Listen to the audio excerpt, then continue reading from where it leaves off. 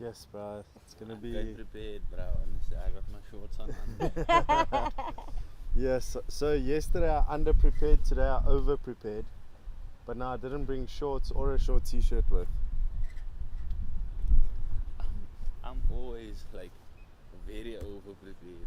Shorts, long pants. I got the extra. I have 2 extra jackets in the car, just in case. Gotta make sure, I eh? got gloves. Yeah. Nah, cause yesterday was bad. Cause when I take this brace off and then my thumb's a bit shaky, and then when it gets cold, it's like it's horrible. Yes, I can imagine. So then, how long are you still out for? So they put me off for a total of 6 weeks. So another 3 more weeks. Yeah. 3 weeks in this thing, like whole day and night, and then 2 weeks after the 6 weeks, I just need to sleep with it on Okay. at night. So But you won't be back playing at that time though yet. no. Yes. So you're almost out for the season, eh? Because the season's gonna be what? Season's 3 months. 2 See, months. what's like I'm playing for a Muslim club, so like we break for Ramadan, so our season actually only starts after Ramadan, Okay. which Okay. starts the 22nd of March. Then it's 4 weeks. So it's actually like the perfect time to get an injury. Yeah. I know that sounds bad, but It is, but it's the perfect time because I'll be back like literally just in time. I think they're gonna toss now, so yeah. Do you want to maybe get a shot of the Yeah. toss quickly, please?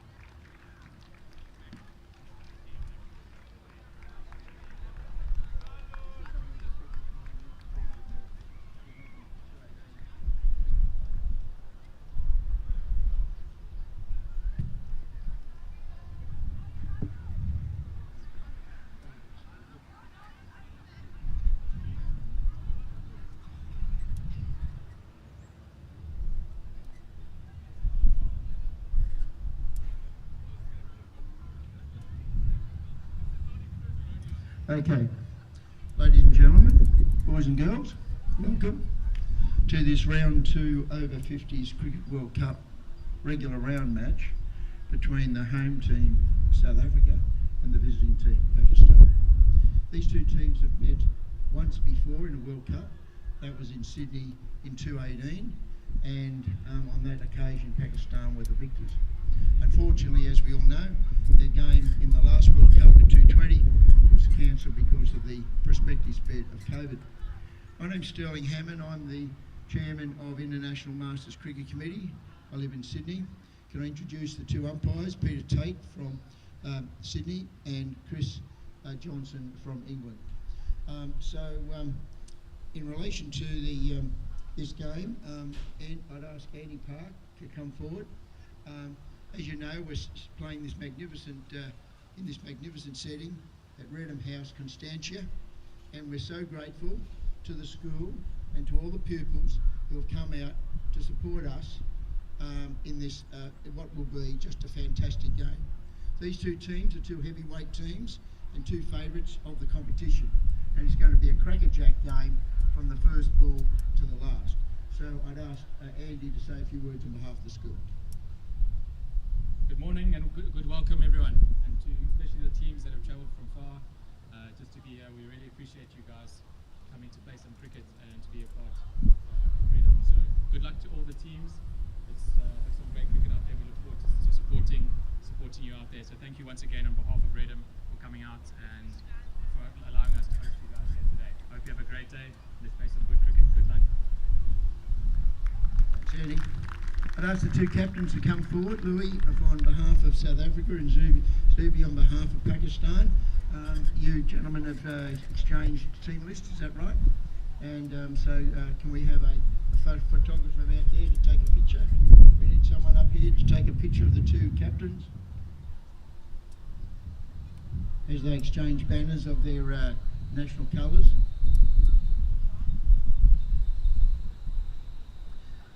Okay, Chris, you've got a coin. Can you give Louis the coin? Okay, Louis, toss the coin. What you call? Yes, it's South Africa wins it. What do you do, Louis? You're going to bowl first. Thank goodness for that. Okay, so we'll now ask everybody be upstanding and remove your caps for the national anthem. First of all, Pakistan.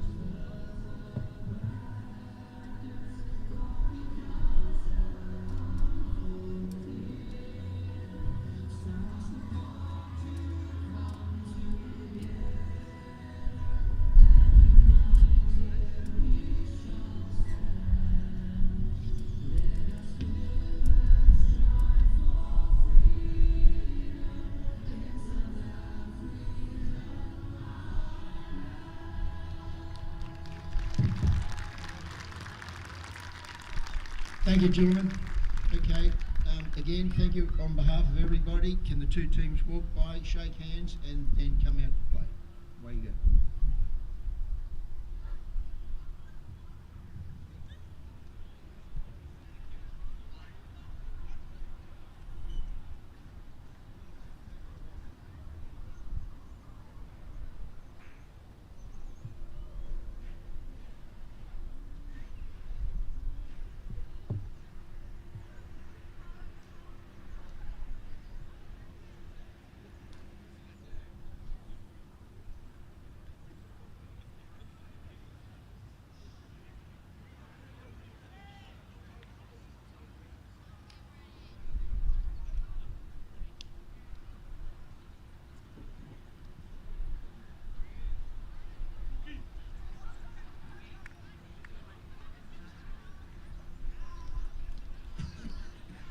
Yeah, we do have time.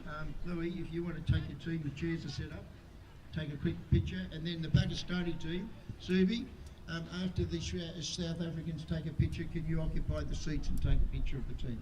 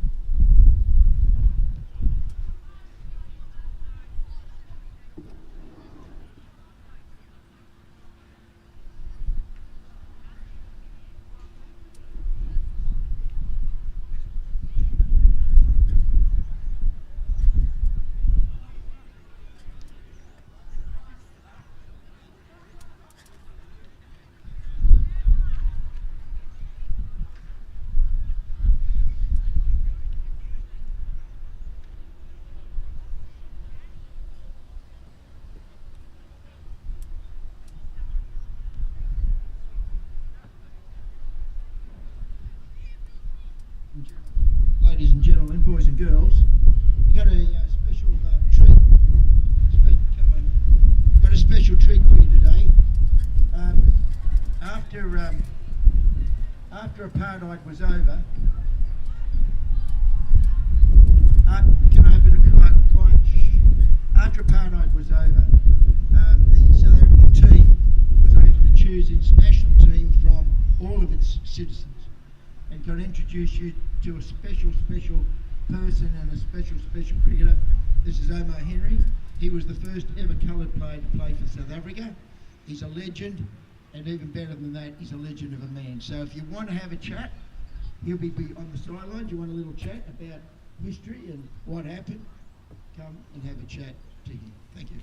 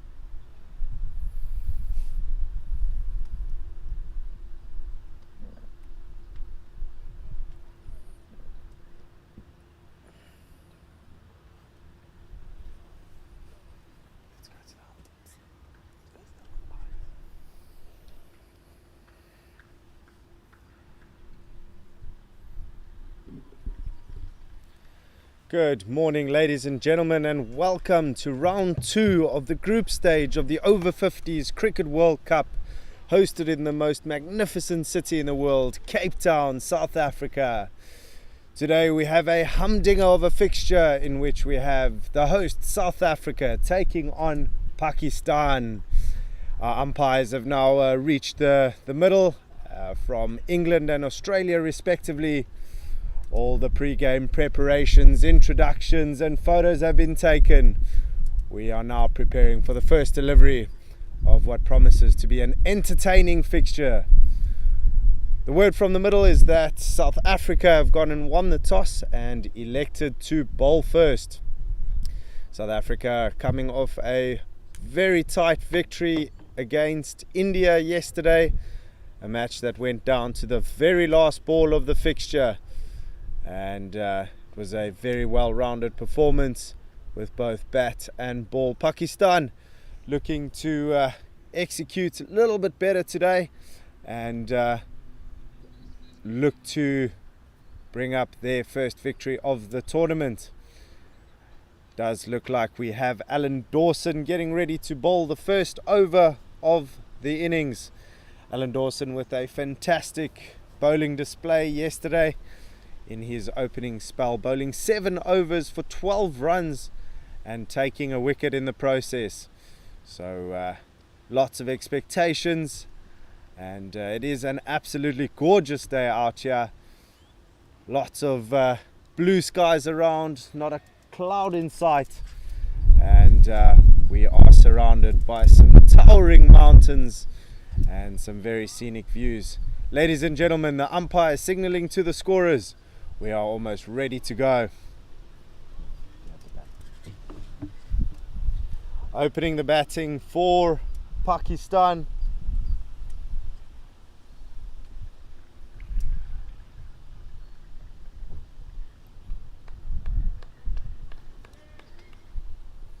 Opening the batting, Imtiaz Ahmed, who's going to be taking the first ball. South Africa stacking the slips. Alan Dawson starting off on the money. It was a fantastic bowling display yesterday. Really spearheaded this South African bowling lineup. And in the end, defending a total of 209. It was a nervy batting display towards the end of their innings. However, they did manage to defend it. That's first runs on the board for Pakistan, and they do manage to come through for a second. Pakistan looking to take advantage of the power play, make sure that they don't lose any early wickets. We saw that opening partnerships were so crucial in building innings into yesterday's fixtures.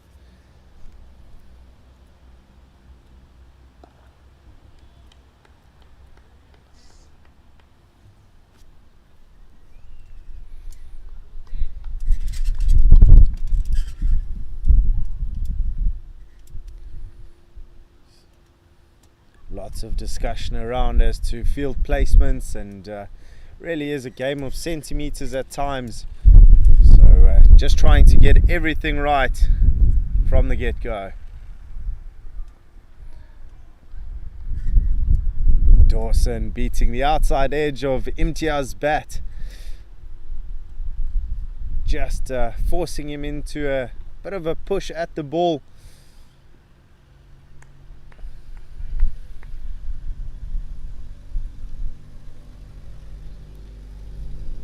Real calming hush over the field at the moment.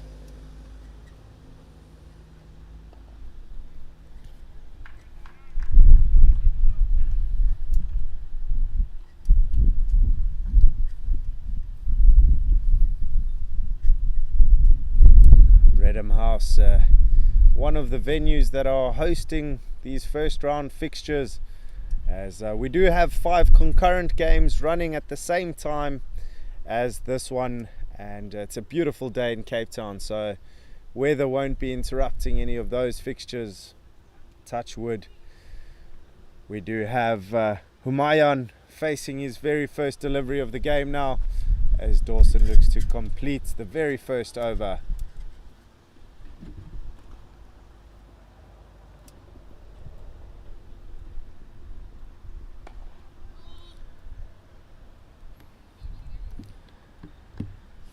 And that, ladies and gentlemen, brings to an end over number 1. South Africa 3 without loss. Oh, apologies. Pakistan 3 without loss.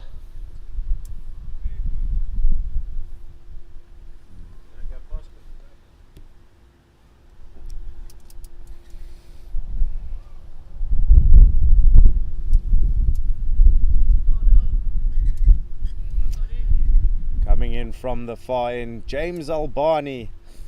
He struggled a little bit yesterday in his opening spell, and it did seem that he was just rather uncomfortable with his run-up.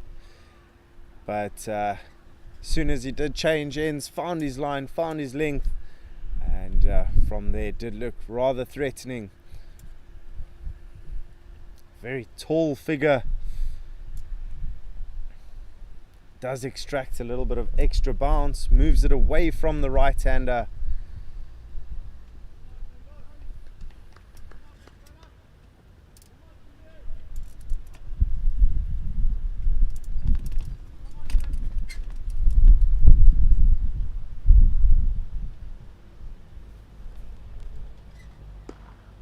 This one's been pulled.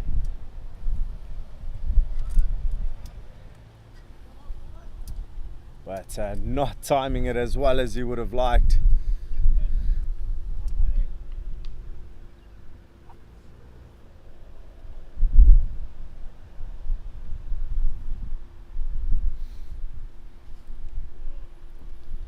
And no ball signaled from the umpire. Really, we saw a few no balls yesterday being very costly. So the free hit signal. It's a great opportunity for Ahmed. First up, very early on in the innings, to get a sighter, try and get bat on ball, and consequently some runs on the board. He's had a huge swing at that, but to no avail, not able to make any contact.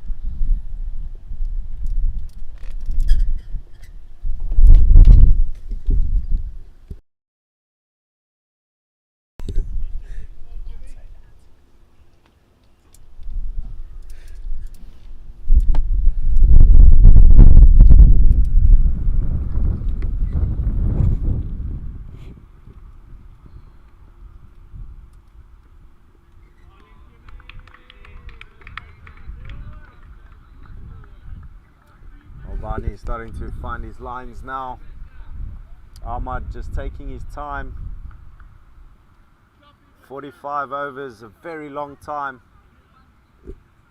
More than enough time to go and score some big runs. We saw 2 centuries yesterday from the English camp, so lots of runs on offer. Albani just straying a bit wider than he would have liked. And another extra given over to the Pakistani batting unit.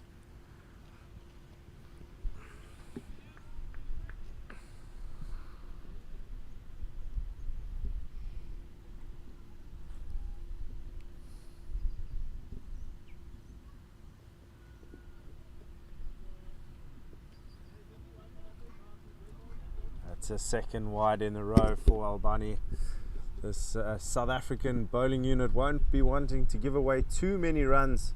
It's a really strong Pakistani side that's come out for this World Cup, and some people would have definitely put their money on Pakistan going all the way.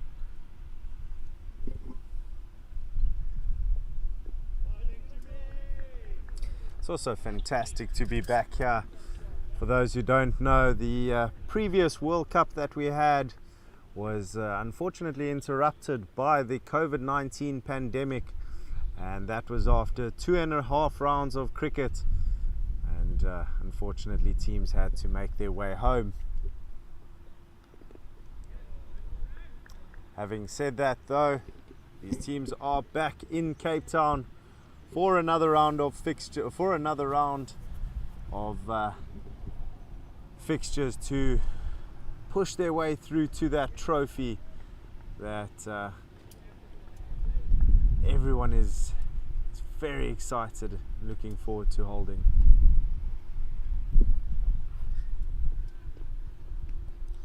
Once again, Albani just pushing it wider. Umpire deeming it a legal delivery as that brings to an end over number 2. Pakistan find themselves 6 without loss.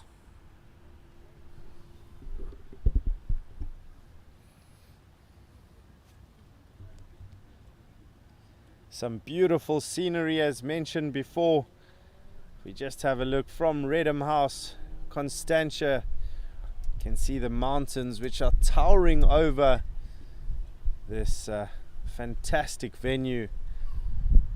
Slight breeze in the air as the leaves of the trees just flowing back and forth. And obviously the crystal clear skies. Alan Dawson.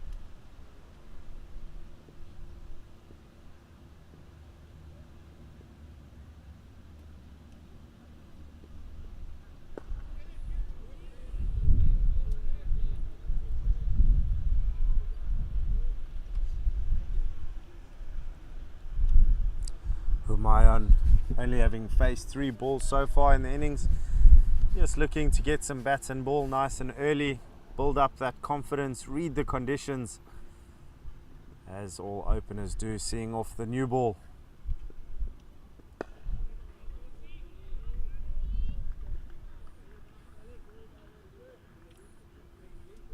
Alan Dawson obviously a very prominent name within the South African cricket world. It's fantastic to see him playing at this Over-50s World Cup. Also in fantastic shape. I mean, you look at his bowling action, you wouldn't believe he's a day over 30. Really tidy over so far, just 4 dots from it. Bowled very economically yesterday as well.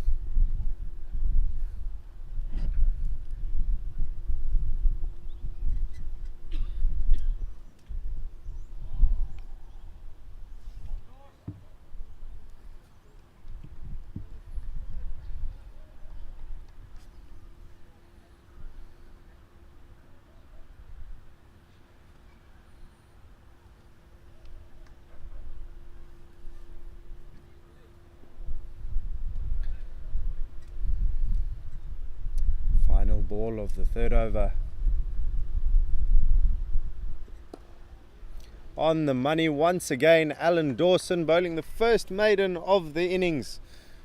Pakistan still 6 without loss. These Pakistani openers definitely won't mind conceding the odd maiden here and there as long as wickets aren't falling. As mentioned before, there's more than enough time. Lots of runs to be scored. It's a lightning quick outfield, so as soon as the infield is pierced, there's runs.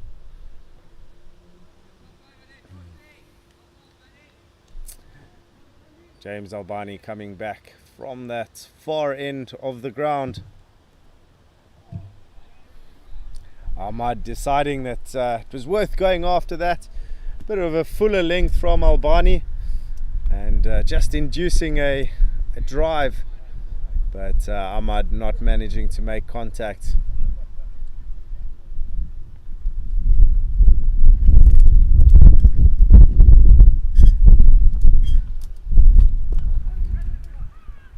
Oh, there's a great effort in the field. Great appreciation from the teammates as runs have been saved. Early signs that Ahmad will be looking to take on Albani, play a few shots against him. He's had a drive at this one, and it is wicket time. Catch taken at point, and fantastic effort. And South Africa have taken their first wicket. We were saying that Ahmad's going to be taking on Albani. It was full and wide, and unfortunately aerial and almost straight to the fielder. A fantastic catch taken. Pakistan needing to rebuild nice and early now.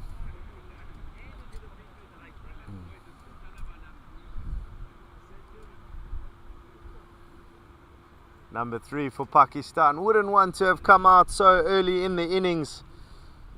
Ideally wouldn't want to be facing the new ball, but duty calls. Albani with the early breakthrough for South Africa.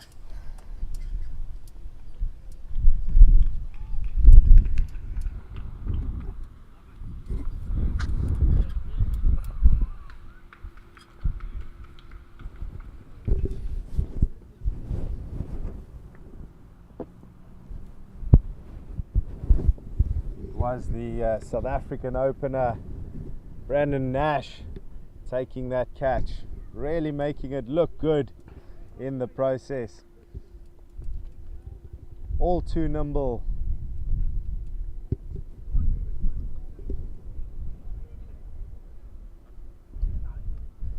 New batsman to the crease for Pakistan is Captain Elahi.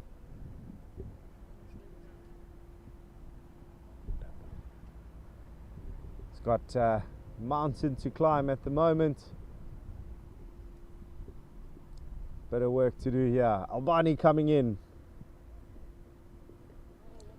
And this one just pushing it down leg side, guiding it through to the fine leg fielder, getting off the mark immediately. Pakistan currently with that left hand right hand combination running, always so effective, getting the bowlers to have to adjust their lines lengths accordingly. And as a bowler, everyone will prefer to face just left-handers or right-handers. Humayun also not off the mark yet.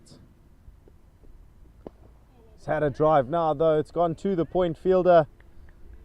He's collected it. Another dot ball.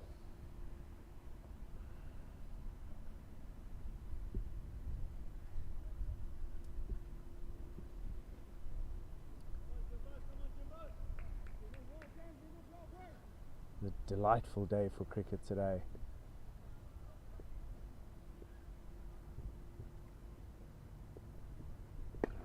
That's a huge stride in, driven through the covers. Chase is on for the fielder, and valiant effort. Has gone for 4. So a really nice stroke to get off the mark. Humayun just driving it through the covers. Exactly what Albani would have wanted, trying to induce that edge or the false stroke. But fortunately conceding the boundary.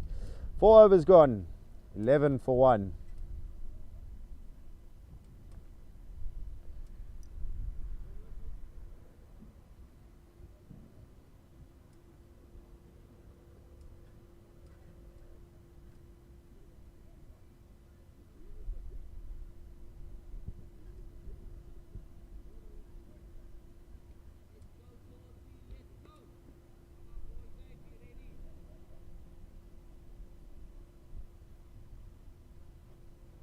Alan Dawson to come in for his 3rd over.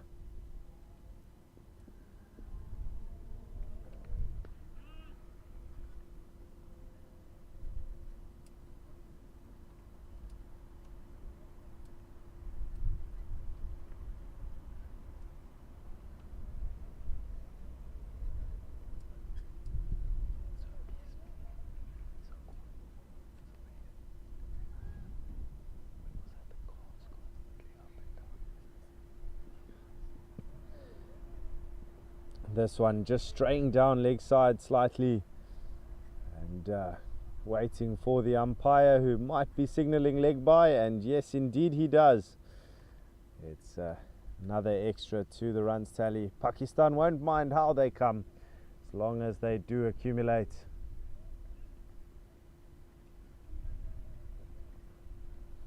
Alan Dawson staying over the wicket to the left-hander. It's been worked into the leg side. They've gone through for a single. Quite a comfortable one in the end.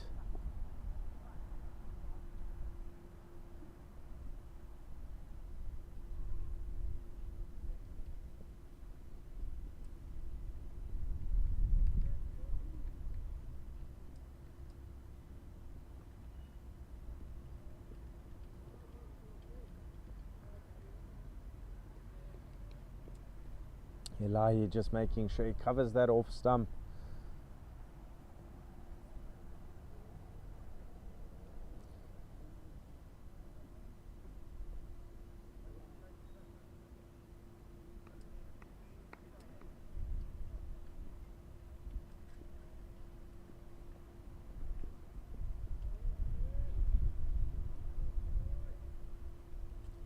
Dawson just sticking to his line, sticking to his lengths.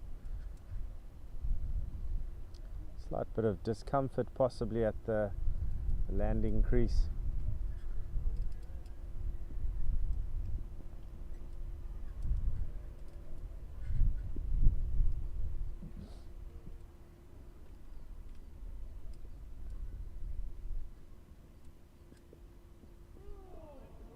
That's really well bowled, forcing him to play a shot, and Elahi just playing and missing, unfortunately.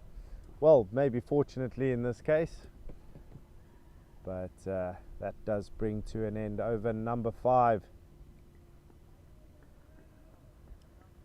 Score is 13 for 1.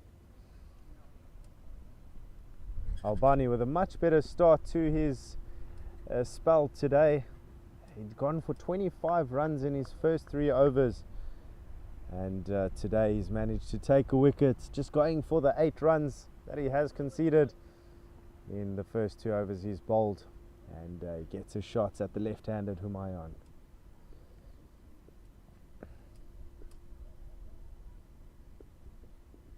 Oh, he's dropped that one in nice and short. Does manage to get a bit of extra bounce because of his tall stature, but really well negated by Elahi, just popping it around the corner. Fielder Talib also a vital role in the bowling lineup for South Africa. He bowled 5 or 6 overs at the death to make sure that India didn't get over the line. That's really well driven into the offside. He's pierced the field, and as mentioned before, it's a lightning quick outfield.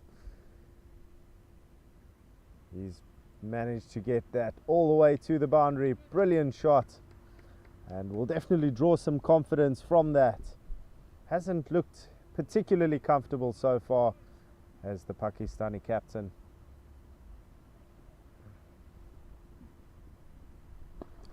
He's gone for a second one in the row now, but unfortunately finding the fielder. Albani has been bowling much fuller lengths, forcing the batsman to play shots.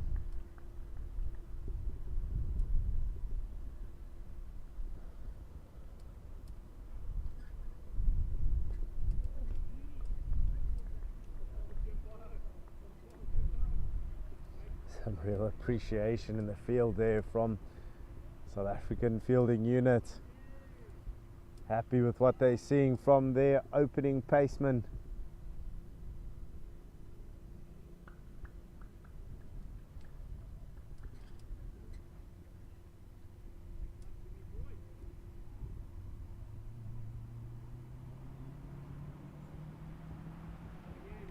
Just bowled that one a little wider. Attempted drive once again from Elahi, just missing out on what he would have felt was a good opportunity. we have a look at the field at the moment, only boundary riders currently at fine leg region, that third man region. So anything in front of square. This one is worked into the leg side. There's a possibility of 2 here. They do decide on a second. And Dawson's come around to collect. Good running between the wickets. Does bring to an end over number 6. Pakistan 20 for 1. Bit more of a positive over there for the Pakistani batsman. Getting a bit of bat on ball. Managing to tick over a few runs. It's a very important partnership now, this second wicket partnership. Longer these two stay in, do look like they are able to score some runs. So the more time they spend at the crease, the better for them. South Africa persisting with 2 slips, going on the aggression. And that is exactly why. There's been a bit of a waft there. Humayun just not connecting. Could have very easily caught the outside edge.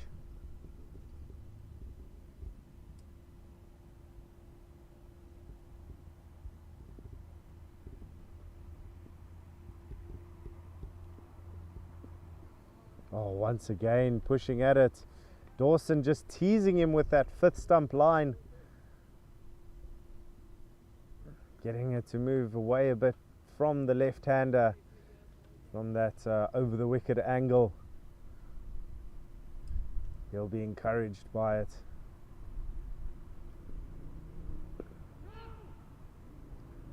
Loud call of no from the non-striker's end. And just like that, a bit of an overthrow gives them that run eventually. We saw South Africa give away a few.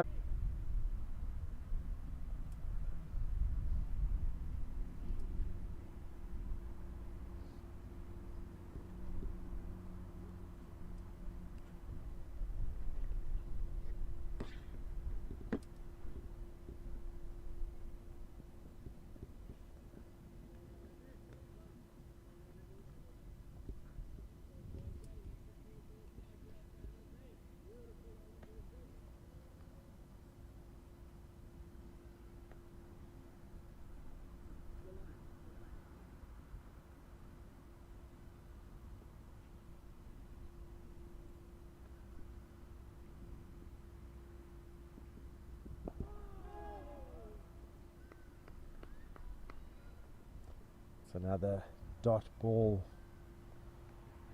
Just 1 run coming from the first 5 deliveries. Dawson once again extremely tight on his lines. The 1 run that was conceded was the overthrow. Just shows how well he's bowling.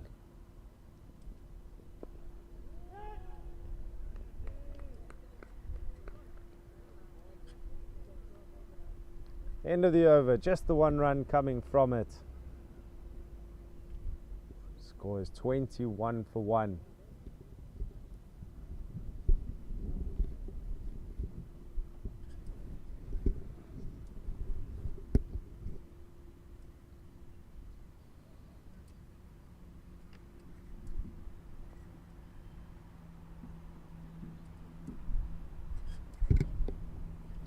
James Albani lining up for his 4th over.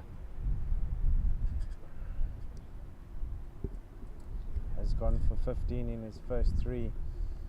Don't think South Africa would mind 5 to the over, as long as the wickets are still going, tumbling. This one is at a huge swing.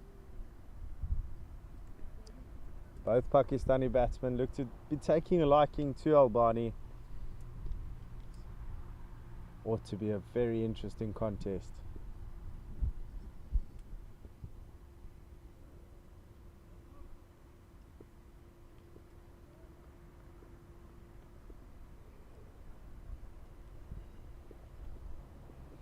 This one's full and straight, a huge drive.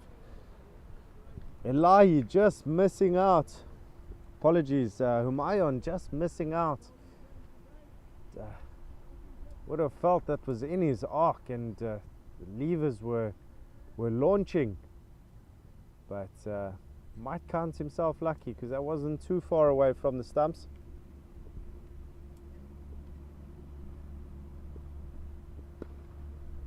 And this time does connect with it really well. He's pierced the infield and it's raced away to the boundary. And that is 4 more runs to the Pakistan run tally.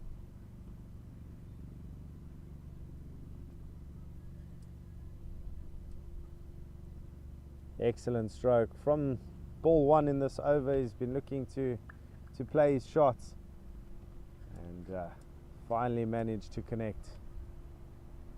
It isn't the biggest ground in Cape Town either. It is a school venue, but it's a fantastic facility. So the smaller boundary does lend itself to a high scoring game.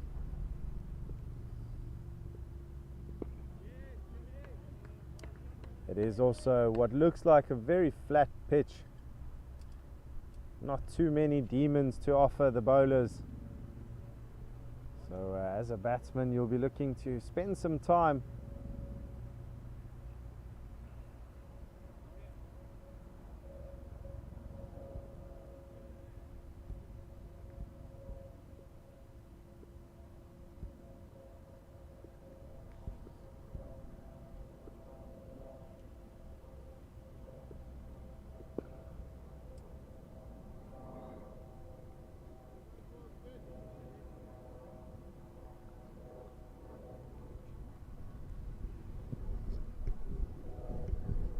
A reminder that there are 5 other games also on the go. Do check out those broadcasts as well. He's driven this one down the ground extremely powerfully. A chase on here for the fielder. And valiant effort, unfortunately falling short. 4 more runs to Humayun.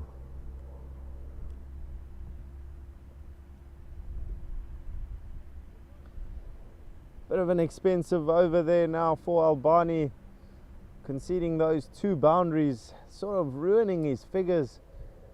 It's been really good so far, but Pakistani batsmen do look to aggress a bit more against him. We are 8 overs in now, 29 for 1. The longer that wickets tally stays at 1, the happier Pakistan will be.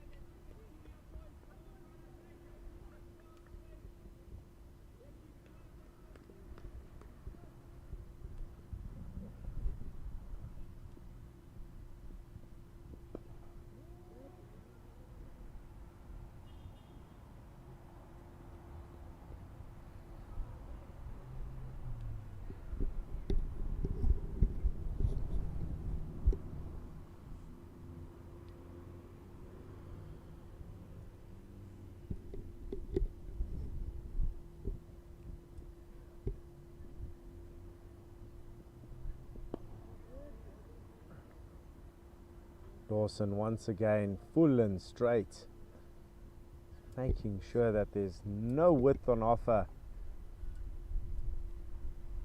Elahi is showing that he's not shy to free up the arms on a wider delivery.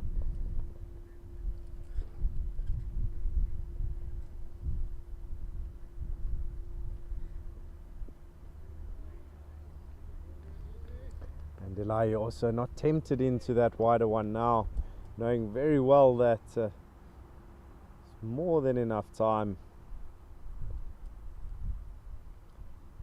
In terms of playing conditions, the drinks break will fall at the 15th over as well as the 30th, and it is 45 overs that we're playing.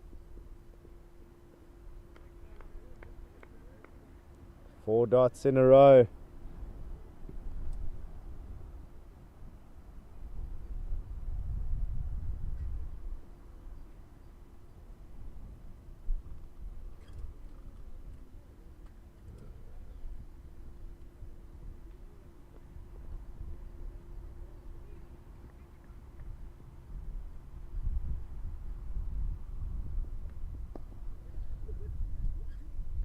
This one being pushed into the offside. They do sneak through for a single.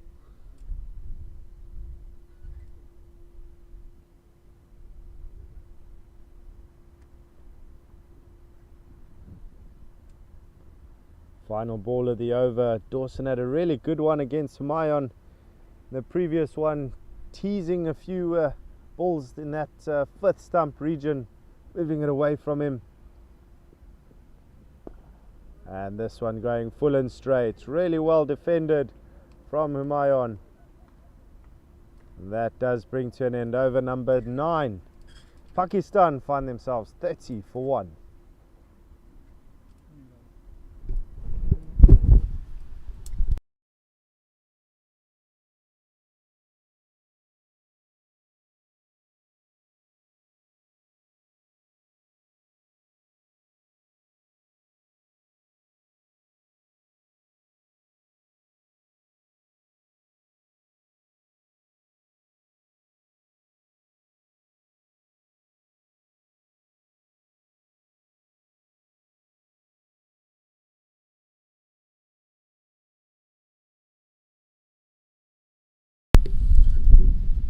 James Albani continuing, just needs to make sure doesn't concede as many boundaries. This one, once again, Elahi just swinging at a wide, foolish wide one, not making contact.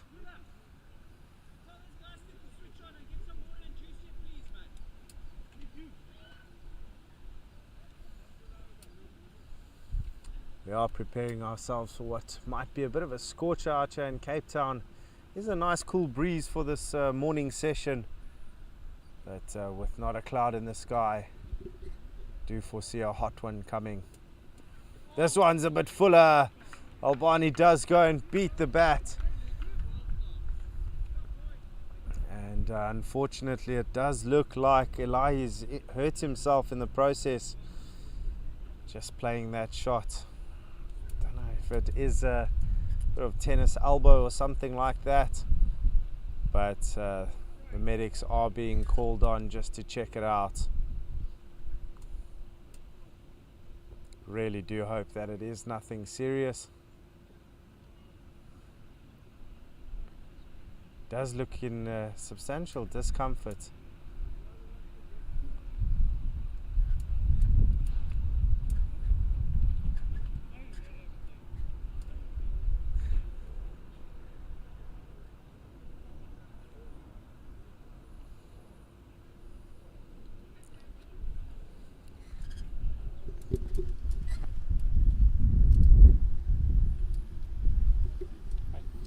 Also a good time to catch a few refreshments now. We aren't too far away from the first drinks break, but everyone just catching their breath after the first 10 overs more or less of this fixture.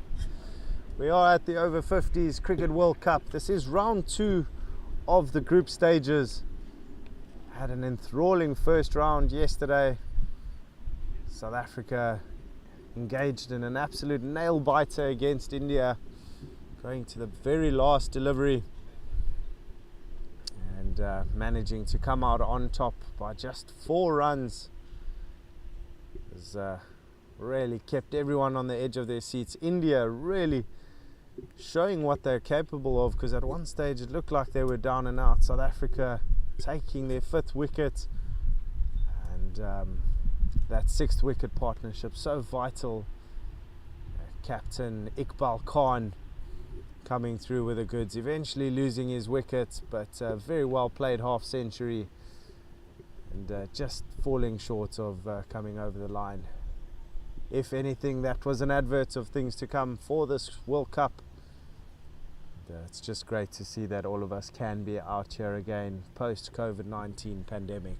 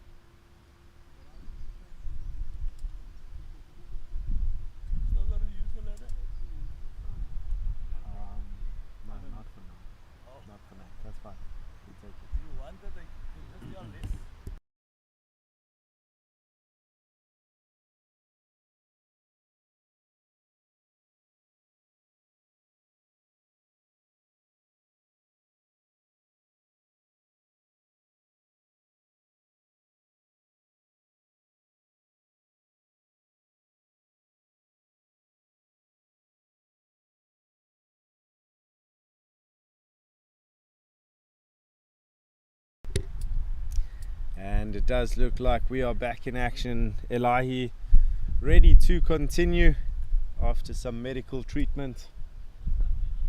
Great to see. Still very early on in the competition, so injuries just a big no-no. In fact, never pleasant to have any injuries. And as we say that, oh, doesn't look good.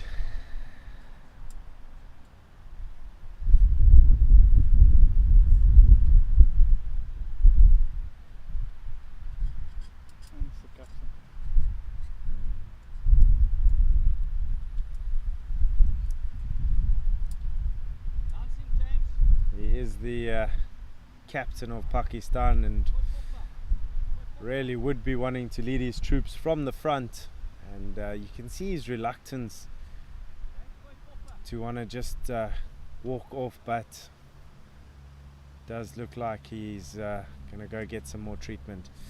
Him going off injured does mean that he can come back though, so hopefully for his sake he does get some medical treatment that will allow him to come back and bat later on in the innings.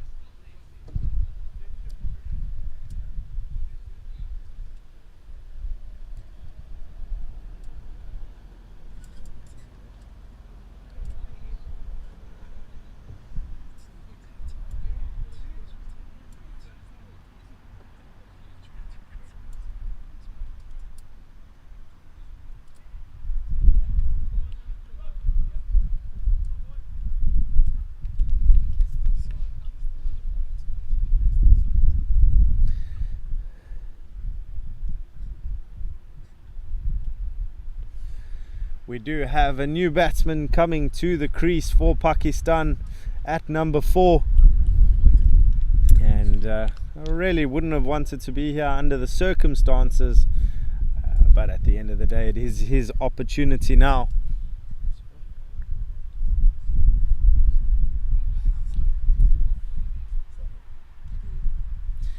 New batsman coming to the crease, Hussain. And Albani on the money. First ball to Hussain is Pakistan's number 4, and he's got 3 more balls in the over to face.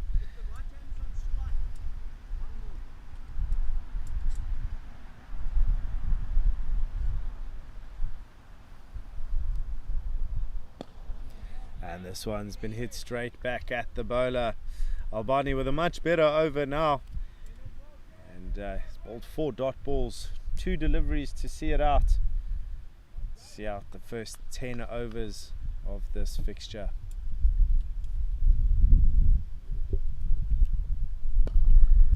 This one's been driven straight, but once again, no runs.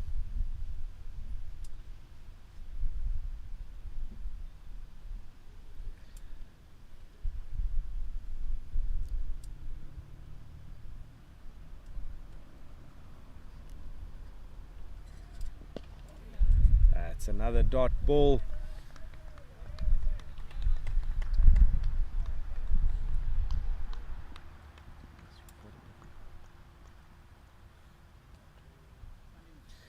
That is James Albani's first maiden of the innings.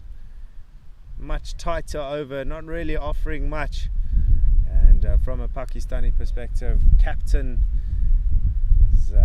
unfortunately had to go and get some medical treatment, but we do hope to see him later on in the innings.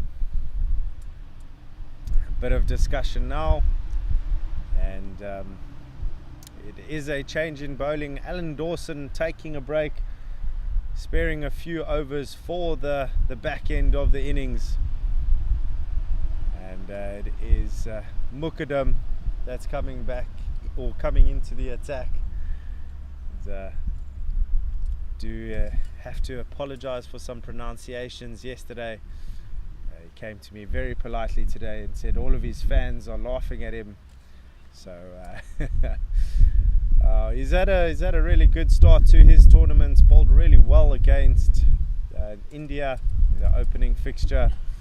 And, played a massive role in their defense of that 209 total. deciding to move his fine leg fielder a little squarer. Got a short catcher in.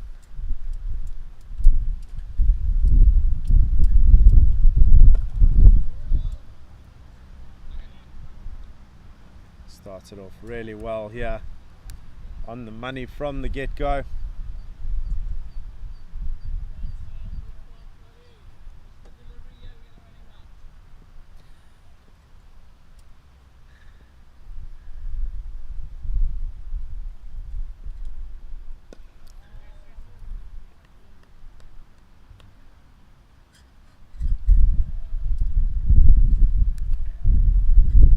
It's a really tidy start so far.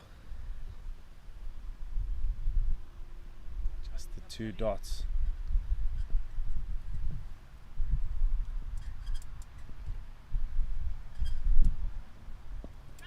Oh, he's caught the leading edge there. Humayun not exactly connecting with that as he would have liked. And there is a short catcher in. For almost exactly that delivery. And, was bounced just a few meters short. This one swung into the leg side, and that is another wicket. Mukadam strikes in his very first over, and really frustrating for Humayun. He got started. He was on 15 of 24, but unfortunately departs to the dugout. It's a really tidy catch in the end on the leg side. We're talking about the offside fielder that was in nice and short, but ended up flicking that into the leg side too. Well, we're not actually 100% sure who that was that took the catch, but nevertheless, it is a second wicket for South Africa.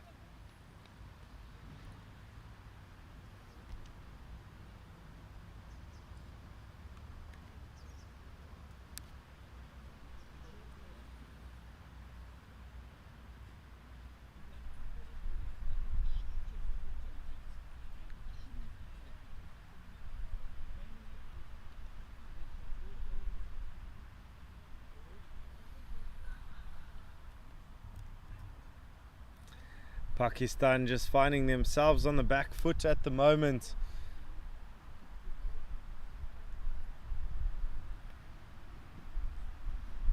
Having lost a second wicket as well as their captain to injury.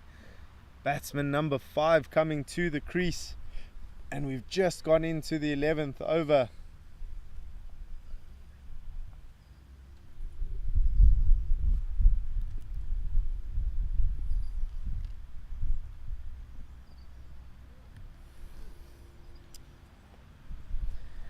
Unfortunately, following up the wicket with a wide, just pushing that a little bit further than he would have liked.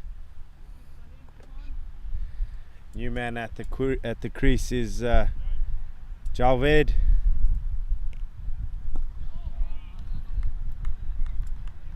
And he's managed to survive those first 2 deliveries from Mukadam.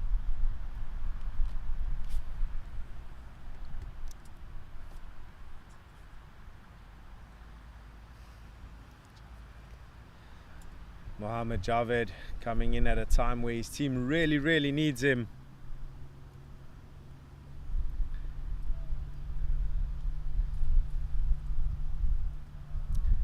Just struggling a bit with his line now post wicket. So bowled one quite wide on the offside. Now straying down leg side. He's given away 2 wides now in this over. It's been a really good over so far. Despite that, and bowling a 3rd wide for the over.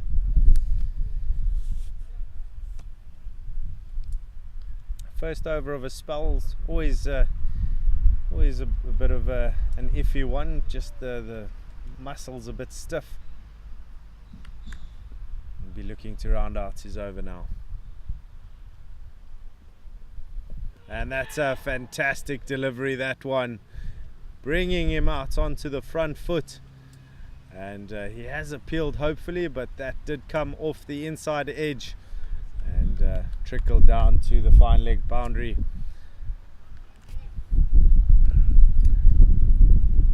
Despite the 3 wides that were bowled in that over, it was the only runs that were scored in the over.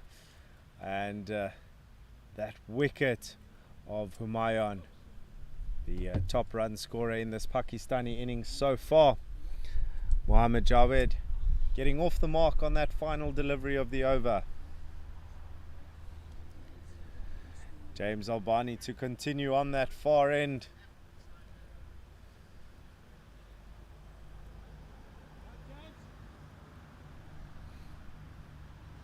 It's going in for over number 6 now.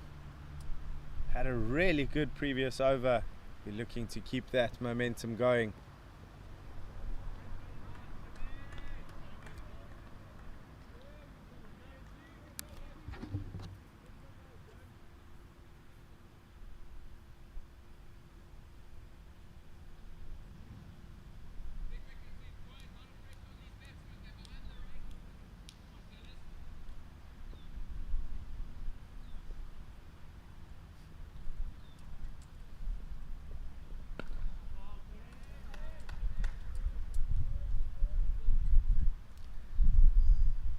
Cries of well bowled Jimmy, makes you think of Jimmy Anderson, the tender age of 40, going to the top of the bowling rankings, the ICC test bowling rankings.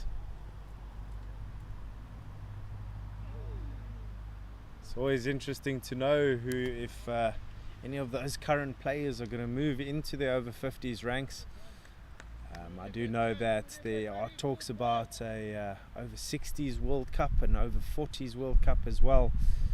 I'm not too sure as to the progress and the validity of those talks, but it's fantastic to see that veterans cricket is taking off the way it has, and I mean, for us to be sitting at a World Cup now is just spectacular.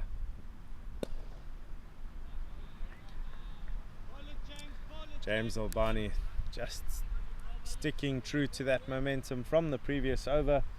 It's been another really good one, 2 balls remaining in it, and we'll be looking to round out the over as he has begun it.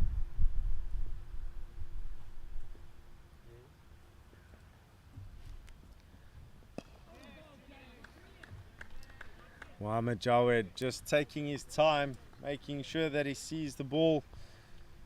Coming in at 5, he'll be in sooner than he would have liked, but at the same time, anyone who enjoys holding a bat would prefer coming in with more time to bat. There is lots of runs on offer. We've seen that it's a lightning quick outfield. It's not the biggest boundary at the tournament, so there's nothing wrong with him biding his time.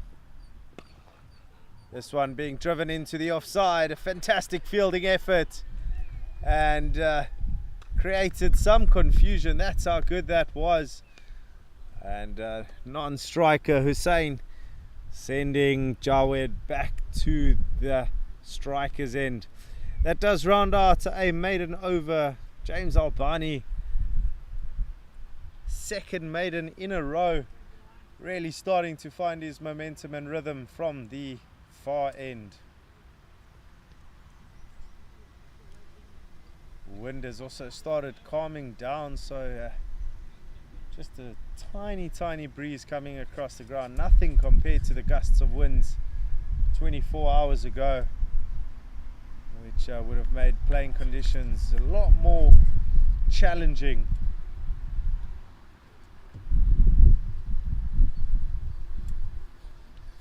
Mukadam coming back in now for his second over. Can he take another wicket for his country?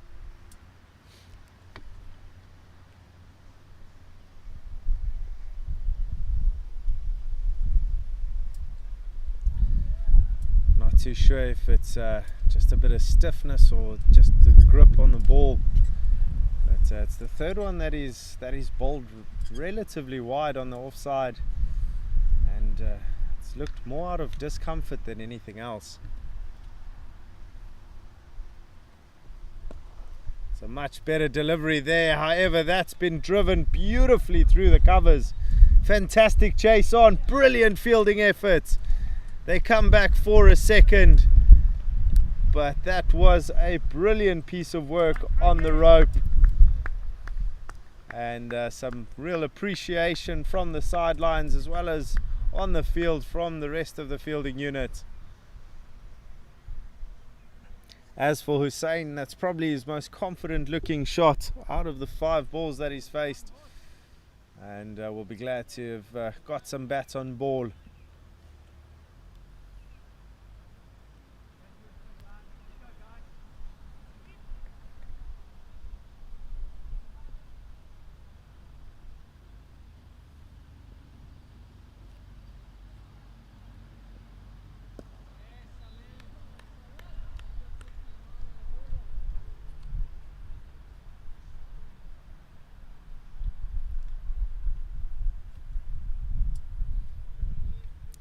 Hussein presenting a real nice face of the bat.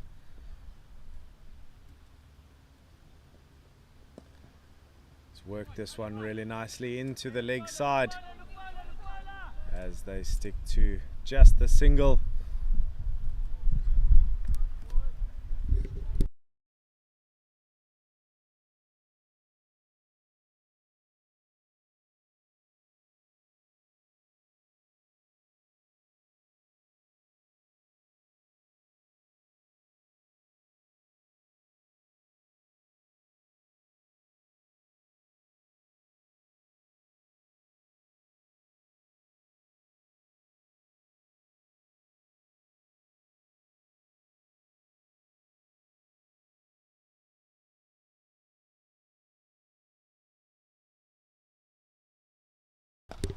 And this one rocked back onto it.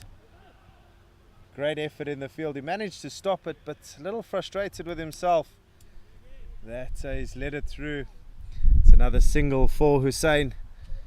So started ticking over his run tally.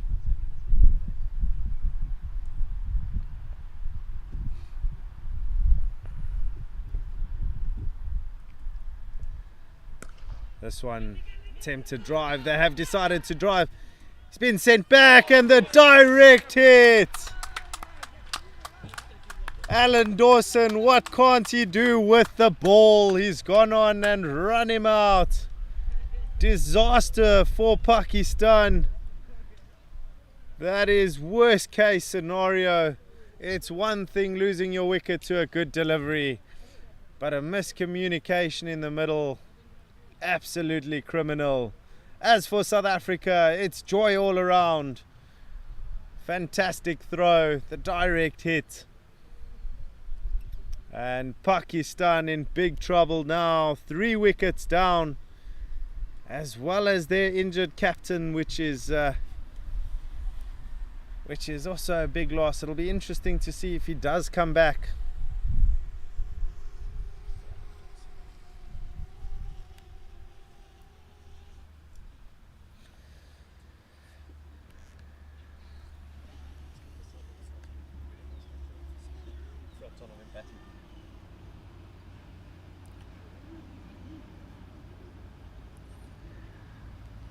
New man coming to the crease for Pakistan in a position where they ideally wouldn't want to find themselves. 39 for 3. Haven't found themselves to even reach that 50 run mark yet, and it's just a superb piece of fielding though, really was.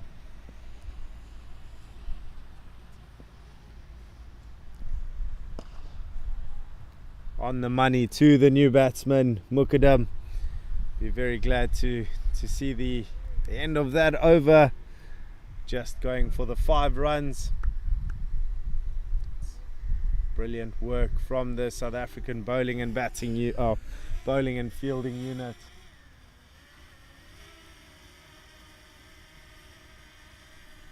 Does bring to an end the 13th over. 2 overs remaining before that drinks break.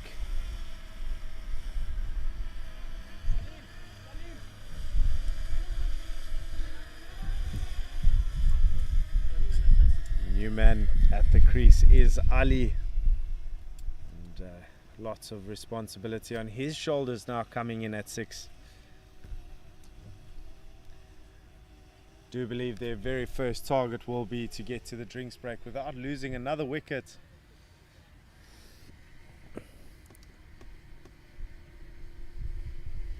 Does look like we have a bowling change now on the far end. If I'm not mistaken, that is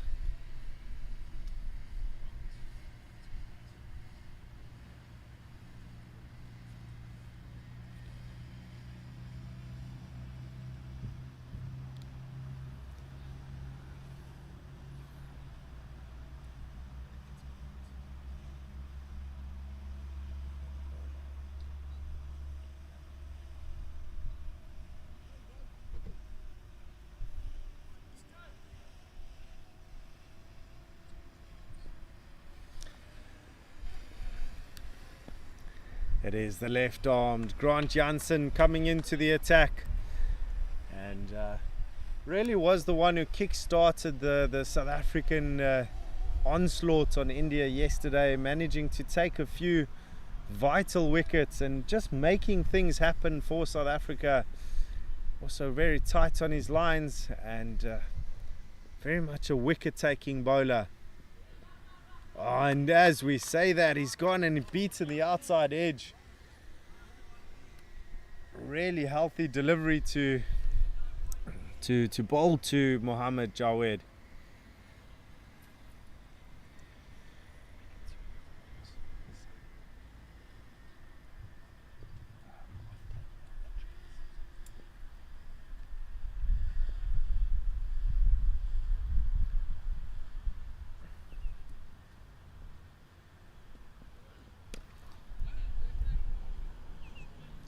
Grant Jansen starting off really well. 3 dot balls to start his spell. He's just made sure he's kept his line and lengths early on in the game.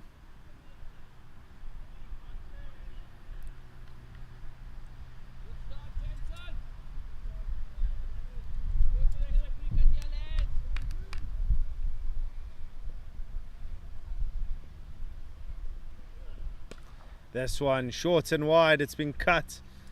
Just straight to the cover fielder though. It's a shot that might have yielded more reward, or might have deserved a bit more reward than it received. But it will feel good to feel the ball out the middle of the bat.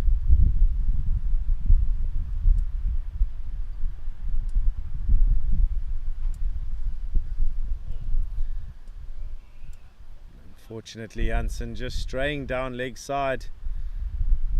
Trying to move that one into the right-hander, and umpire gets an opportunity to stretch his arms, signaling wide.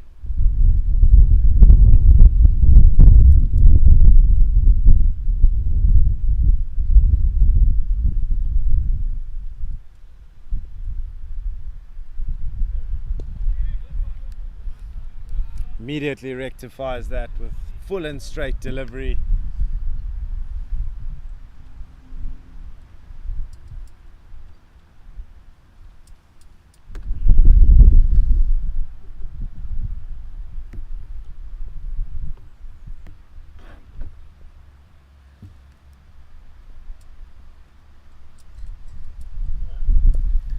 This one's just glanced into the leg side, chase on for the fielder, and they go through for a single to round out the 14th. 14 overs gone, 41 for 3 are Pakistan. Very much a rebuilding phase for them.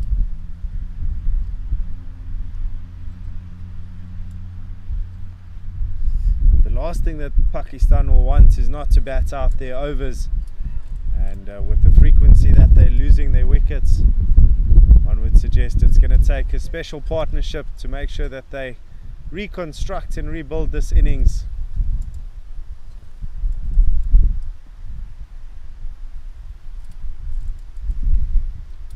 Look at him giving a little sway of the hips for all of us, for all of his fans out there.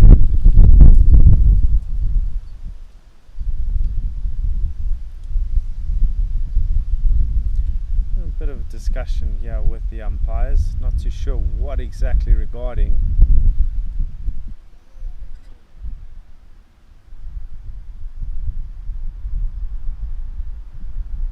This one short, wide, and punished through the offside.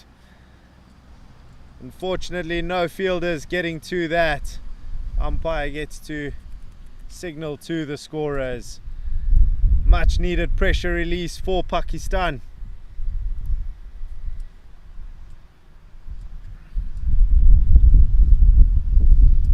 Will feel really good for Mohammad Javed.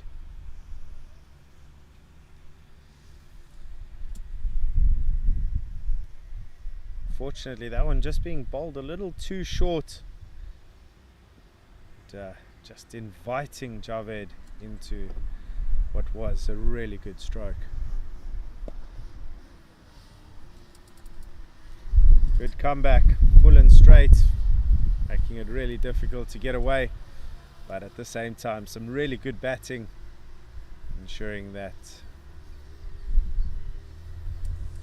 he doesn't lose his wickets anytime soon.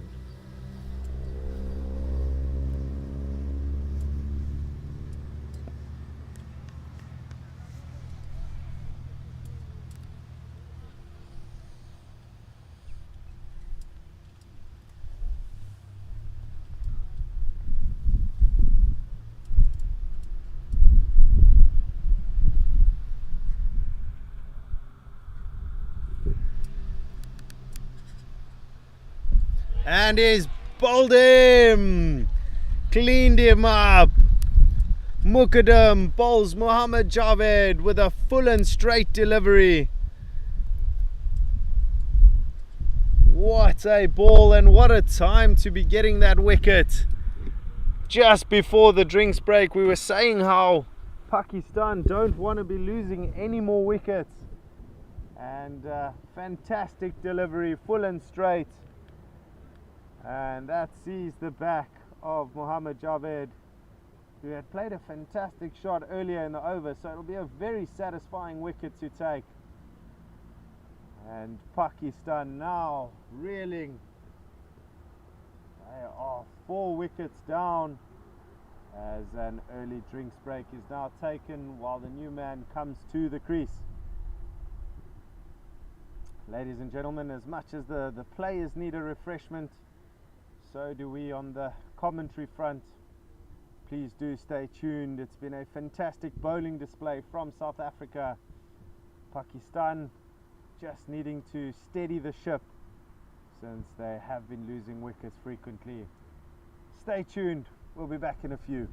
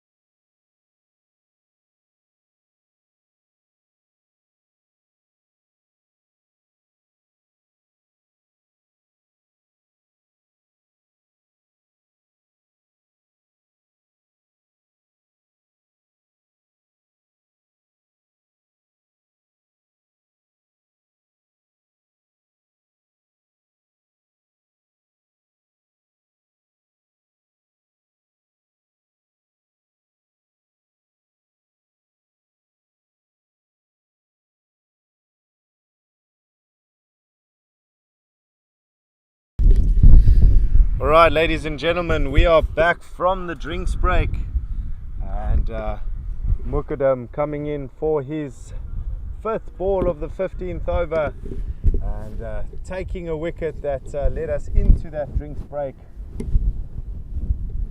So he'll be very chuffed to be riding that momentum. That's his 2nd of the game.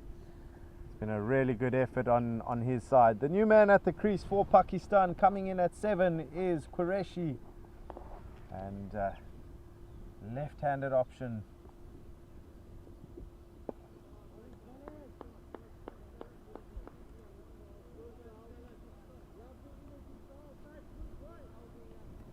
Dot ball, 1 ball remaining in the 15th.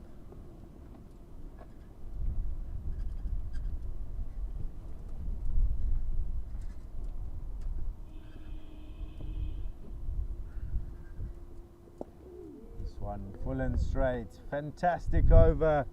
Just the 4 runs coming from it. After that it was all Mukadam who came through and took the 4th wicket of this Pakistani innings. Some brilliant work out there. South Africa on top at the moment. Pakistan 45 for 4.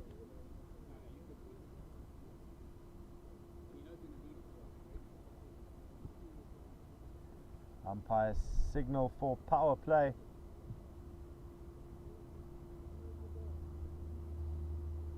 And it is Grant Jansen to continue from the far end.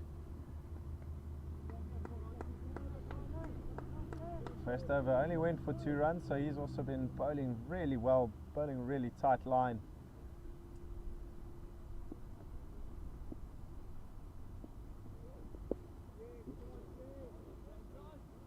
It's a nice ball to begin with.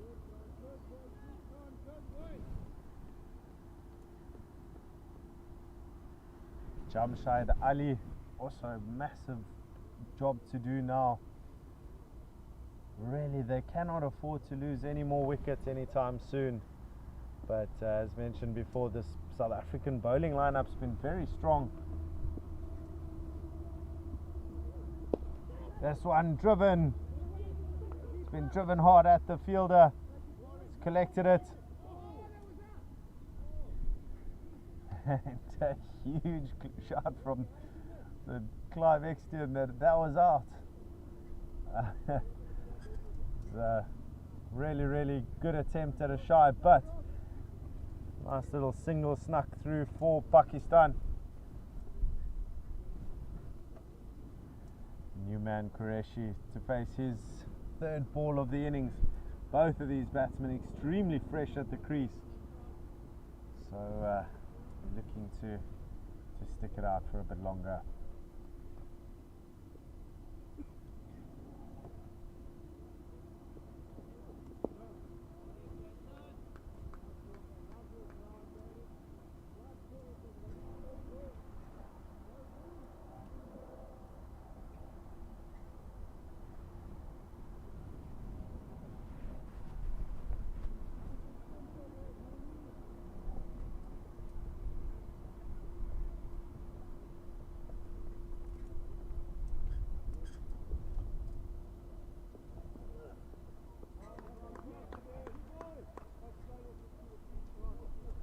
Grant Jansen doing a fantastic job as well from his end. It's been real partnerships of bowling that we've seen throughout, and started off with the 2 openers from South Africa, Alan Dawson and James Albani, working in tandem, taking an early wicket.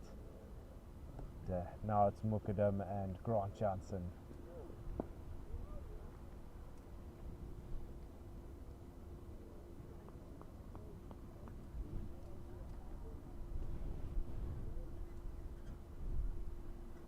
One ball remaining in the 16th.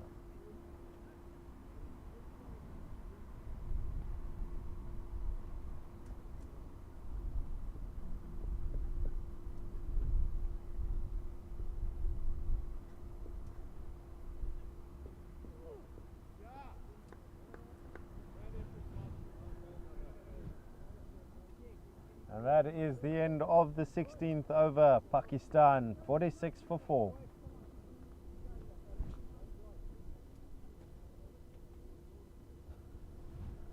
Just a reminder, we are in the beautiful city of Cape Town with some of the most scenic views in the world, and at Redham House here we have some mountains looking over the ground.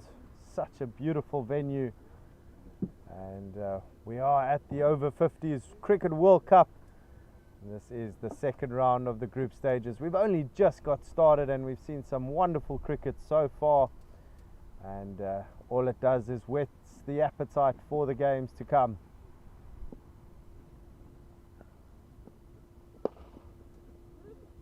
Mukadam to continue, and on the money with that first delivery.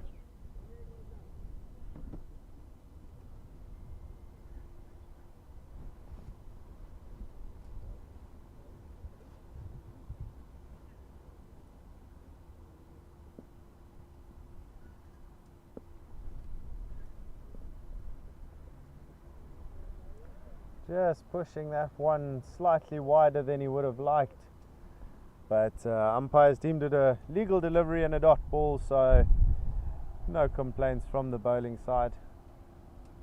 It really is a peaceful venue. It's quite quiet, not too many cars or anything around.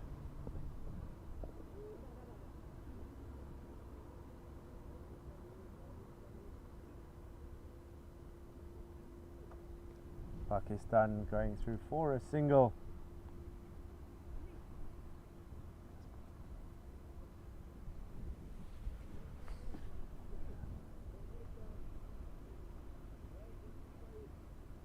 Bit of discussion at the moment to bowling to the new batsman for the first time. I lied to you, faced two deliveries from the previous over.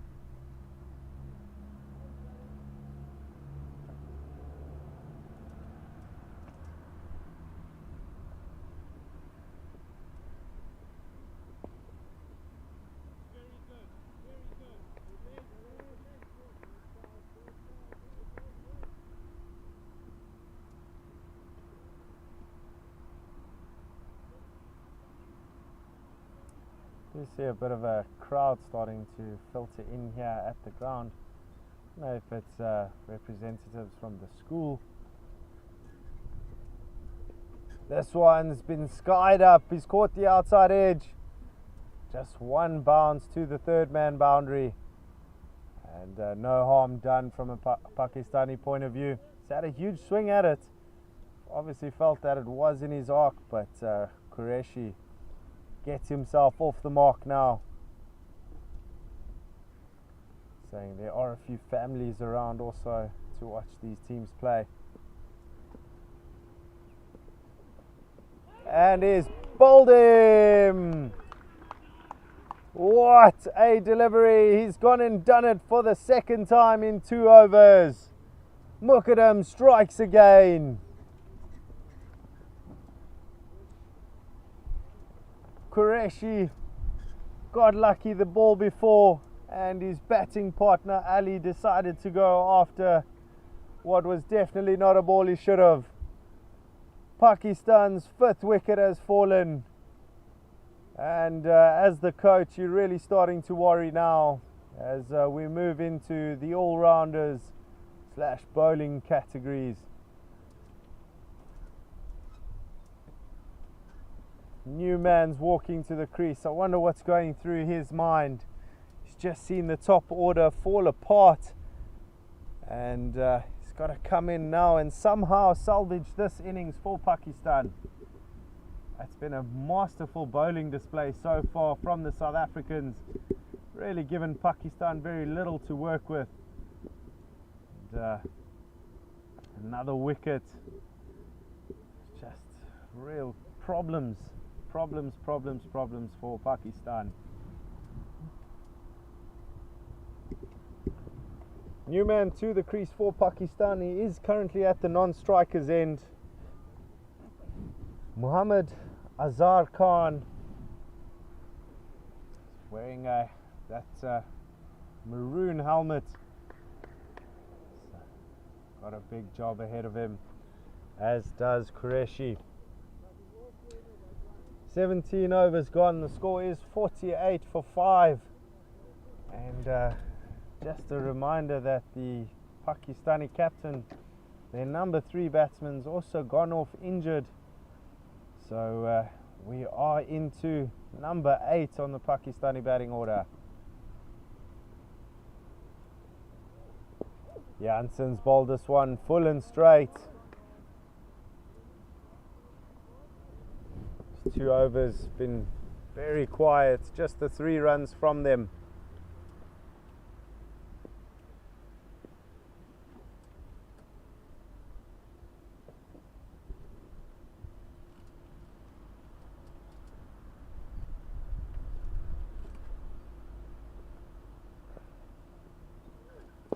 Huge drive, and that's been pummeled away to the boundary. If you're a fielder, don't bother chasing. That has raced away. Brilliant shot from Qureshi. That also does bring up 50 runs for Pakistan.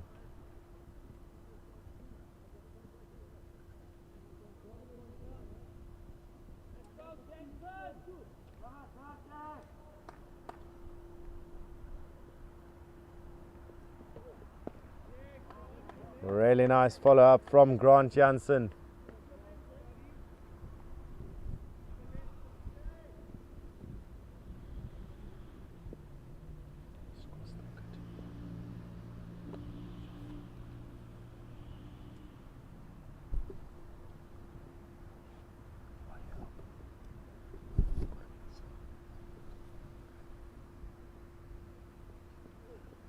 That's another huge stroke played.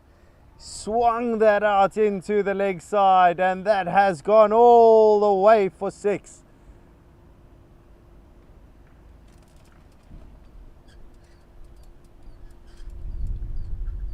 Well, we can see what the intentions are here from Qureshi. He's decided that Grant Jansen is his target bowler, and 2 in a row, well, 2 in 3 balls that he's oh, goodness, he's not just hit them, he's crunched them away. How does Grant Jansen respond? It's the first real counter attack that we've seen from Pakistan, so the response so important now.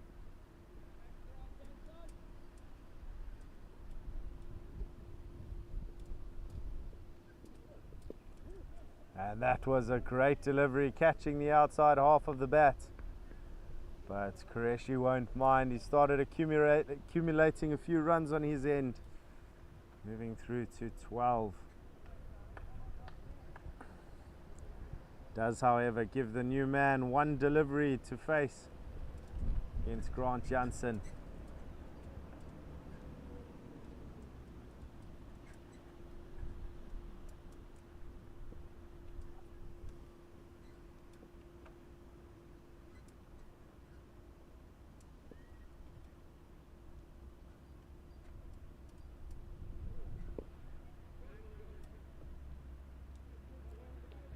It is a dot ball that rounds out the 18th over.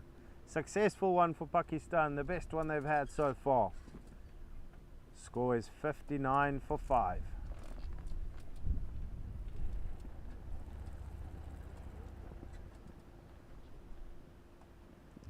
Can see the camera just shaking slightly. That is a pickup of wind around this beautiful venue.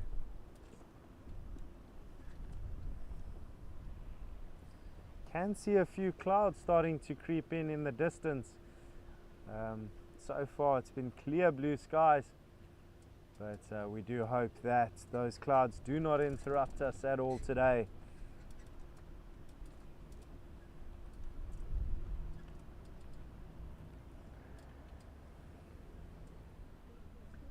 It is Salim Muqaddam coming in once again. He's been on an absolute hot streak and tearing through this Pakistani lineup. Currently with figures of 3 for 15 in 4.1. It's been superb. And so effective in the way that he's that he's been bowling.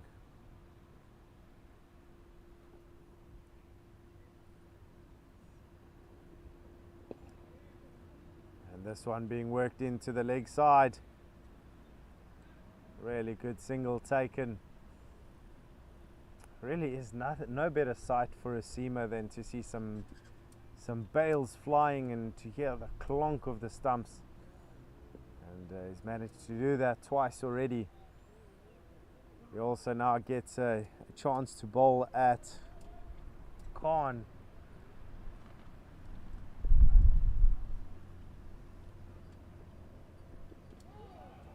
Unfortunately straying down leg side, and the umpire has decided to give that as a wide. But sticking to that very, very full and straight line. But why wouldn't you when it's been so effective?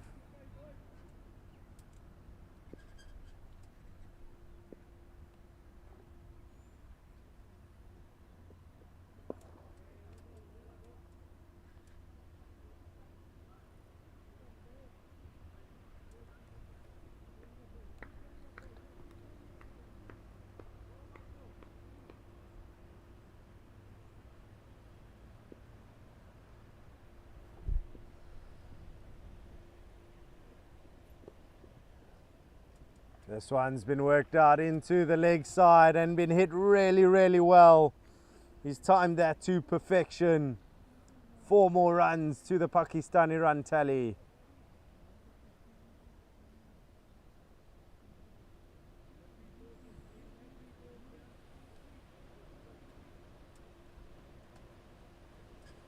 Just straying down leg side, those last 2 or 3 deliveries. Giving the Pakistani batsman a little bit to work with. This one's been pushed into the covers, and he's finally broken through again. This time he's bowled it on to the offside, and it is wicket time once again for South Africa.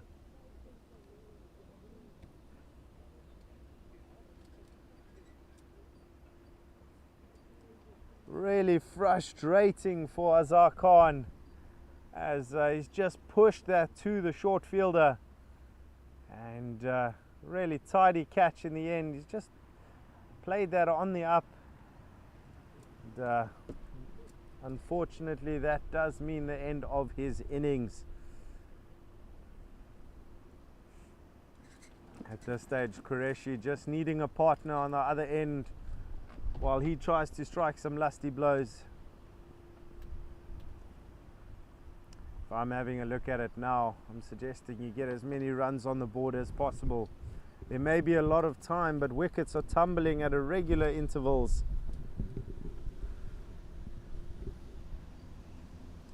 And then just keeping in the back of our minds that the captain is still off, but only retired hurt.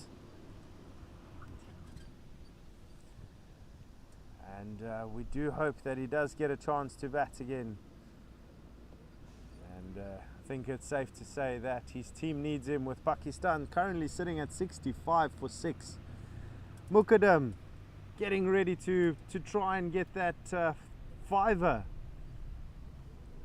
Would be a fantastic achievement. It's, you know, at the biggest stage of them all, the World Cup stage. 5-wicket haul, that's not too bad to add to your repertoire. And the South African field in rather tight, catches in close. It's a slip. It's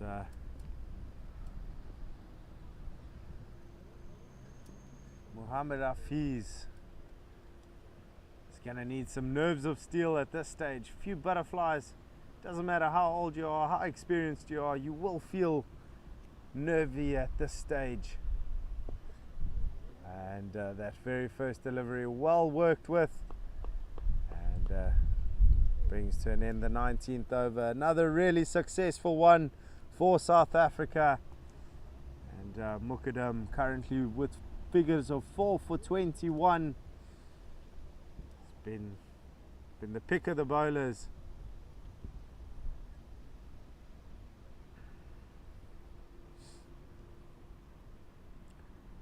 Grant Jansen to continue with his left arm seamers, probably coming over the wicket. Question is now, and the only one who can answer it is Qureshi. Does he take him on?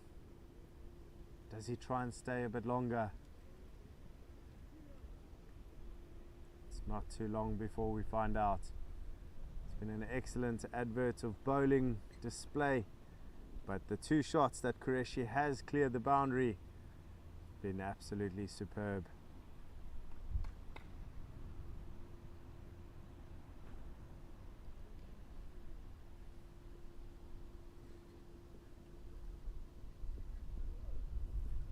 That's a very wild delivery from Jansen up front, and definitely look to rectify that. Full toss down leg side. Does look like that might have slipped out of his hand as the wide has been given.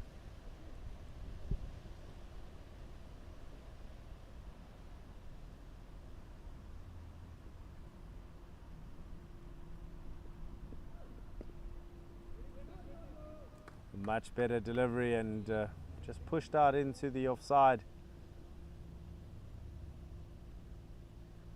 South African opener Nash getting hold of the ball there.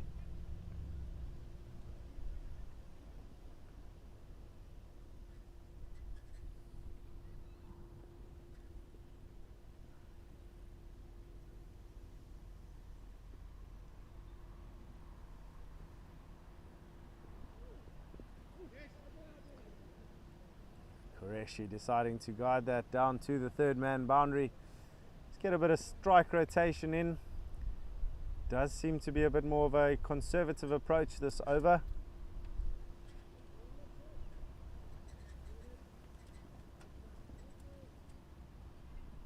Got two left-handers at the crease, as well as a left-handed bowler.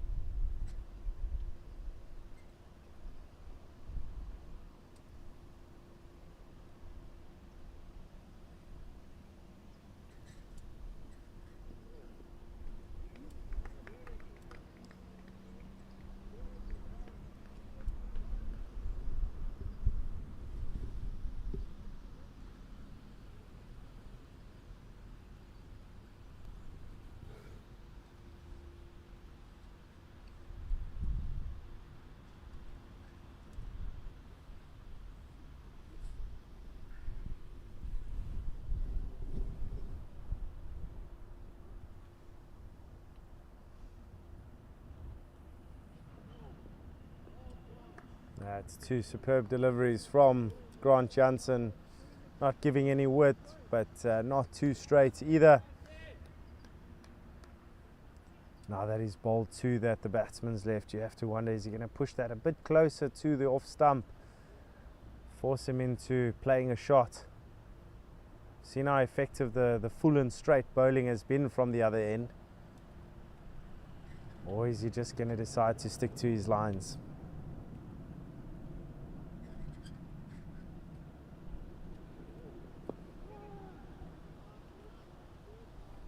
Hafiz doing very well there, moving across, I think almost anticipating the line of the ball and getting very nicely behind it. Making sure he presents the full face of the bat.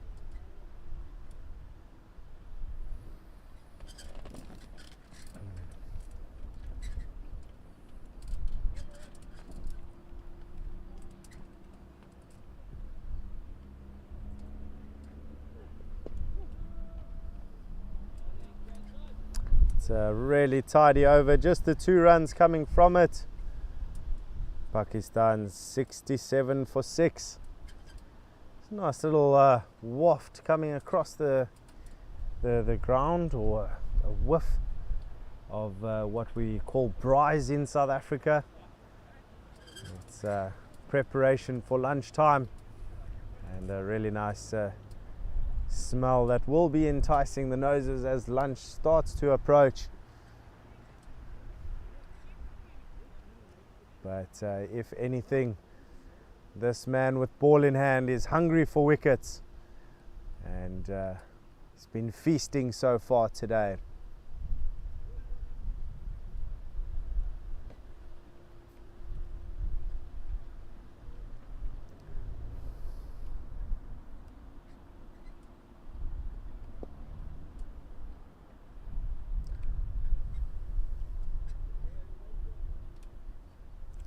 Mukadam versus Qureshi is going to be an interesting battle.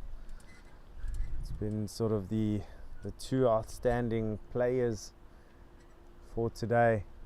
Can Qureshi just stick it through, see out the good bowlers? It's been driven really nicely into the offside.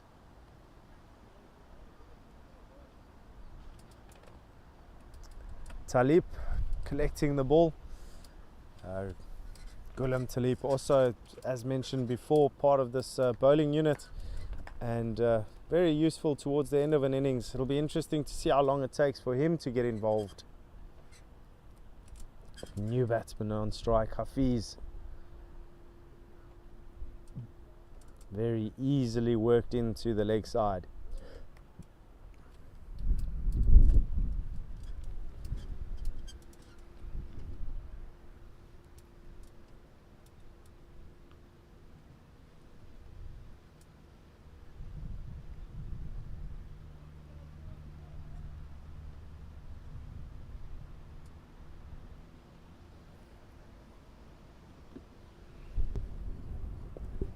This one driven really well into the offside. There is, however, cover out on the deep backward point boundary. Just trying to see what happened there. Seemed to have misfielded it, but seems to be lucky to get away with not conceding the boundary. They do go through for a single.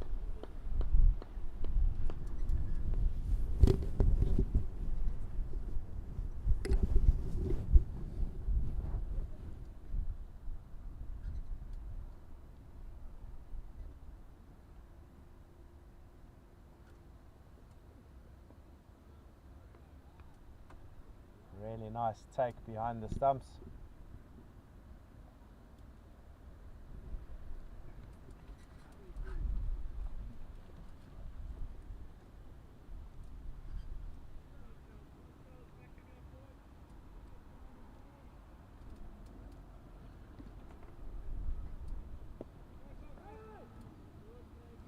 Just worked into the leg side.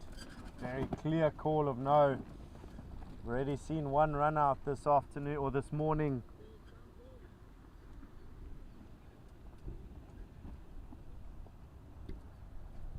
Morne Solomon's the man behind the stumps for South Africa.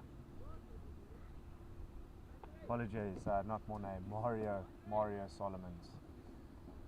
Apologies for that. Bit of discussion now. Mentioned before that Talib might get involved with the ball, and that is exactly what has happened now. He's taking over from Grant Jansen on the far end. Jansen maybe just a little bit loose, conceding a few more runs than he would have liked. But Ghulam Talib also good for a wicket, so interesting to see what he brings to the fore today.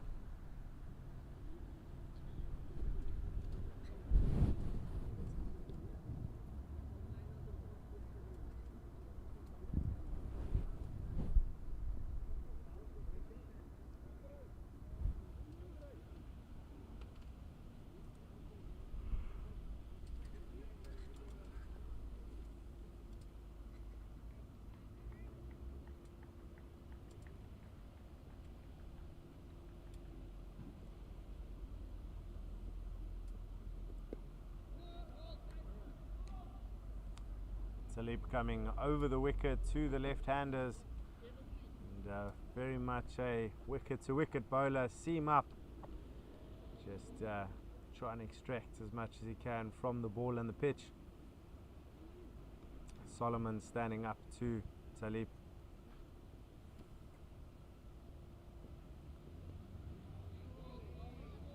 Really tidy, really clean, good lines, good lengths. some appreciation from the fielders. From a South African perspective, they'll be looking to wrap this up as soon as possible.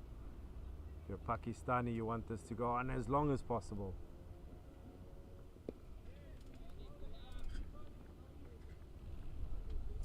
We have only seen the seam option so far for 21.2 overs. So only one spinner in the starting lineup for South Africa, Clive Extian. He came on, bowled a few overs yesterday, but it was a very seam-heavy bowling attack. But if that doesn't describe South African cricket, then I don't know. We have seen a few spinners coming through the ranks now, or at least a greater influx of spinners. But South Africa will always be a pace bowling country and will produce real quick, fast, tall bowlers.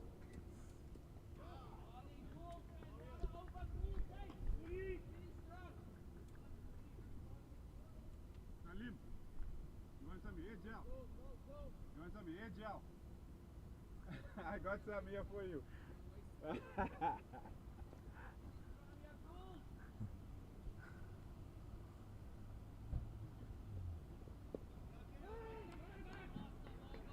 And Gulam Talib has started off his day with a maiden. Been really good. Great start to his spell. Does look like Mukadam is coming back for over number 7 of his spell. Apparently bowled 9 on the trot yesterday. So fit man coming in for over number 7 of his spell. Can he get that fiver? He's been looking for it. He's been prodding and probing. But so far the defences of Qureshi and Hafiz has been top notch. Hafiz having faced 8 deliveries now. What can he do? Just like that. He's pushed at one that's just outside that 5th stump line. Trying to get bat on ball.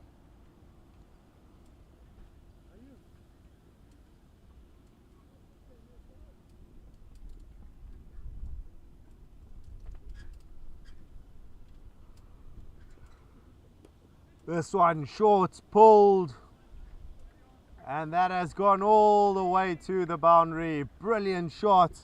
Hafiz just rocking back and pulling that with authority.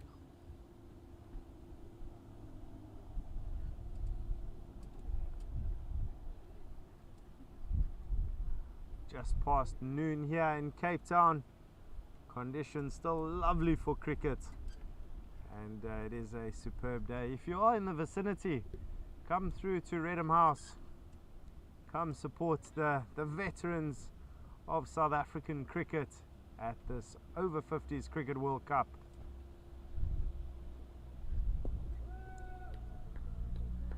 That is Redham House in Constantia. I want to be rocking up at the wrong venue. There are 5 other venues around Cape Town hosting Over-50s Cricket World Cup matches, and that includes Bishops, Sachs, Milnerton, to name a few. So if you would like to go and see some international cricket, do pop in. Still a long day of cricket ahead of us. All of these fixtures, 45 over fixtures. And if you cannot get out to the venues, they are all being streamed. And if not on DSTV now, like this South African game, the rest will be found on YouTube. This one going down leg side, bowling a wide. Wonder if a bit of fatigue might be kicking in. Wouldn't be surprising. Anyone bowling 16 overs in 2 days without any rest, it would take a toll.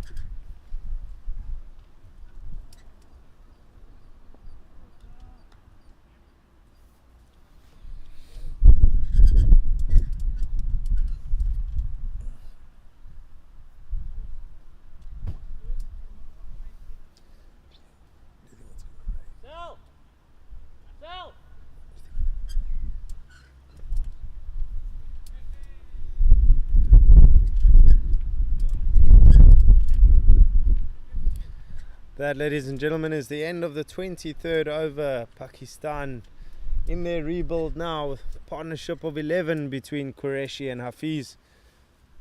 76 for 6.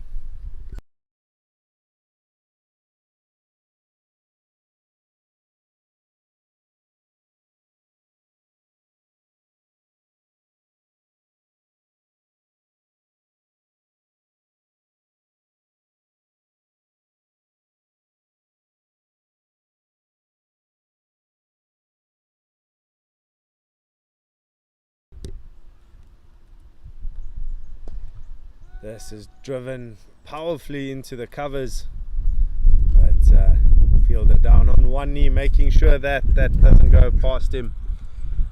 We've seen today quite a few times, if the ball does beat the infield, more than likely we're going to race away to the boundary. There's no cover on the fence.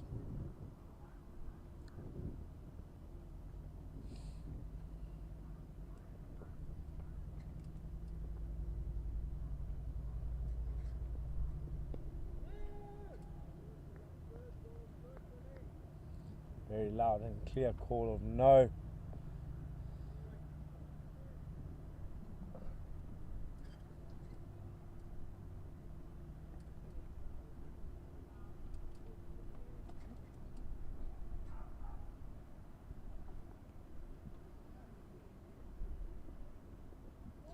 He's had a huge drive at that. Been bowling very full, has Talib, and it looks like they're trying to induce the drive, and he's done that exact thing.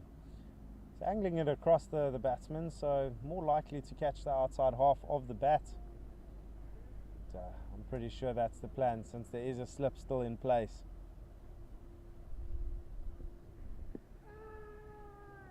An appeal for LBW, but I think even he knew that was going down leg side. Just having a look at the current positioning of the slip is very, very fine. So just wondering if he maybe is a bit too fine. One step to the left, just give himself a bit of vision to work with. It's been cut out really nicely into the deep. Considered the second, but he got to the ball very quickly, and they do only settle for the one.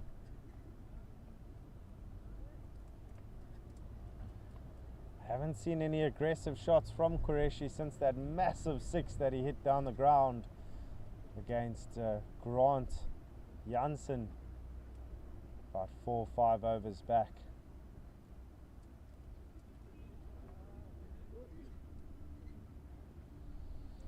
Very much, I'm sure, conservation of wickets, trying to bat as long as possible. Just asking the question, are they going to go on the aggressive? They're going to try and bat as long as possible.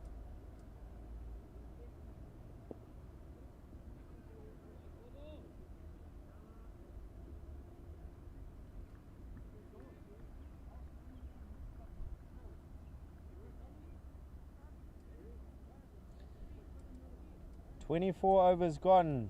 Just 1 run from that previous over. Pakistan are 77 for 6. Sure, they'll be looking at that 100-run mark to get there without losing another wicket.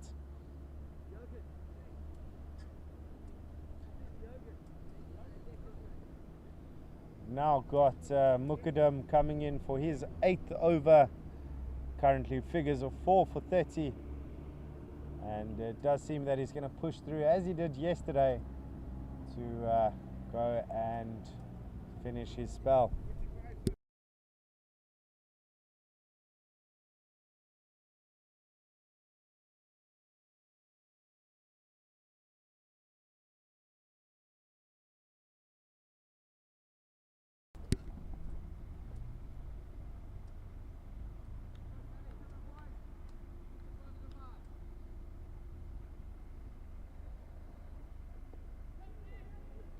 cries of catch it, as this has been whipped out into the leg side, but didn't have nearly enough legs to carry out to the fielder in the deep.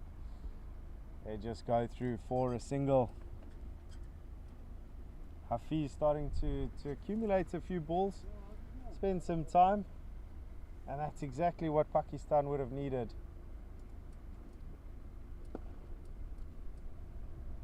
It's been hit down the ground towards where we are sitting, and Talib has been fielding here the whole day pretty much, collecting the ball.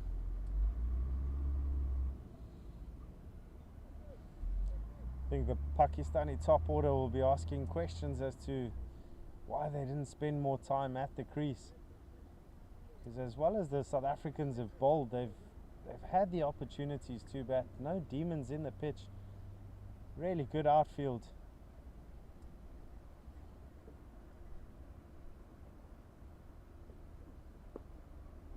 This one's been hit on the up and not timed as well as he would have liked, but they do go through for the single.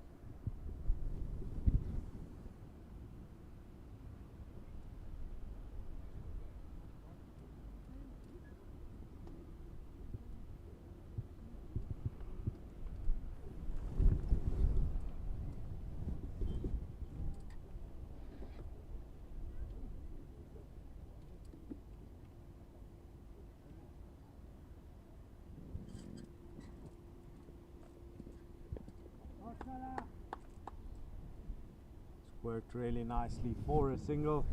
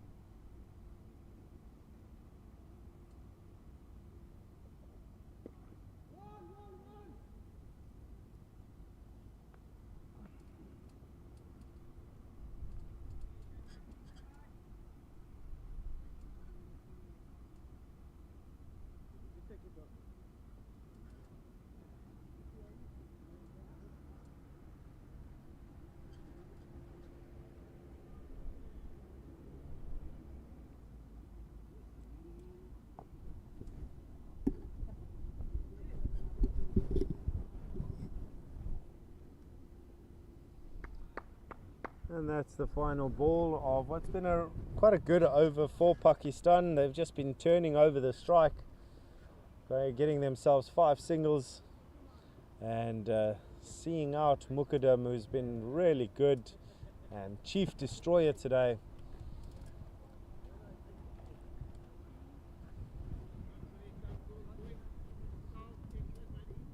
Ghulam Talib coming in for his 3rd over now. He's only gone for the 1 run in his 2 overs. He's been bowling so well, and you can see why they've saved him for the latter overs. And we're getting a nice shot there. What the weather looks like. It was clear blue skies, but it does seem to be a blanket of clouds heading our way, and unfortunately the ones in the distance are starting to look darker and darker, but we do hope that we get a full day's cricket in before the weather disrupts us. As we know, the Cape Town weather can change in an instant, can experience 4 seasons of weather in a day. But back to the cricket. Talib.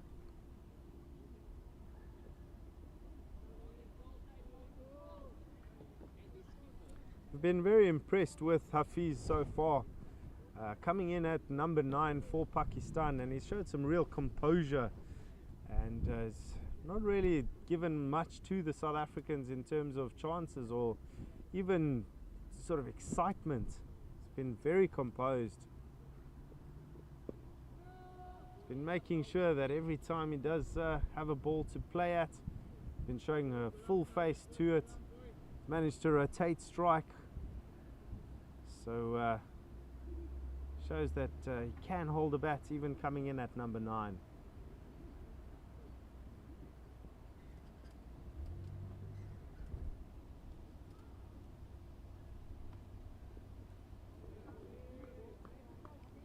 really nice leave once again.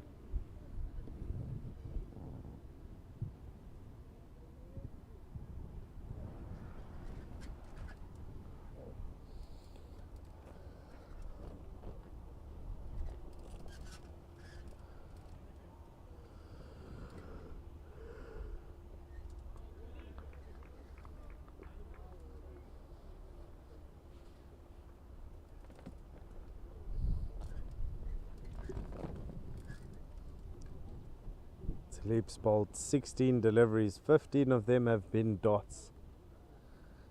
Just to give you an idea of how well he's been bowling, he's given them absolutely nothing.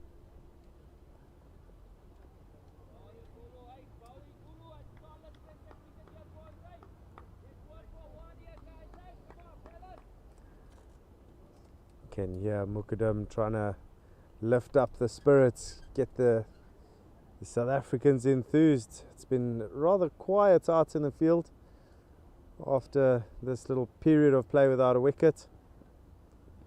And just like that, it's a huge swing from Hafiz. Just trying to see if he can maybe extract some runs. But that is another maiden over for Talib. It's fantastic bowling.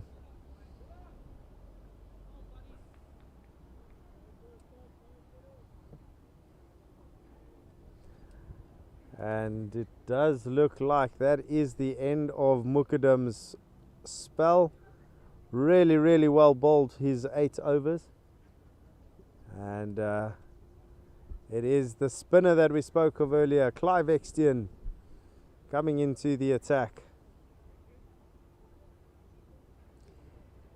Has been predominantly bowling left arm through and around, but probably won't be the case as he goes for a playful shove on Hafiz, probably telling him, hey, why won't you go out? He's been very stubborn as Hafiz with the bat. Extian is going to bowl over the wickets to the left-handers.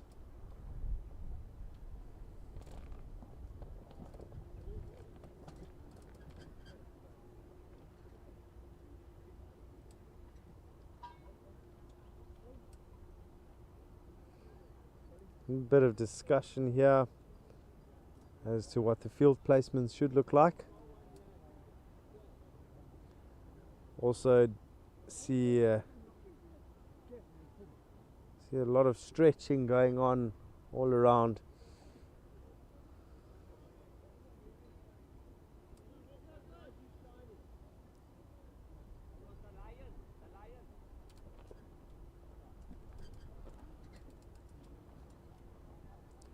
Clive Extian ready to bowl his first delivery.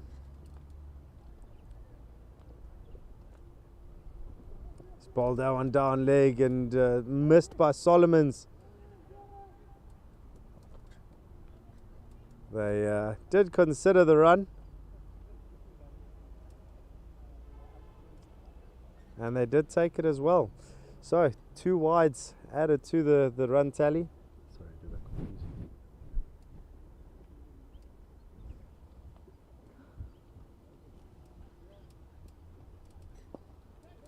That's pushed really nicely down the ground by Hafiz.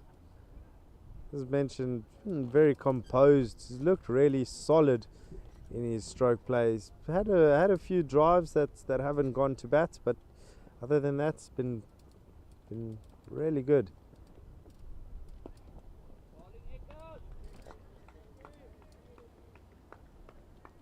It is the middle overs of the innings where you would expect things to just calm down and slow down. And that's exactly what's happened. Not too many wickets to speak of, not any boundaries to speak of. But it's a vital part of the 45 that's being played.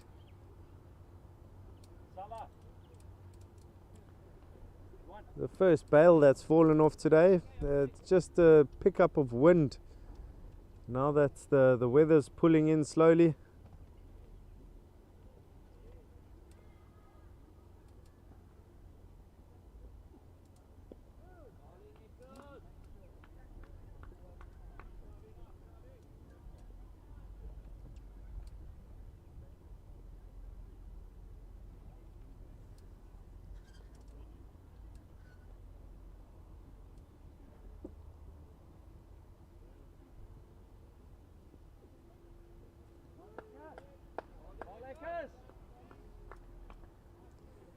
Qureshi just deciding to move across the line there and work it into the leg side. A bit risky with the off spin coming into him.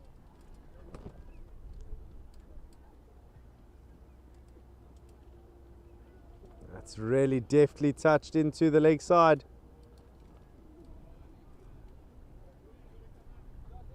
And they've snuck through for a single. Really well played, really well worked there from Qureshi.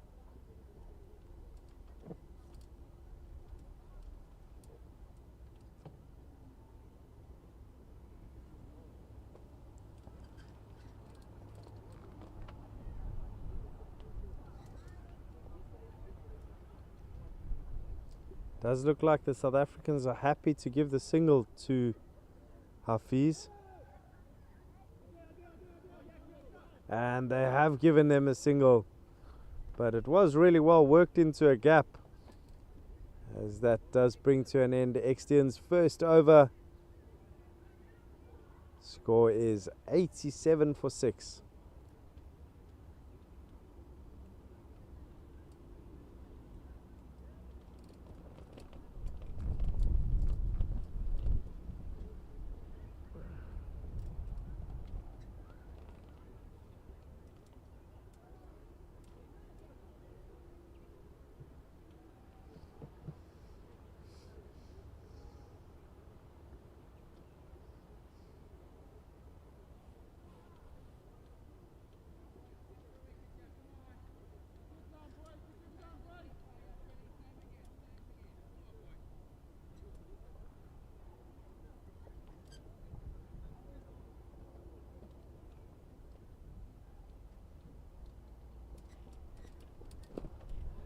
Talib coming into bowl from the far end.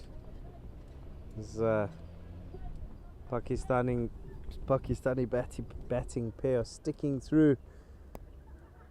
Gone through for another single, just ticking over the strike, making sure the run tally moves and that wicket column is as static as ever.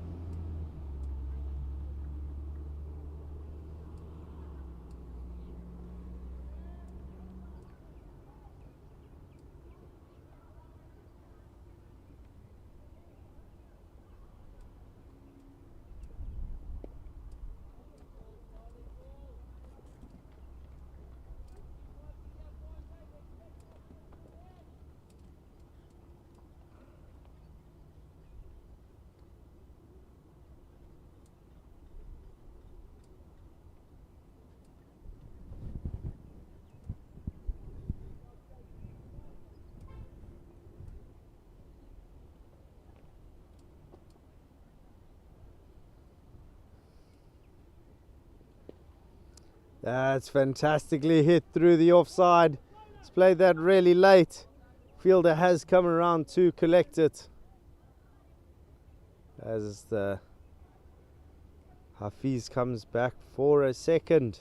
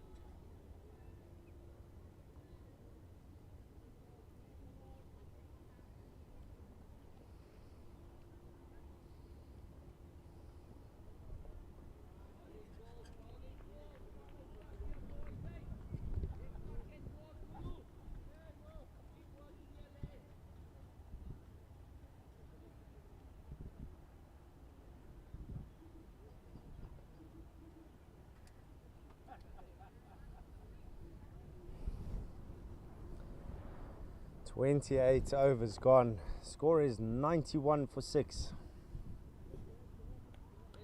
partnership now. Moving on to 26. 91 for 6 sounds a lot better than 65 for 6.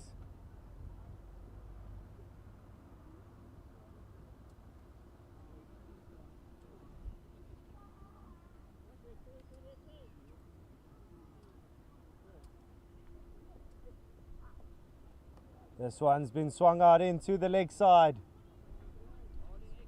falling a few bounces short of the man in the deep. Go through for a single.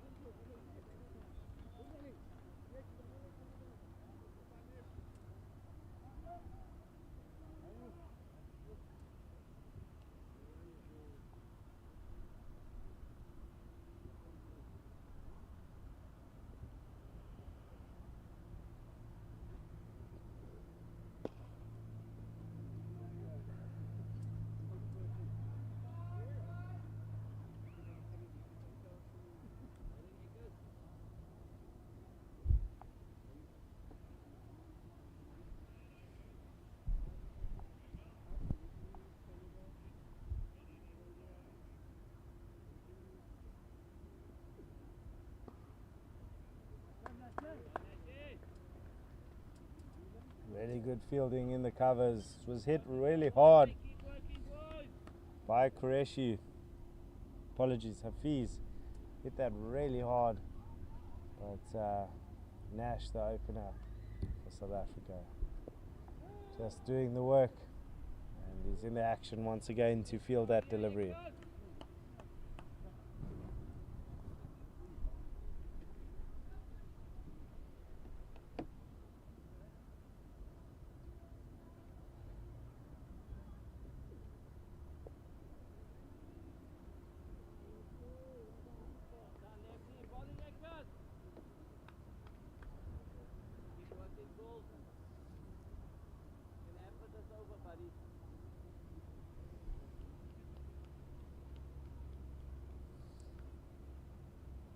Very quick over there from Extian.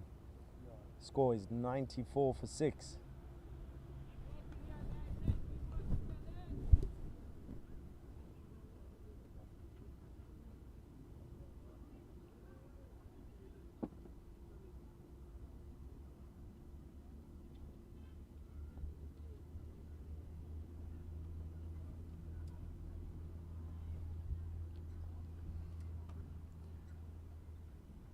It is Talib to continue his spell. He's bowled 4 overs for 5 runs. And if that's not an indication of how well he's been bowling, I don't know. He's probably deserved a wicket for the way he's bowled.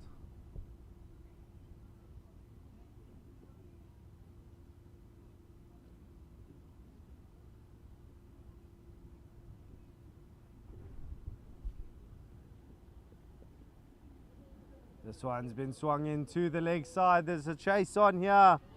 Fantastic work on the boundary. And some real appreciation all around the ground for Alan Dawson. He's done some great work there, stopping that ball.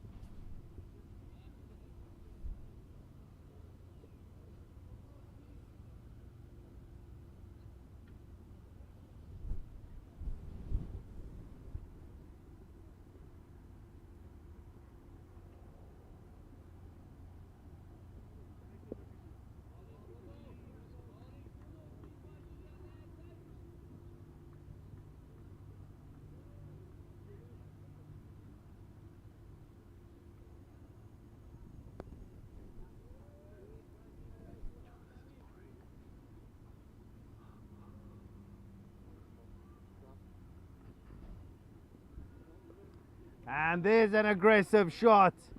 Hafiz has been holding back on us. That's gone all the way. Fantastic shot. He's rocked back. It was a shorter delivery and he's dispatched it to the boundary. Great shot.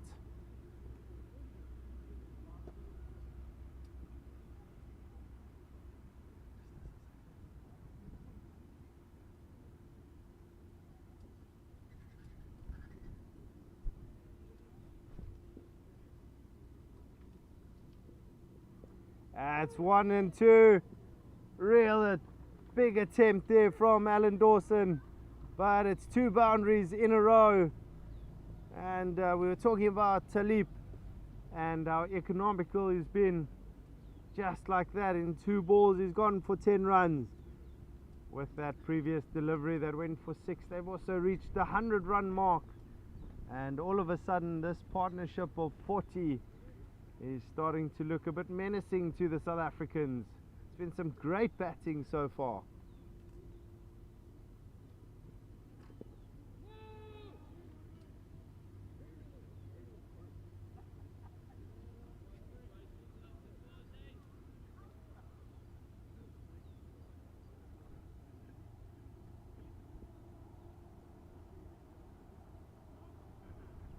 That, ladies and gentlemen, does bring us to our second drinks break at the 30 over mark. It's been a session of recovery so far for Pakistan, and they've done so very, very well. Partnership of 40 between Qureshi and Hafiz, and South Africa just needing to go back to the drawing board, just needing to figure out what they can do to break this partnership, because once they do, they are into the tail, let's call it that. But did some great batting so far, and Pakistan just proving that there's more in it than what the score would have suggested. So ladies and gentlemen, as you take a breather, as the players take a breather, so do I. We'll be back in a few.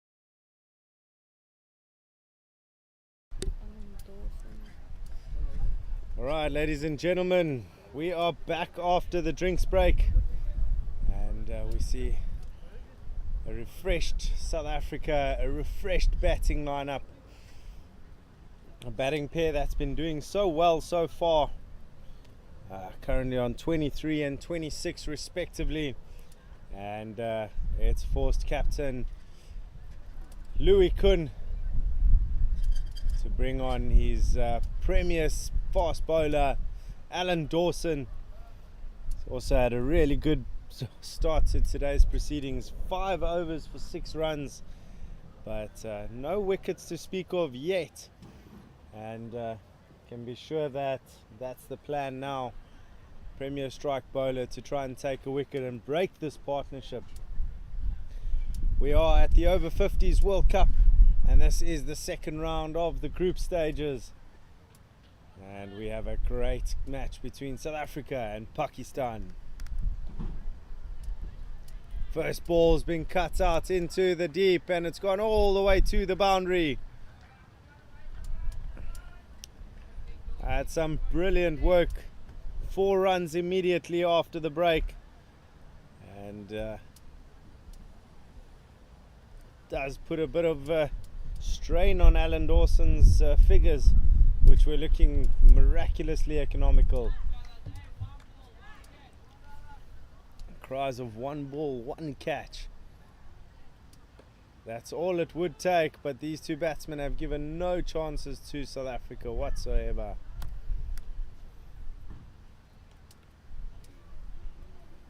Way Pakistan are batting now. If these 2 can just carry on doing what they're doing, they'll be looking at that 180 mark as defendable, you know, something that they've given themselves to work towards. But Alan Dawson, if it's up to him, has something to say about it. Ball's been pushing through quite nicely. There's good carry, and as we know, he's got a bit of wheels on him. South African opening bowler.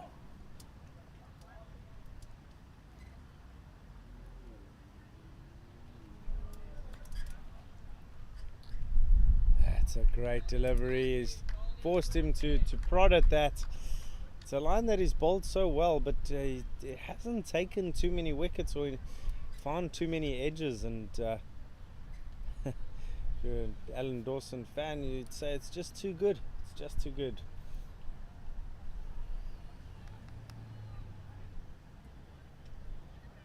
This one full straight, catching the outside half of the bat.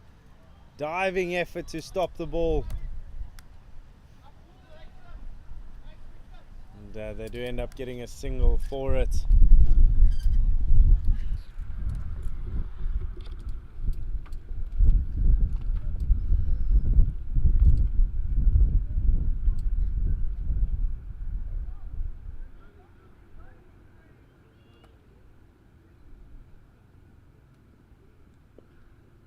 Been steered nicely for a single once again. They do consider a second but decide not to.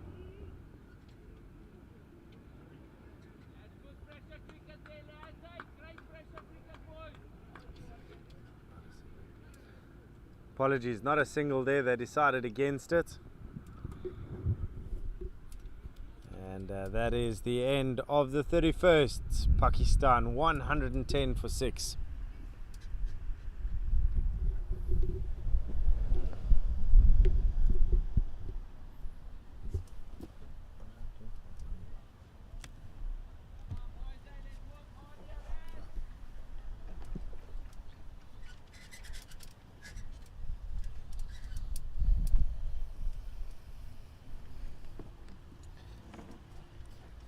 Ghulam Talib to continue his spell. 4 more overs left for him to bowl.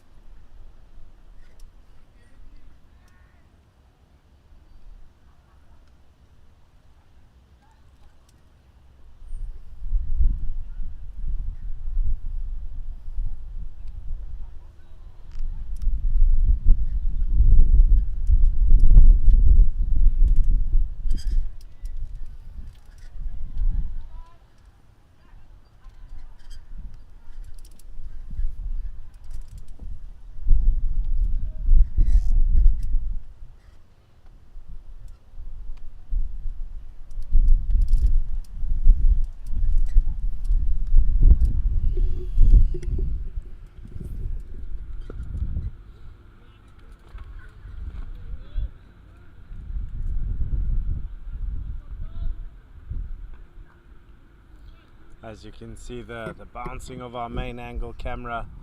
The wind starting to pick up in patches here.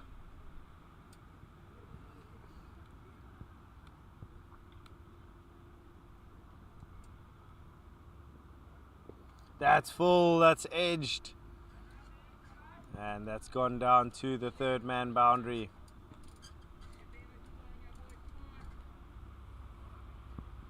Partnership moving on to 47. Captain and coach will be seriously happy with that.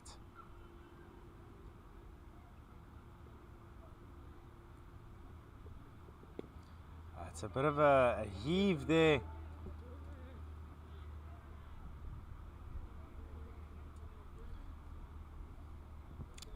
Qureshi's been a bit more composed in that through his innings. He's mistimed that completely.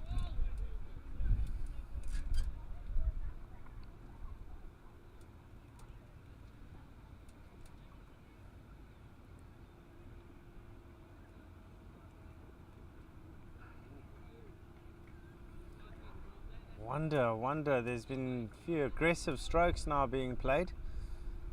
Wonder if the message is now that they've spent a bit of time at the crease, whether they go on a proper counter attack where they look to score some quick runs against South Africa.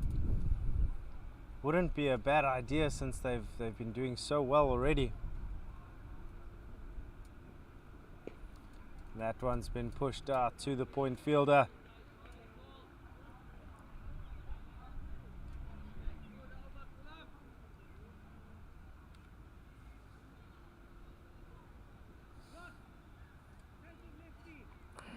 Talib completing that over, going for 3 runs.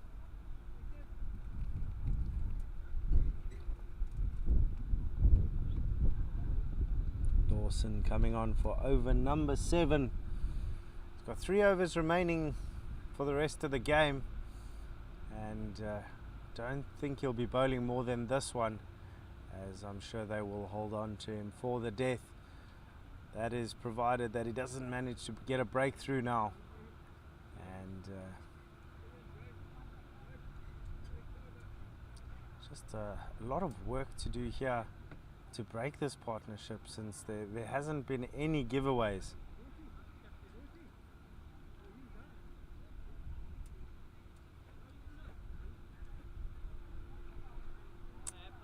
Bit of discussion about field placements. Once again, the ball's caught the outside half of the bat. Just run down to that third man boundary. Keep working here, boys. Hey, keep working, boys.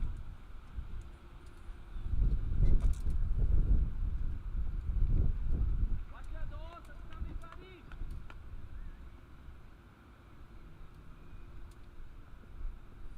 This one been cut away.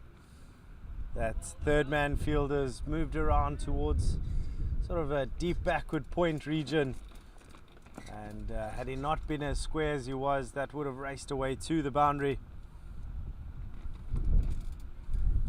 But we're seeing the Pakistani batsman starting to show a bit more aggression. It's a great effort at point, and really putting his body on the line there. Does look like the big man Nash.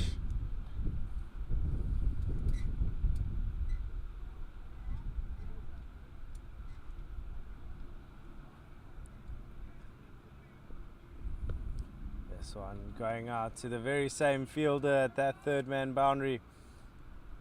Has been a target zone for batsmen to score against Alan Dawson, maybe just using that pace to guide it down. If you had to see a wagon wheel of all the runs that have been scored against him, I'm sure you'd see at least 60% in that region. And just like that, they've gone and done it again. Another single.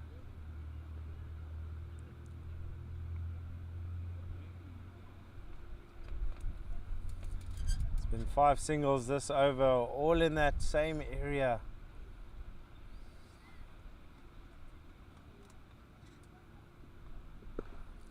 And full and straight, been driven down the ground. But Ghulam Talib is on the fence there to collect the ball. I would say that was a really good over for Pakistan. Ended up getting 6 singles. And run tally's gone up to 119 for 6 after 33. 12 overs remaining in the Pakistani innings. And cruising along at the moment in that over partnership, surpassing the 50-run mark. And testament to how well they've been pulling this innings together. Partnership now on 54. So a breakthrough deeply necessary for South Africa.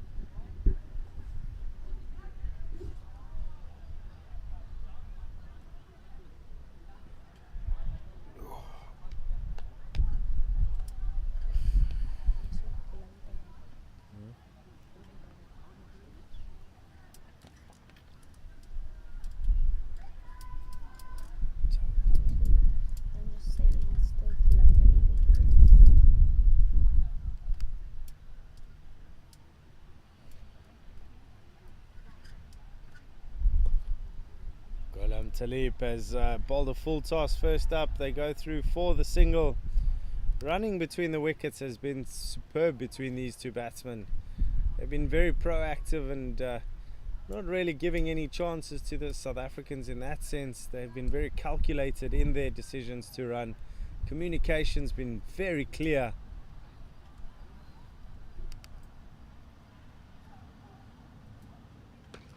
And this one's been swung down the ground. Big effort there from the fielder on the boundary, and he's managed to stop it.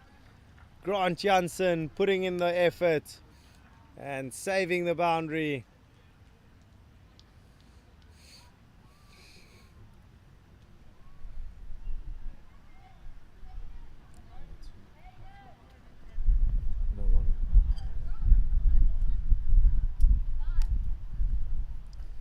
Hafiz having a huge swing that's gone over the keeper's head, and it's trickled away to the boundary. It's another 4 runs for Pakistan.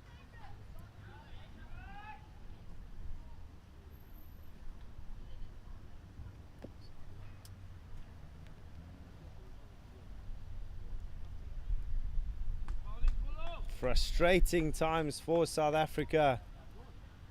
Runs are just leaking away, trickling.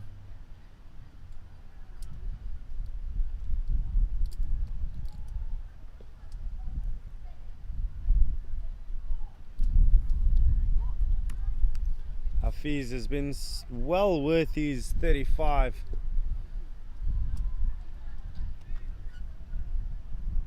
Have to wonder if these two are going to make it to that half-century mark.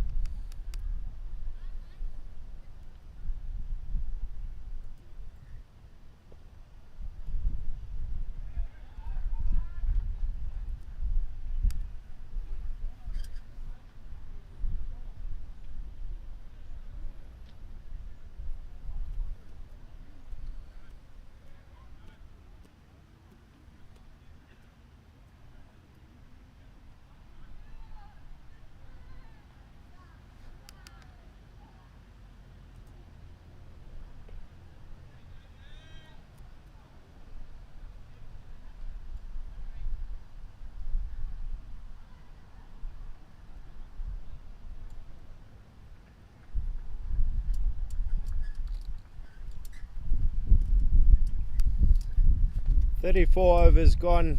Score is 126 for 6.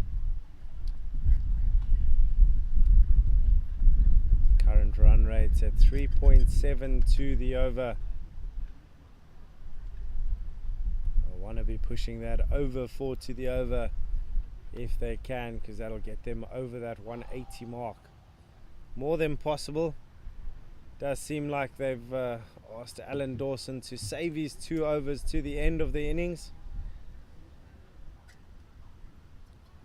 There's a bit of a discussion between the umpires at the moment. Not too sure what that's regarding, but it is Albani that's getting ready to bowl. He's decided on a change of ends. He's done that yesterday as well. I'm not sure if today is necessarily a comfort thing, but change of ends. See how he does from this side.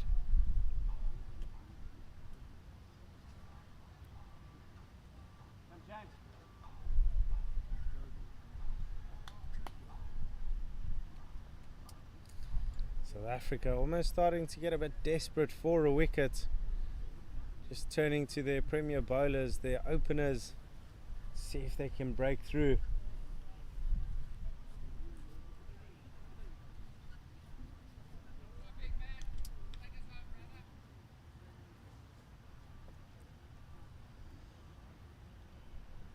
That's a real short ball up front, and square leg umpires deemed that a bit too high for his liking, and the wide ball has been signalled. Don't want to be giving away extras to a partnership that's already been so successful.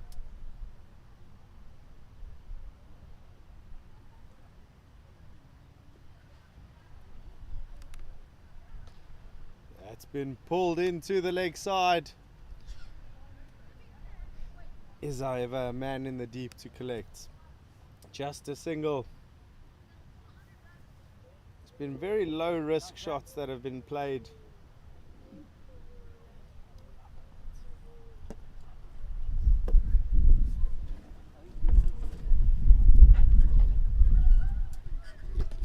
This one's pulled handsomely. A lot more conviction in this. That's 4 runs. Qureshi. Brilliant stroke.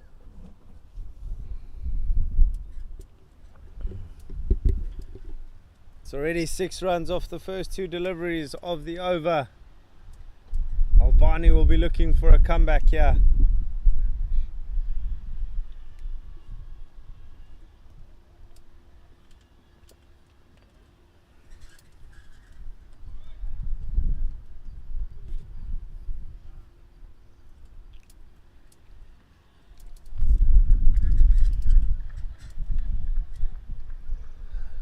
What we are seeing more and more of, or less of, is dot balls. At the beginning of the innings, towards the middle overs, it's very much been dot ball city. But as we're going into the final 15, we're noticing that there's very few dot balls, and obviously that leans itself to Pakistan, who have recovered superbly.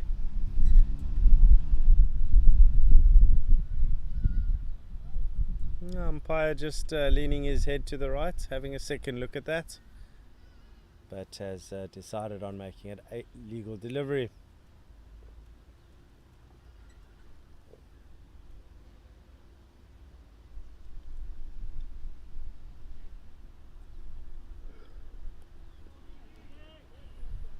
And this time, not so much leniency. He's decided that it's definitely a wide this time.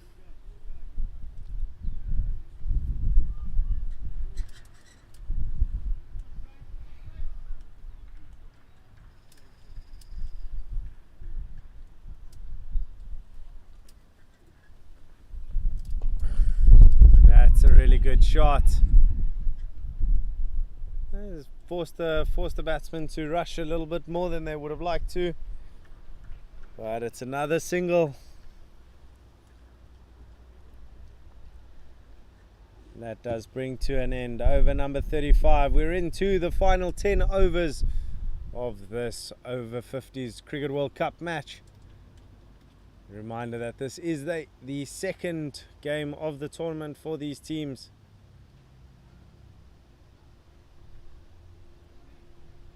And South Africa, who had a firm grip on this game, have started really loosening it, and momentum almost swaying into Pakistan's favour. But having said that, nothing a few quick wickets can't fix. Bit of discussion, but I do believe that is a change in bowling where Grant Johnson coming back into the attack.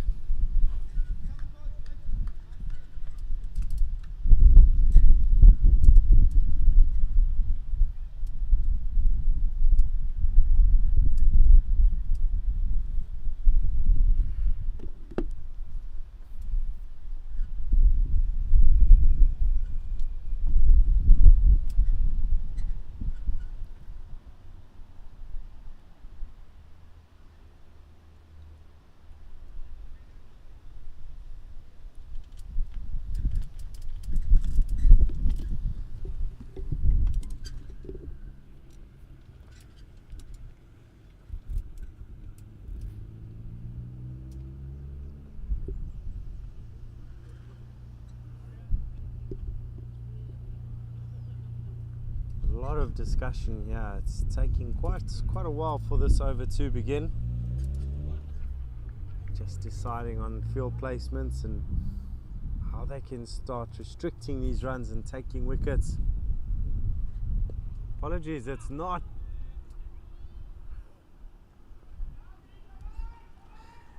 definitely not Grant bowling, and that one has been dispatched to the boundary. That's gone all the way. It's gone all the way to the boundary, but it has bounced before then. It is only 4 runs. Sorry, a bit of confusion there. Is lefty Ngesi that's bowling at the moment, and immediately Hafiz has gone down on one knee. Fantastic shot.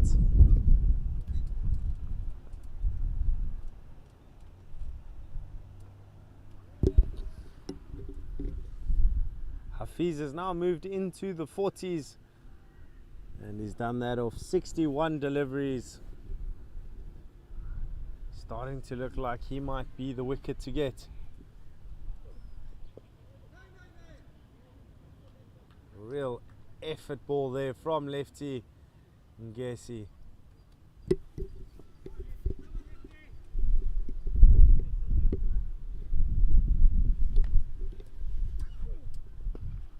That is a huge swing into the leg side. Lots of air time. And that has gone on and cleared the fielder. 6 runs.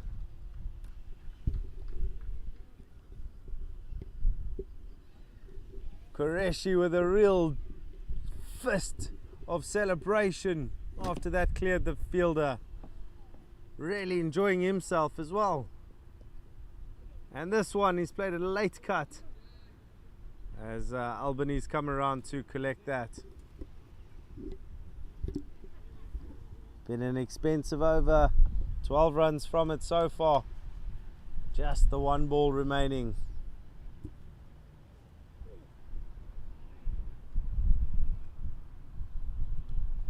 And that is the end of the over. 36 overs gone. 147 for 6. Partnership now going up to 82. This is a recovery if I've ever seen one from Pakistan.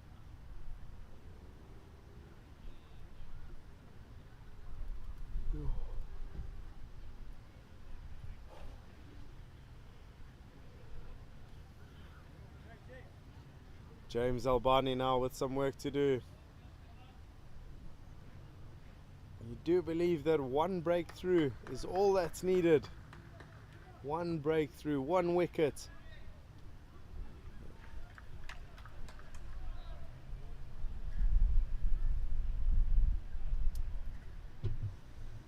It's been a real concentration filled innings as well.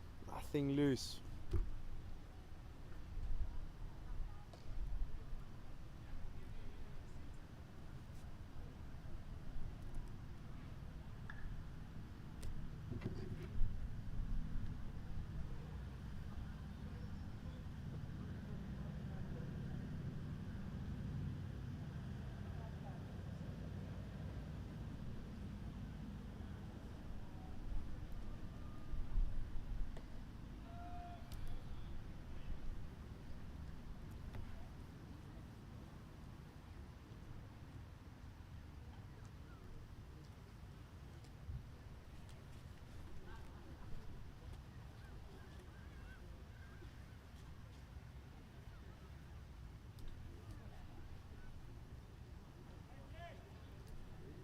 Albani deciding to go over the wicket and pushing the ball wider than legally allowed, and it's been deemed a wide.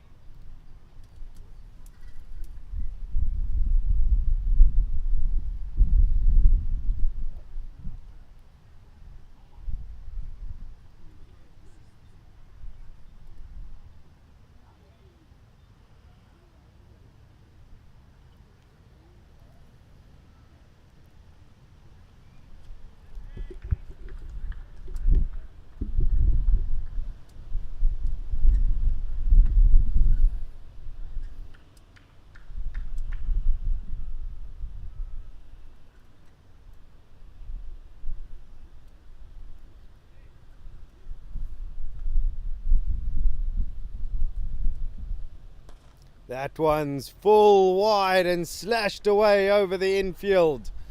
Excellent stroke there from Hafiz to take him to 47, within one shot of that 50-run mark.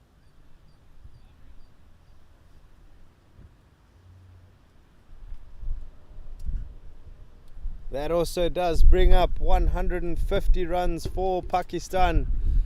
A tally that I don't think they were even convinced they'd reached at one stage, but it's been superb from these two.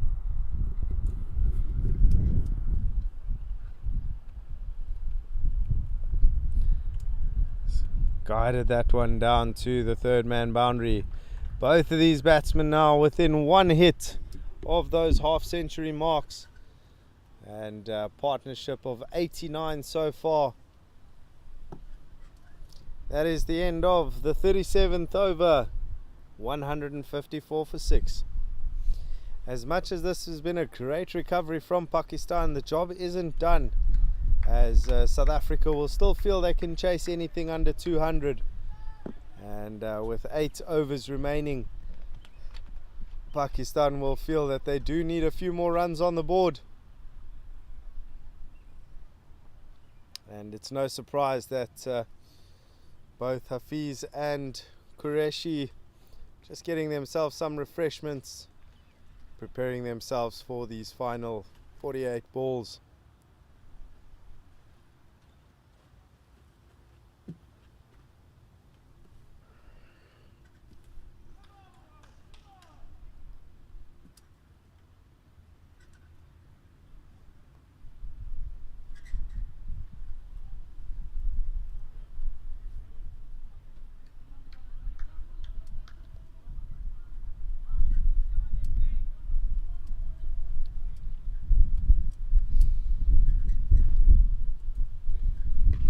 That is huge. What a shot to bring up your 50. He's gone down the track and muscled that over the rope. It's brilliant. Hafiz has deserved that. A magnificent knock.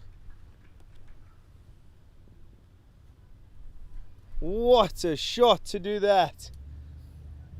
Seriously impressive batting here from Pakistan's number 9. Why on earth would he be batting there?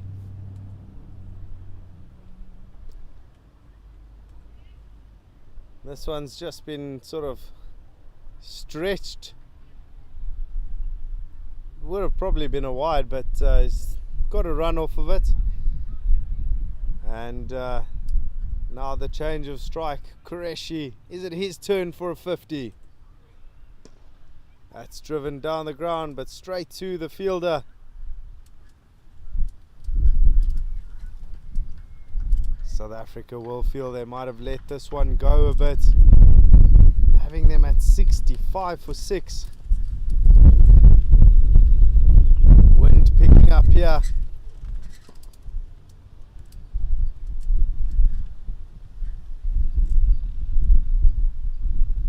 Another single. 97,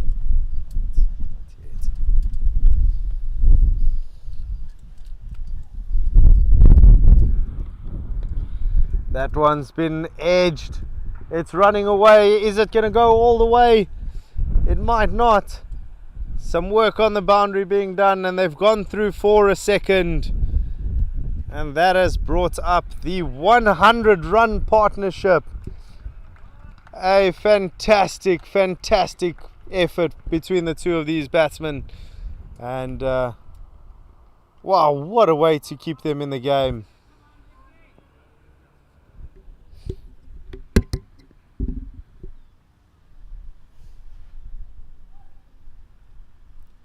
And not only that, that's taken him to 50. That's 54. That's 54 Qureshi, who's smashed that down the ground. And he's actually asked the Pakistani dugout not to celebrate just yet.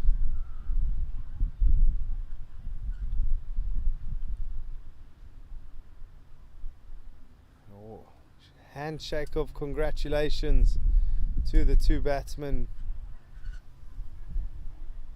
from one of the South Africans, just to acknowledge what a fantastic effort it's been.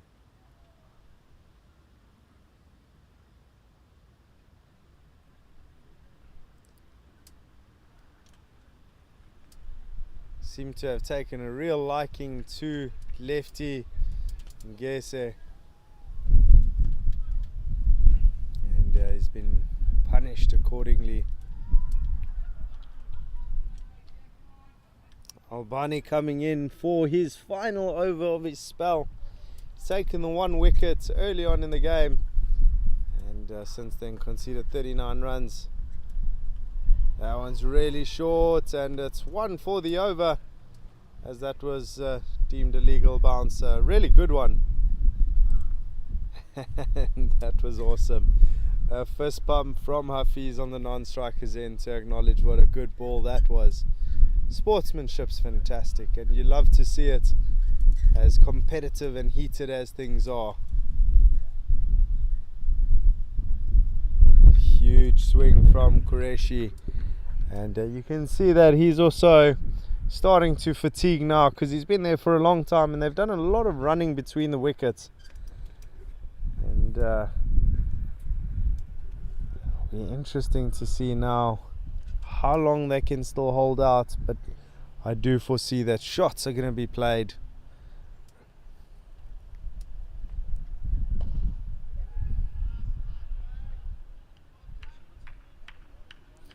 We are also going into the final few deliveries of the innings, so it would be time anyway, and these two have earned their license.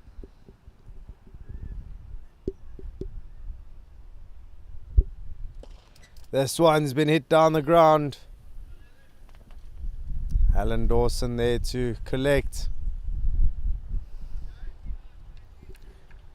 Don't think anyone could have foreseen how drastically the momentum would have shifted. And this after also the Pakistani captain walking off injured. That's caught the outside edge, and that's going all the way to the boundary. 4 more runs. It just doesn't stop.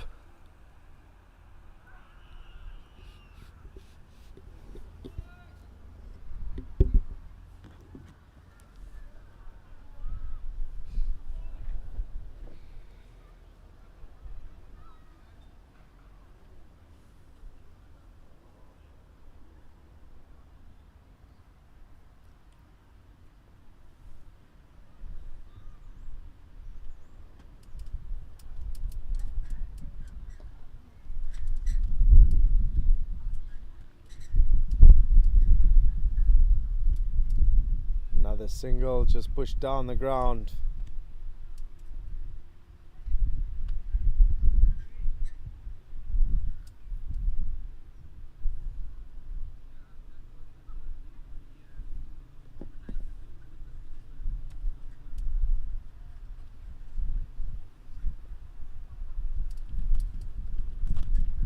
39 overs gone, 172 for 6. 36 deliveries remaining in the innings. Very important 36 deliveries. As much as this has been a good recovery, it's a very chaseable score.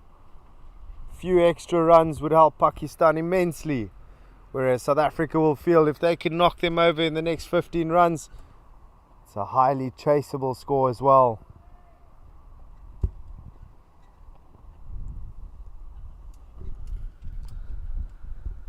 Bit of discussion here as to who's going to bowl next, but it does look like it is Grant Jansen coming back into the attack. Left arm seamer has not had the greatest day at the office, just not as effective as he was in yesterday's game. But what a time it would be to step up now.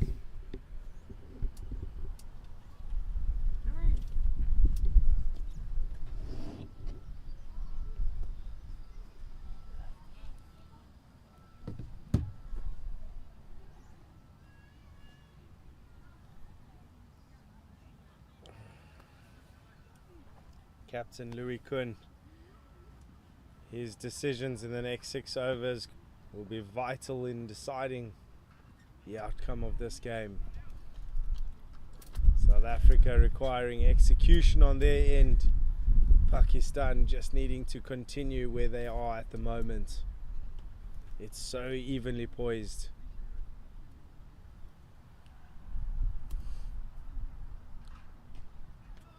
That caught the, almost had a double hit on that late cut. Not an illegal one though, a very legal run. And runs just keep ticking over.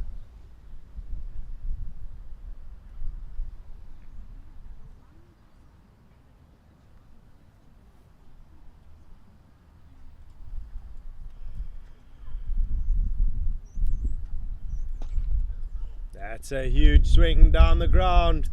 Work on the boundary to do. Yeah, they've come around with relative ease.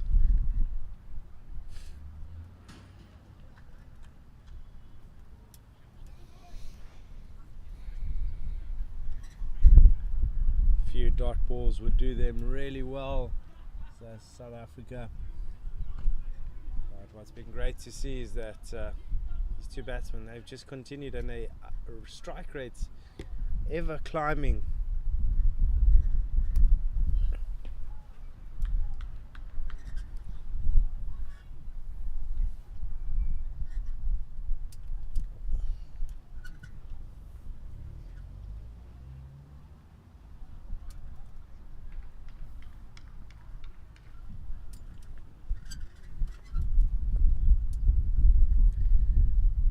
Slowly starting to see the sun fade away.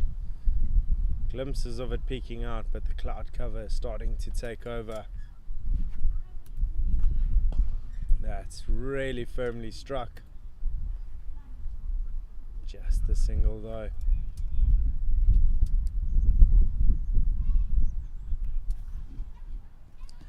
Almost sense a bit of frustration in the field from the South Africans.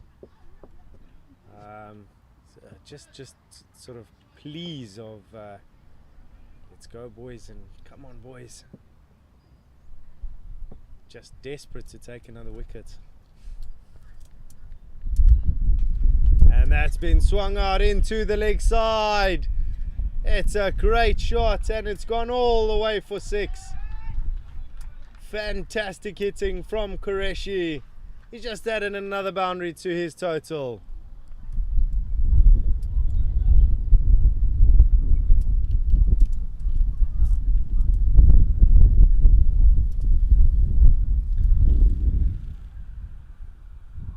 Six more runs to the total.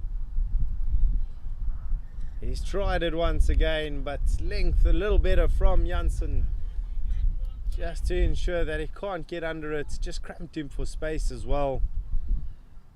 And we are into the final 5 overs of this innings. 181 for 6.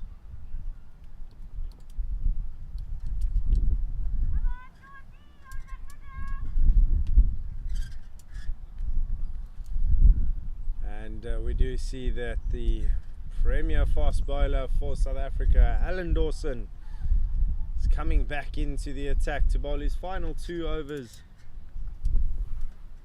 Albani finishing on 9 overs for 45 runs, taking the 1 wicket. 5 overs remaining. Alan Dawson just getting ready to set his field. Vital wicket, vital breakthrough required. What he has done differently now is he is coming around the wicket. Surprised that none of the seamers have decided to go around the wicket to the left-handers.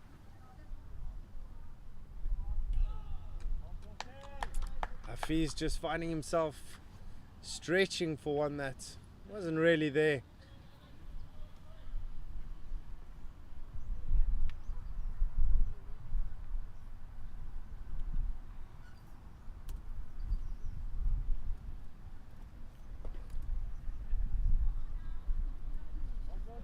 Ball's just gone out to the fielder. Dawson clearly aiming for that wide Yorker length, just ensuring that the batsmen don't get under it.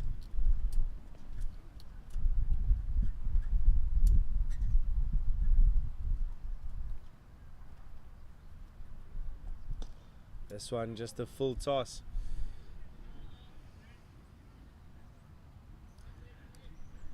Don't think South Africa would mind the singles here and there, as long as a few dots in between. Limiting the boundaries crucial in these final few overs.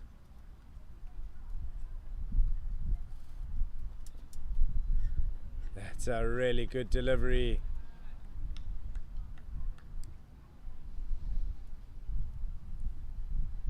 Is that a huge swing at it? Just not reading the length.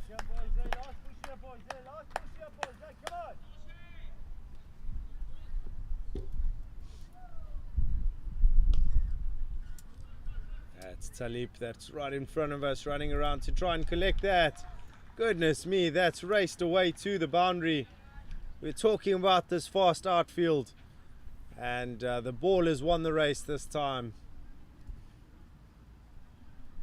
Just talking about reducing those boundaries, but that gap was so well picked, and fortunately too far away for Ghulam Talib to field.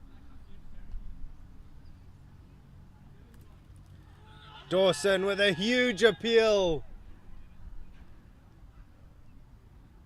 Batsman's gone across the line and tried to hit that, but a perplexed Alan Dawson standing there, not sure why it wasn't given out. It does wrap up over number 47, apologies, 41, and Pakistan are 188 for 6.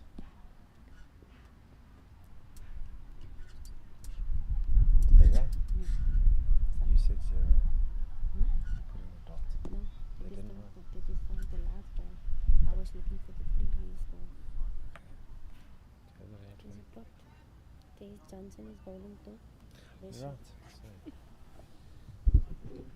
Apologies, the score is 187 for 6. I believe that they had run on that final delivery. Grant Johnson coming in for his 6th over now. Weren't shy to play a few shots against him just now. Partnership has amassed to 122. Superb.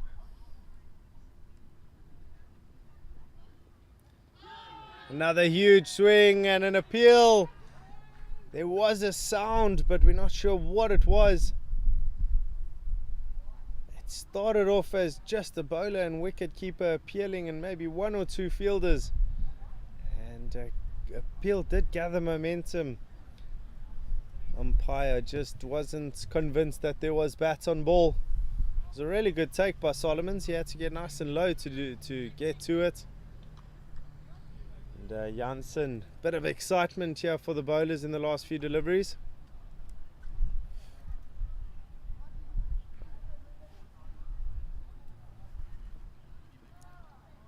That's a brilliant delivery to be bowling at the death. That full Yorker. Well, sorry, that wide Yorker. Don't really get much fuller than a Yorker.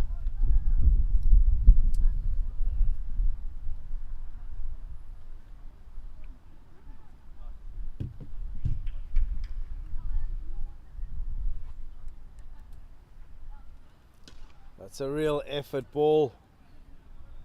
It's been cut out into the deep. Qureshi really it's running through relatively slowly, so we won't see any quick singles, and I'm sure that's due to fatigue. He's done some quite a few kilometers, I'm sure, with all the work that they've been doing between the wickets. Hafiz, he was the one that looked like he was taking on Grant Janssen earlier. And this time he's done it again. That ball is flying. It's travelling. It's caught wings. 6 runs. Brilliant stroke, and he's middled that.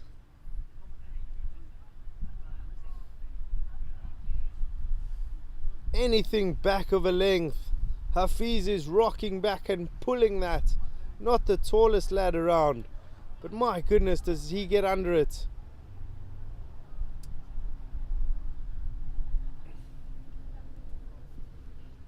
And this time, full toss. Mistimed by Hafiz.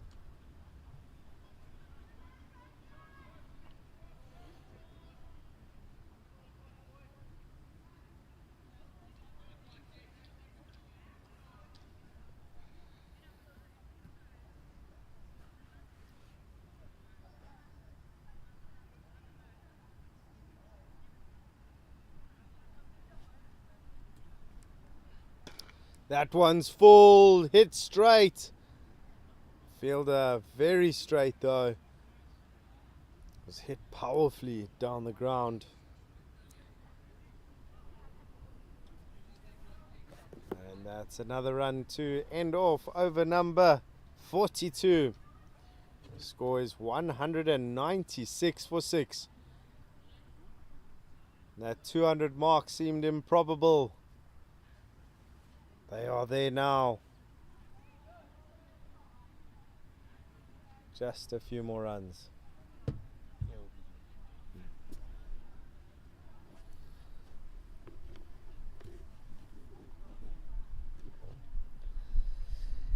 It will be Alan Dawson bowling his final over of the day. He'll be frustrated that he hasn't managed to pick up a wicket just yet. Can he do it now? A tired Qureshi.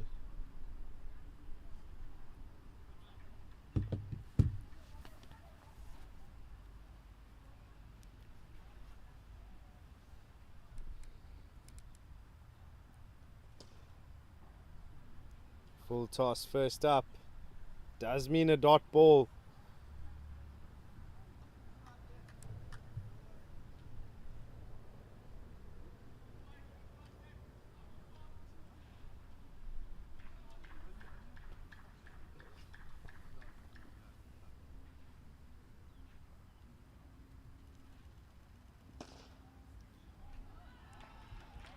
And that's another brilliant shot. All the way to the boundary. 4 more runs.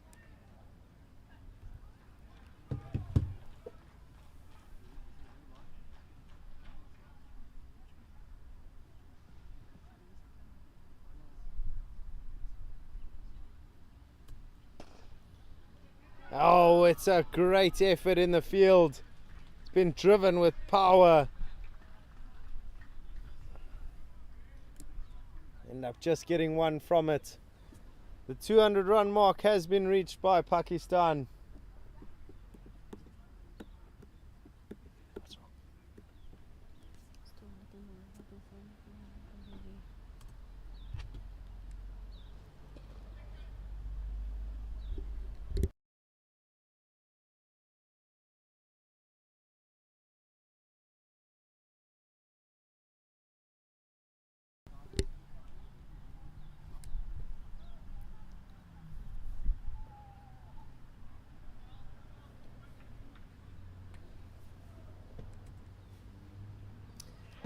Alan Dawson has struck. It's inevitable. He was going to take a wicket and he did. But that's got nothing to take away from what's been a masterful innings from Qureshi. And fist pumps and handshakes all around. 67 runs in what was a dire situation. He managed to steady the ship with his partner Hafiz, and you could see the fatigue, but goodness, you can hear the appreciation and applause from the dugout. And that brings to an end a huge partnership which has swung momentum in the Pakistani favour. All the South Africans huddling together now, and can believe that they're trying to just cheer each other up. It's very well bowled, full and straight, catching the top of leg stump.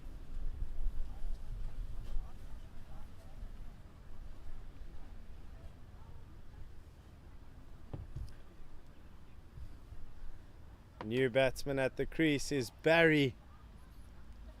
He's coming in, right-hander, number 10 for Pakistan.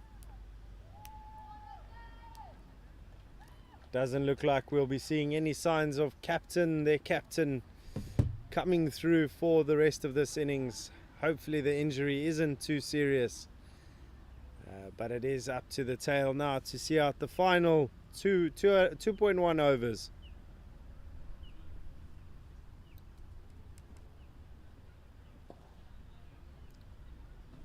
Dawson completing his spell, making sure that he does get himself a wicket. 9 overs, 1 for 29.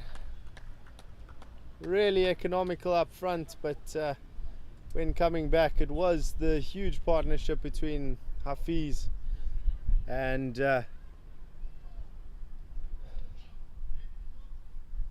his partner on the other end. 2 overs remaining, 202 for 7.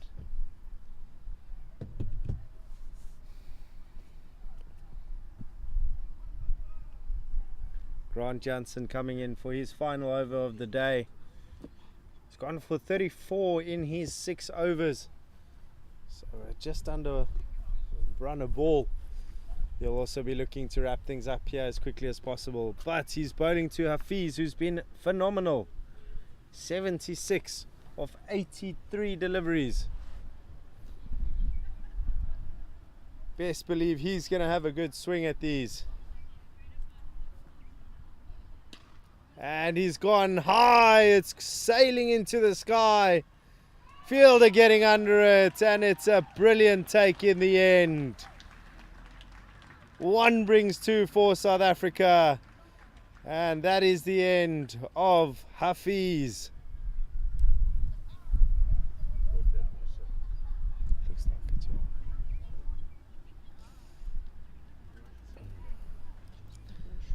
Hafiz scoring 76 of 84 deliveries. It's been brilliant.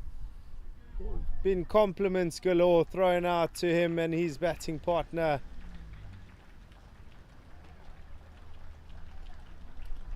Some real appreciation. Him and Qureshi have brought Pakistan back into the game. Now it's a case of sealing up the innings for South Africa, and we've set up a humdinger of a fixture. We predicted it at the beginning that it would be a tight game. For a long time it didn't look like it was going to be.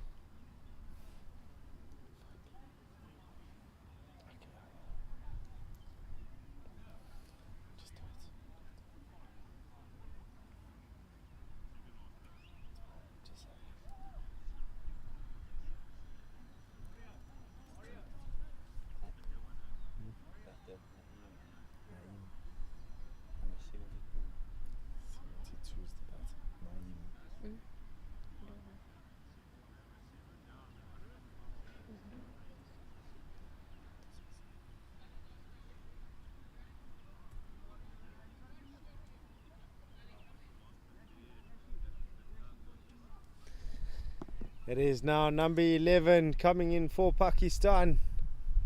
It is Naeem Tayyab.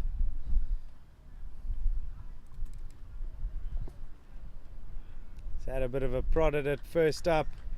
Bit frustrated that he didn't get bats on ball. And Grant Jansen managing to get himself a wicket now in his final over.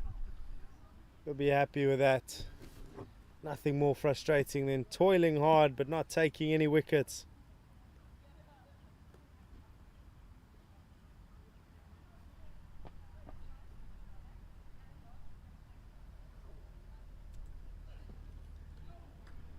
Another dot ball, brilliant bowling, that's exactly what they've needed.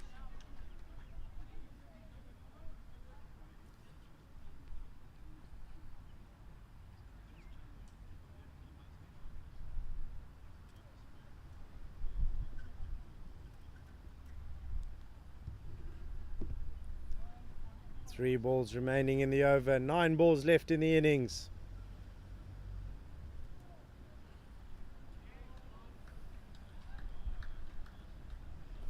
Three almost identical deliveries in a row to the new man.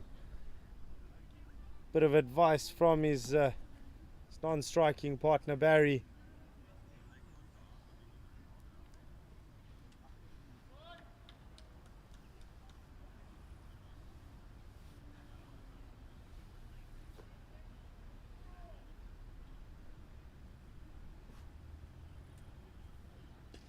And this time does make contact with the ball. It's been hit out into the deep and just the 1 run coming from it. Final delivery of the over.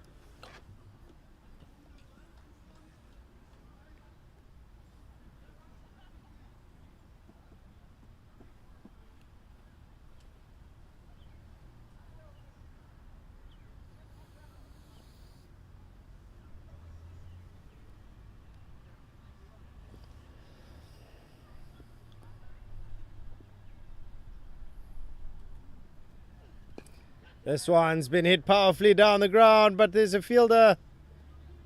But a few bounces and it's reached him. Just a single. Brings to an end a fantastic over. 2 runs from it. 1 wicket from it. Doesn't get much better as the penultimate over of an innings. 6 balls remaining. Who's going to bowl them? Alan Dawson's bowled out.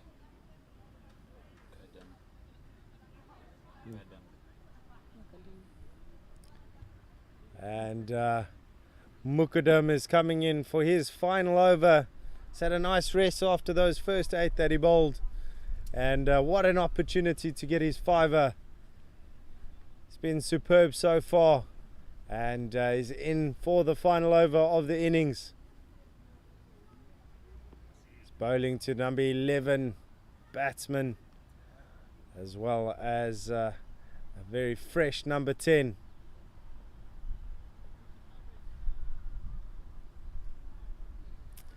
Barry's gone and opted for the hat instead of the helmet. Mukadam, not the fastest bowler on the planet, but speed means nothing when you're effective.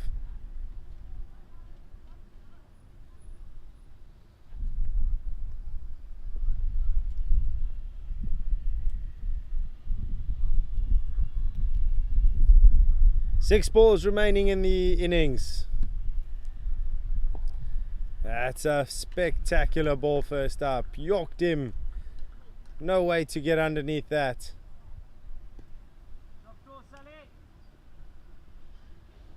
Playing the age-old game of you miss, I hit.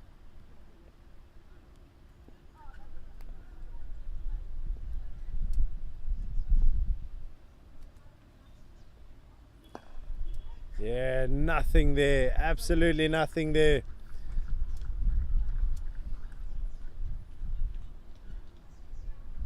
South Africa will feel that this is very much a chaseable total, and as frustrating as it might be that they've reached this point, they'll know that every run matters now. That one's just gone down leg side and it's raced to the fine leg fence. But they just get the one, and it is signalled a leg by the umpire. 3 balls remaining. You'd have to think that this is the best opportunity Mukadam's going to get to take that fiver. 3 deliveries at number 11. What can he do?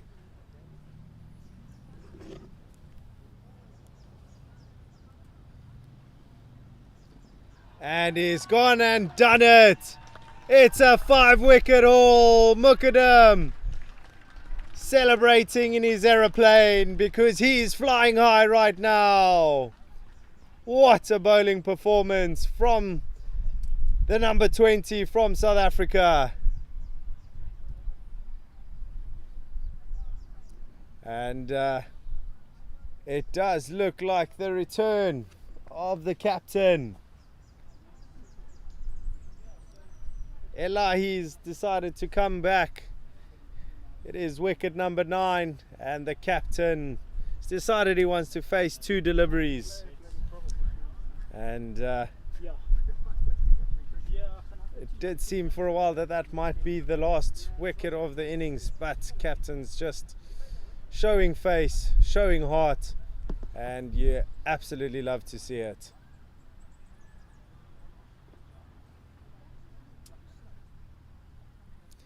Elahi, when he did bat earlier, had 8 runs and faced 21 deliveries.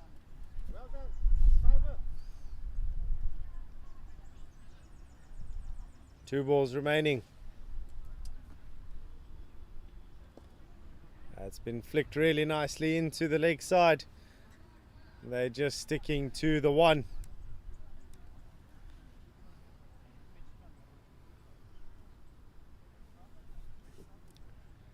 And this is the final delivery of what's been a topsy-turvy innings.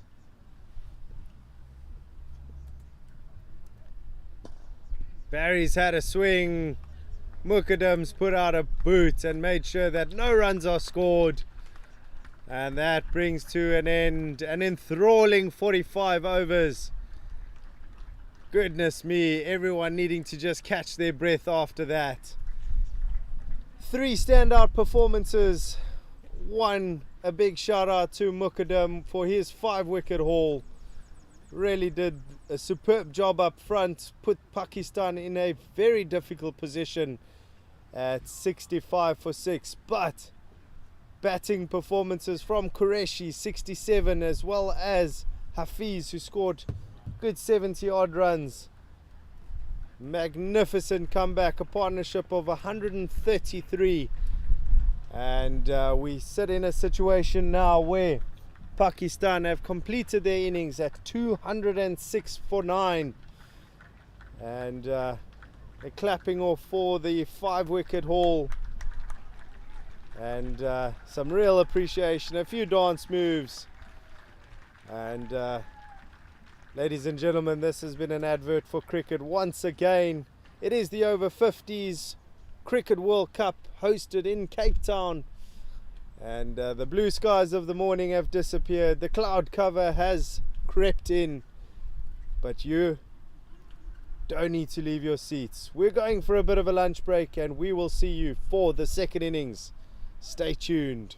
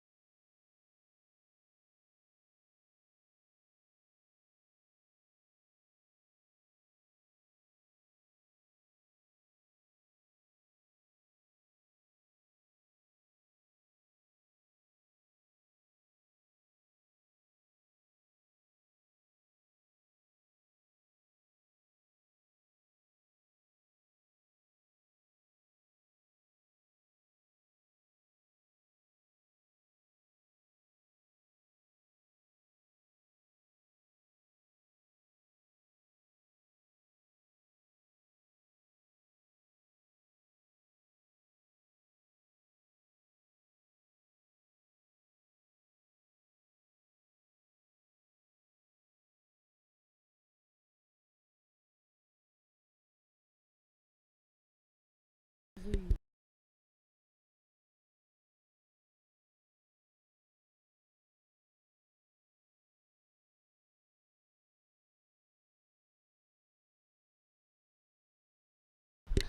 Good afternoon, ladies and gentlemen. Welcome to the second innings of this over 50s World Cup fixture between South Africa and Pakistan. From the toss, South Africa had won the toss and elected to bowl first, and it was a relatively successful decision when they had Pakistan 65 for 6, but a fantastic recovery partnership had led Pakistan to a total of 206 for 9 at the end of their 45 overs. It's now South Africa's turn to wield the willow. It's going to be a very interesting 45 overs as we are pushing for as much play as possible now that the weather is closing in. It's going to be very interesting, and we are all looking forward to it, holding on to our seats. Opening the batting for South Africa, Captain Louis Kuhn, and on the other end, Brandon Nash, who had a brilliant knock yesterday. South Africa really going to be relying on their top order, and Pakistan now looking towards their opening bowler, Javed.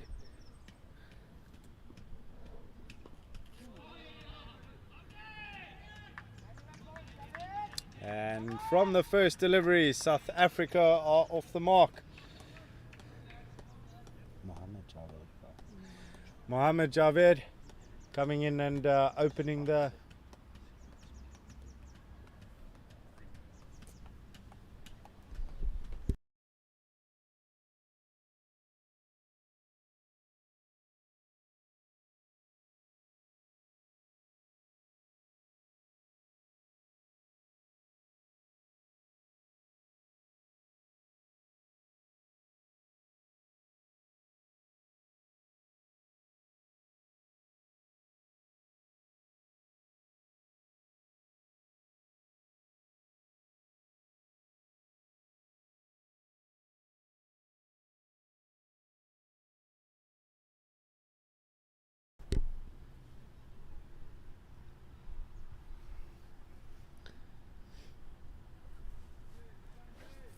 Louis Kuhn and Brandon Nash having a really good partnership yesterday to open up the innings against India. And that's a great shot down the ground, muscled over the infield and then racing away to the boundary. Fantastic shot from Captain Louis Kuhn.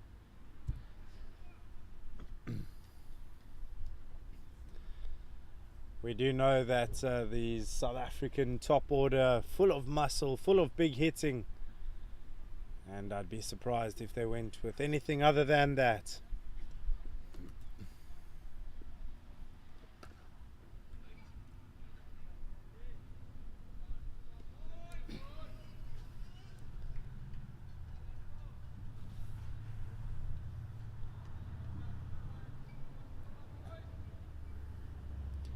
Pakistan opting for just the one slip earlier on and more wideish gully as opposed to the two slips South Africa did. There is a suggestion that there's really not much in it for the seamers, but this Pakistan side full of spinners, and we know that they will be utilizing that throughout their innings.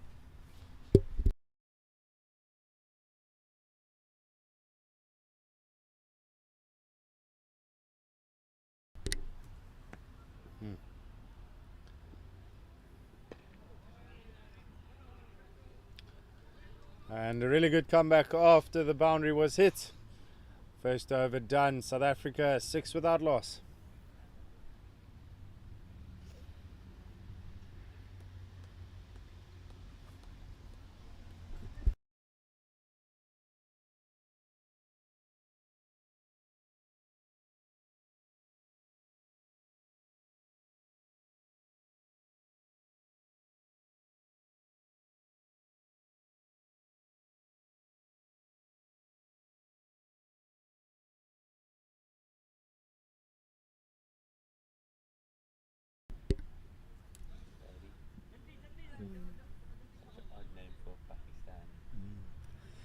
It is Barry coming into the bowling attack. As you can see, quite a tall figure as well. And very important how Pakistan do start over here. If they can bog South Africa down and make sure that there aren't too many free-flowing runs. We've seen that wickets can fall at regular intervals.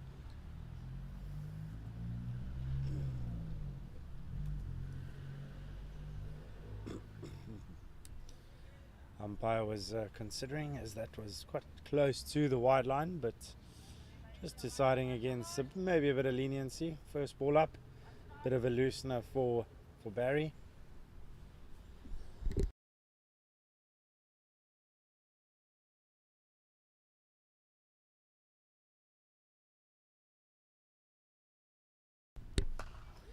This one's been cut through the infield all the way to the boundary.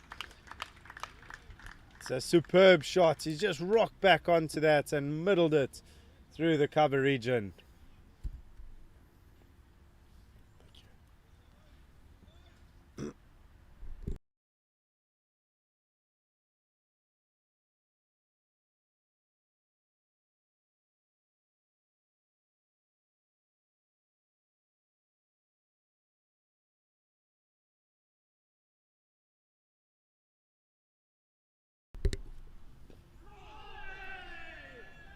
A slight appeal here from the Pakistani bowlers and fielding unit. I do think that might have come off the inside edge of the bat.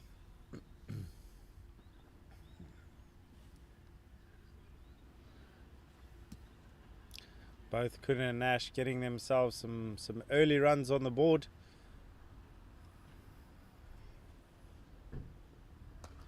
That's cut with real authority past the point fielder, and there's no need to chase that down. Hit with real power. 4 runs.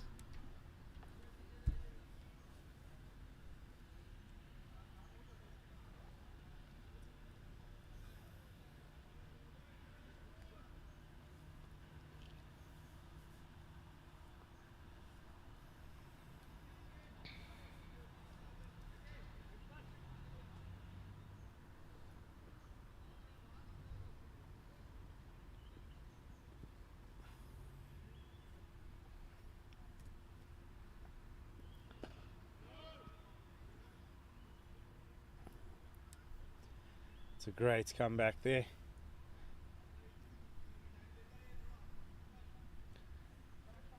Already a good over for South Africa. 8 runs coming from it. Showing intent from the get-go that they're not going to be sticking around waiting for better days. This one's muscled down the ground. 2 bounces to the boundary. Brilliant shot from Brandon Nash.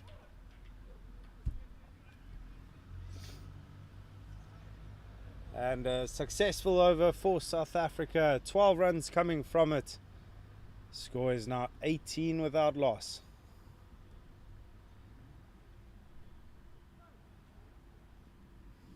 Captain Louis Kun is really known to wield the willow well. And I don't think he'll be sticking around blocking out too many balls. If there are bad balls, they're going to be put away. Both of these batsmen so strong, and gotta believe that Pakistan will have to hit their line and lengths better, because it's been a bit loose so far. Mohammad Javed coming in for his second over.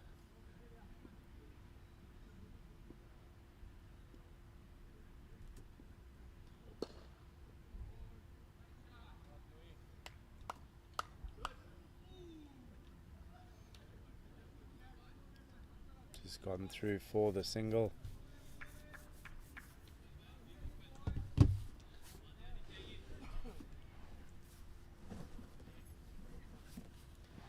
Both teams coming out after a lovely lunch here at Redham House, Constantia in the Cape area.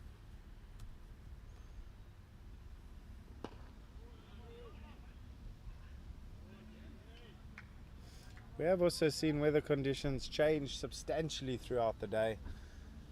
The clear blue skies have turned into a blanket of woolen clouds that are all around, and wouldn't be surprised to see a few droplets fall, as there are a few dark clouds around, but for now they're holding out.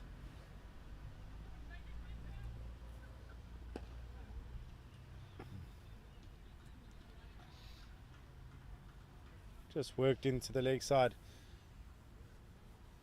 So that spectacular partnership between Qureshi and Hafiz, what made that so successful was that the bad balls were punished, and when they weren't bad balls, it was worked around the corner, singles were taken, lots of work was done between the wickets, and sure, that's something South Africa will look to do too.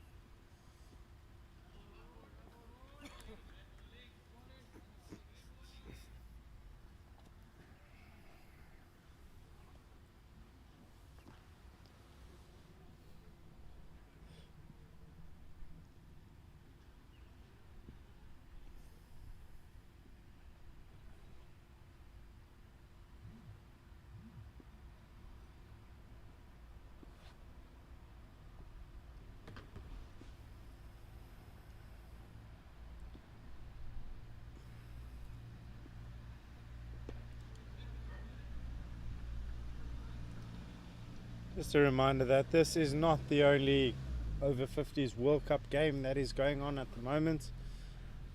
The rest of the World Cup games, there are 5 running concurrently to this one, all over the Cape, and those games are being broadcast on YouTube, and don't hesitate to go and check them out.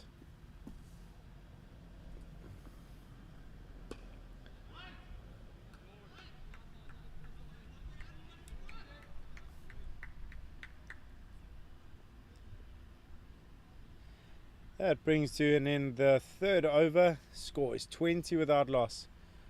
Much quicker start for South Africa than Pakistan. After 3 overs, Pakistan were 6 without loss, a lot more conservative.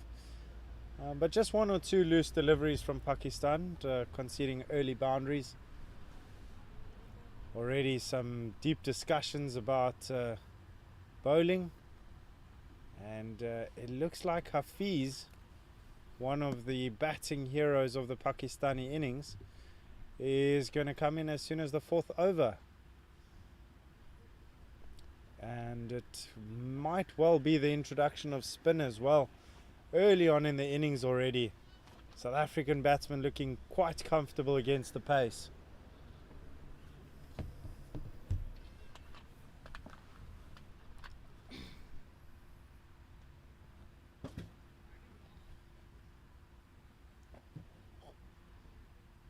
And it does maybe look like a change of mind here from captain.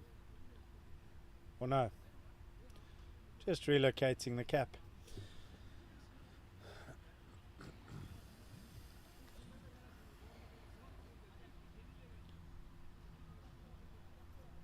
Looks like it will be left arm spin. It's been a real feature in this tournament so far, the amount of left arm bowlers, left arm spinners. Over-rate's been relatively slow for this game. If you do pop across to any of the other games, you'll see that they are further along, and I do believe that 1 or 2 might be finished already. India were cruising to victory against Namibia, and very close game between the USA and Australia. Remarkably, USA bowling them out for 109, but everywhere else there are still competitive games going on, and just a very interesting day 2 of cricket. Hafiz looking like he's going to go through and around to the right hand batsman.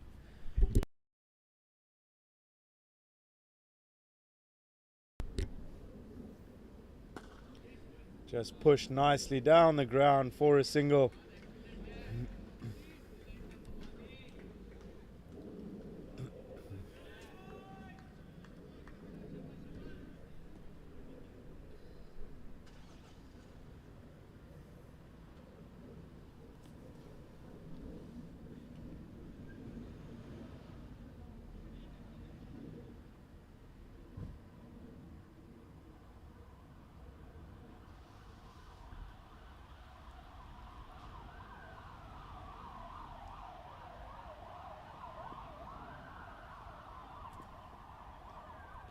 That's a huge drive from Louis Kun, and he has missed it.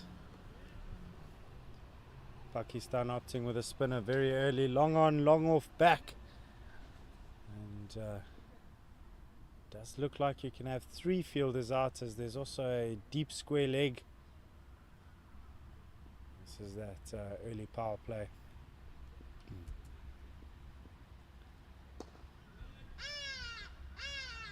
With there being so many fielders out on the boundary, rotation of strike, quite possibly the word of the day.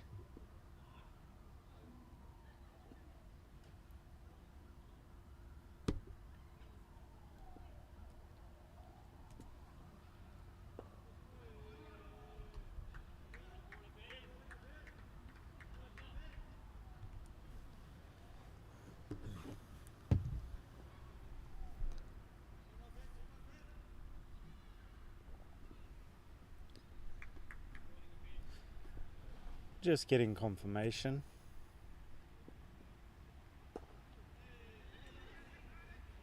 Just getting confirmation that Namibia versus India is complete, and India have won by 8 wickets. A relatively comfortable victory for them in the end.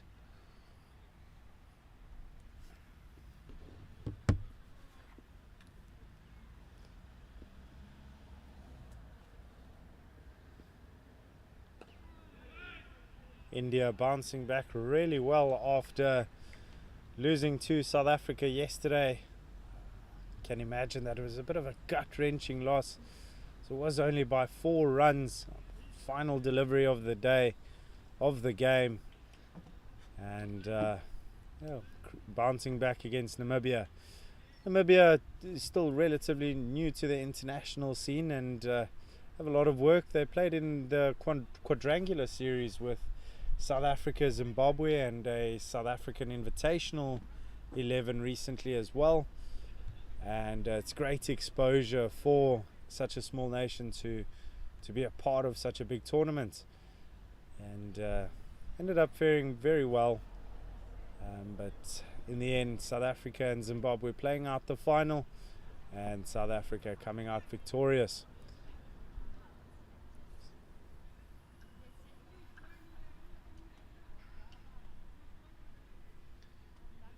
It is another bowling change now. All spin attack here for Pakistan as Tayyab comes into the attack.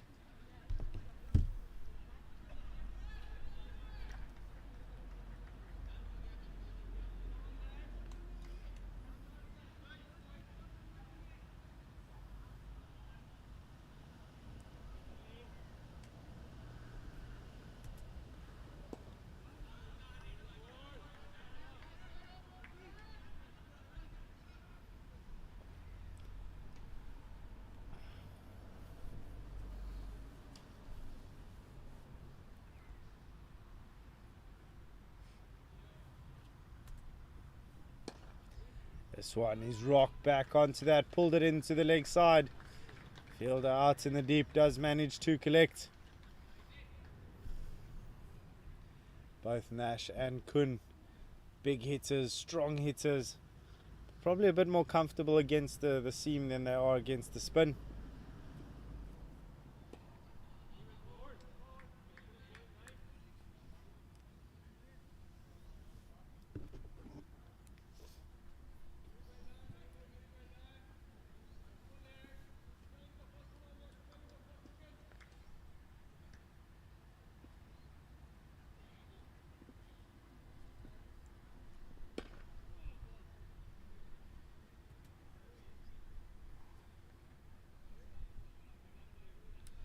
It's worked for the singles.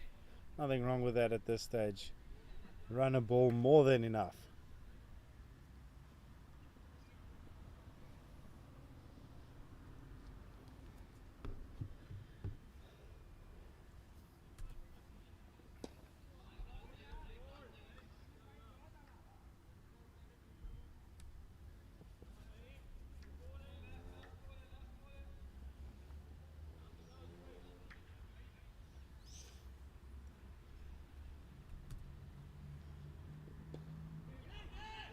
It's worked into the leg side, chance of a run out.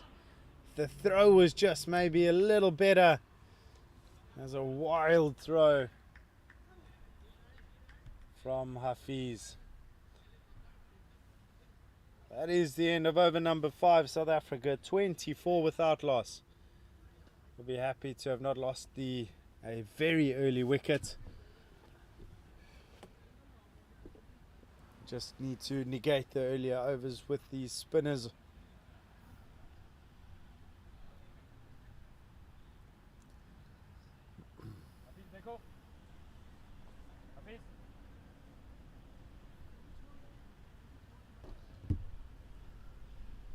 Hafiz once again coming through and around the wicket.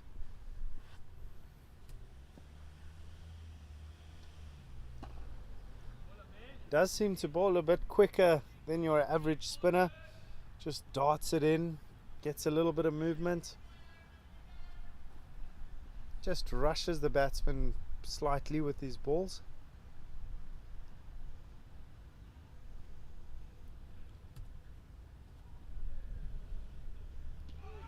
And just like that, he's delivered a bit of purchase.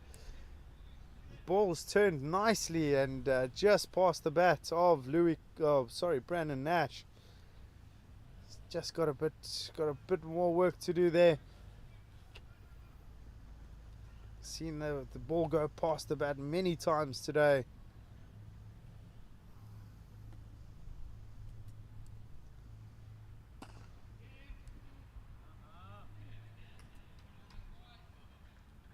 Pushed down the ground for a single.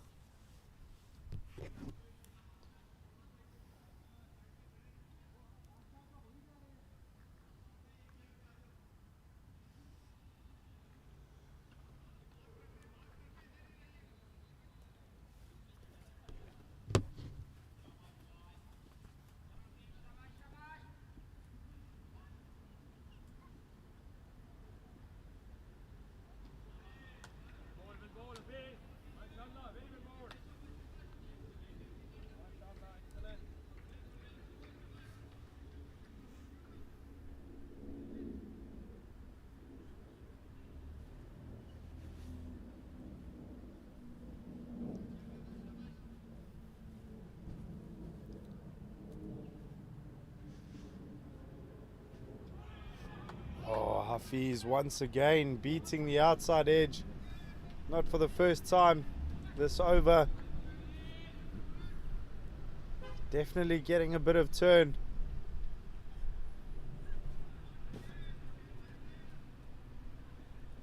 It's been a very good over so far. Final delivery to be bowled.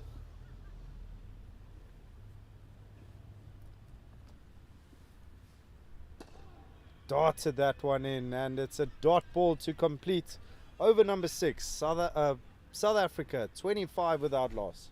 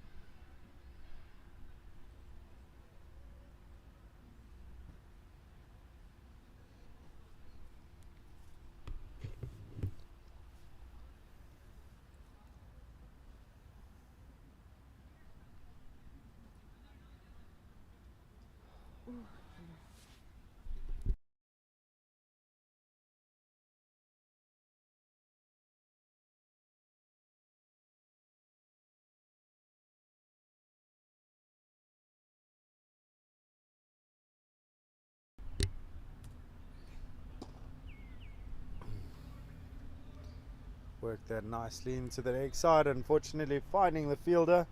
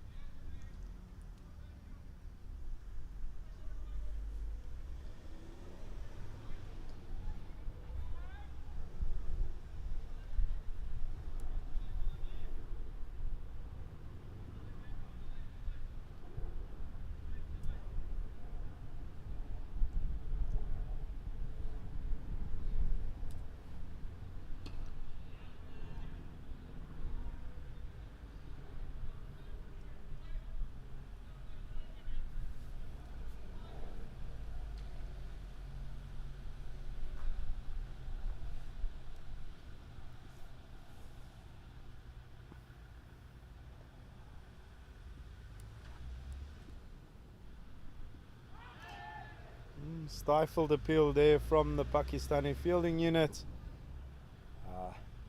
Do believe that everyone knew that was an out, and that's why it wasn't as vocal as you can imagine.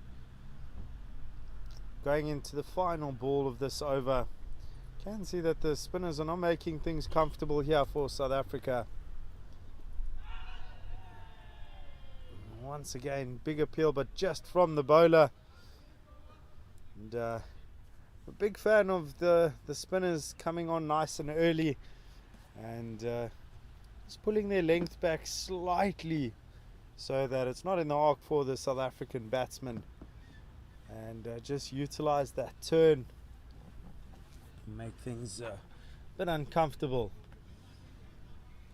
Hafiz has been bowling a bit quicker, just varying his pace now and then, and beating the bat once or twice every over. So looking good so far for the spinners. He's just gone for the 2 runs in his 2 overs.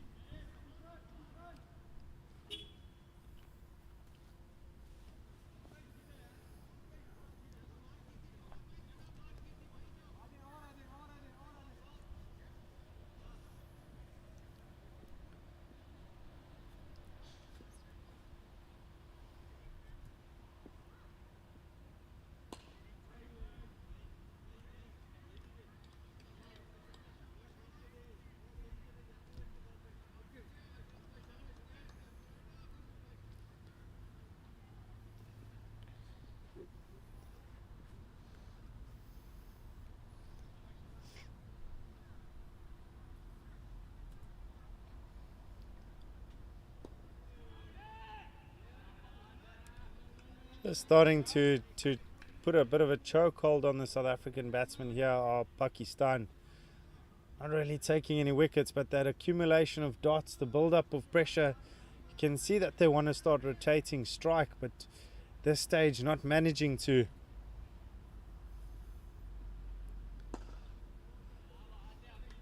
It's another dot ball, and we've so often seen, and anyone who's played cricket knows what a build-up of dot balls can do, which is also why the Pakistani fielding units have started getting more vocal, more chipper, more chirpy.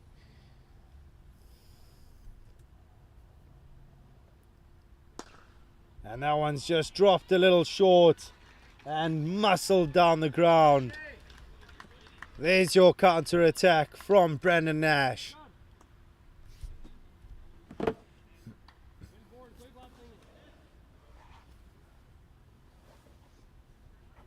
Just dropped that a little too short, giving him time to rock back, and he's muscled it down the ground.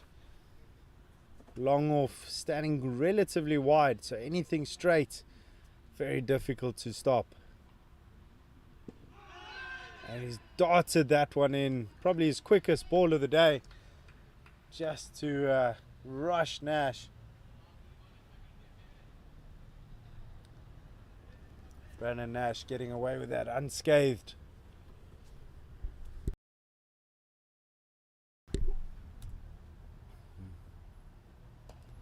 This one is decided to cut through the cover region. There's a chase on here for the fielder. Big work to do, and he does reel it in. They come back for a second. Turned out to be a decent over for South Africa. 6 runs coming from it.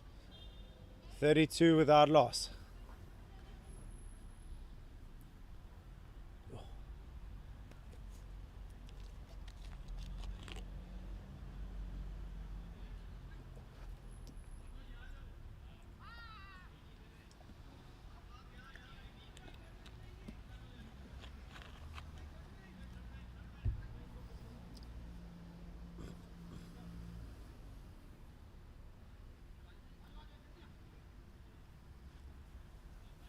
A lot of shuffling around in the field. Everyone contributing here from the Pakistani units. They saw what wickets can do. One can bring 2 very easily.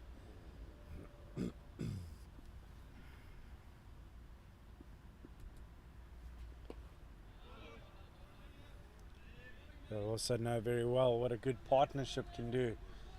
So the longer Nash and Kuno are at the the crease, they'll know what damage can be done.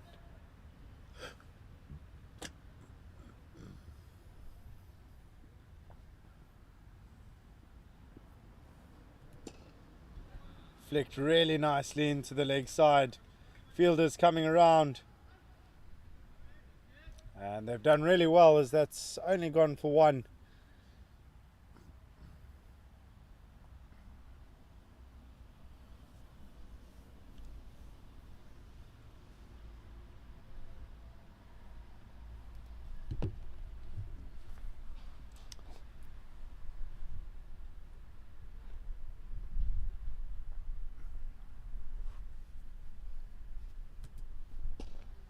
This one's hit really nicely, but straight to the fielder once again.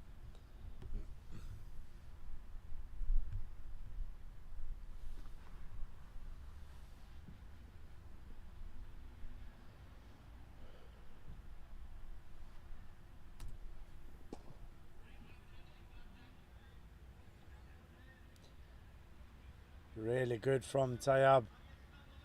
It's not giving the batsman much to work with. Taking the pace off, letting the ball do the work.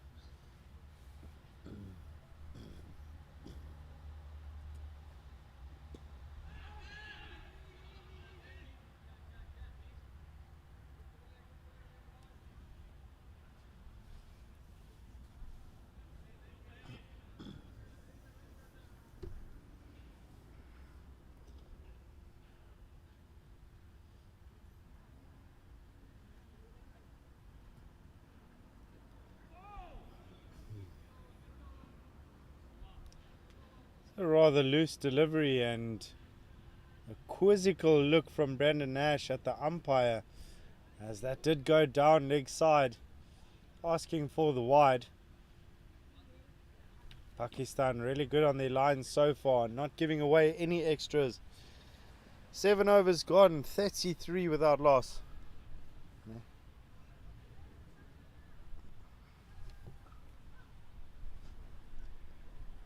Sorry, not 7 overs, 9 overs.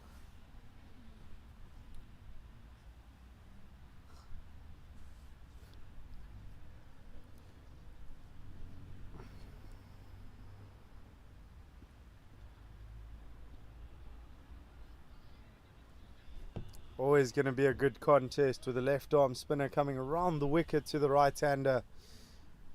He's getting that turn away, making life very uncomfortable.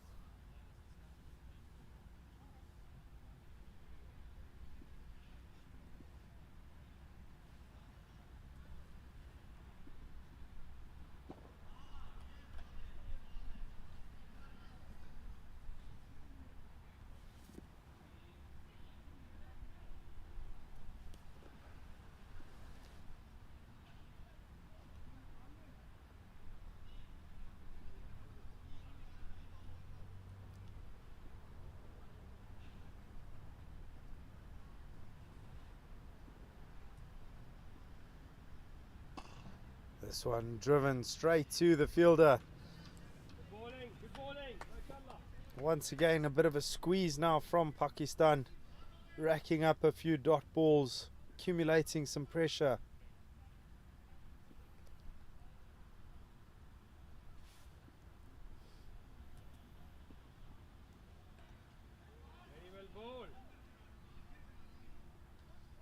Have seen that South Africa willing to play the big shots, and eventually they're going to go for the pressure release. Just depends if it's going to be on a bad ball.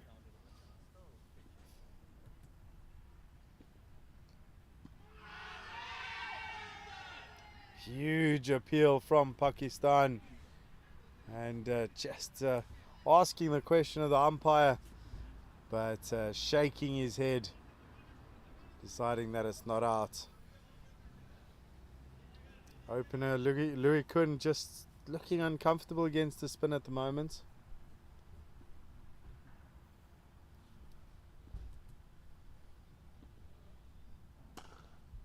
Having said that, he's really hit that with power at the fielder. And it's a dot ball and a maiden over for Hafiz.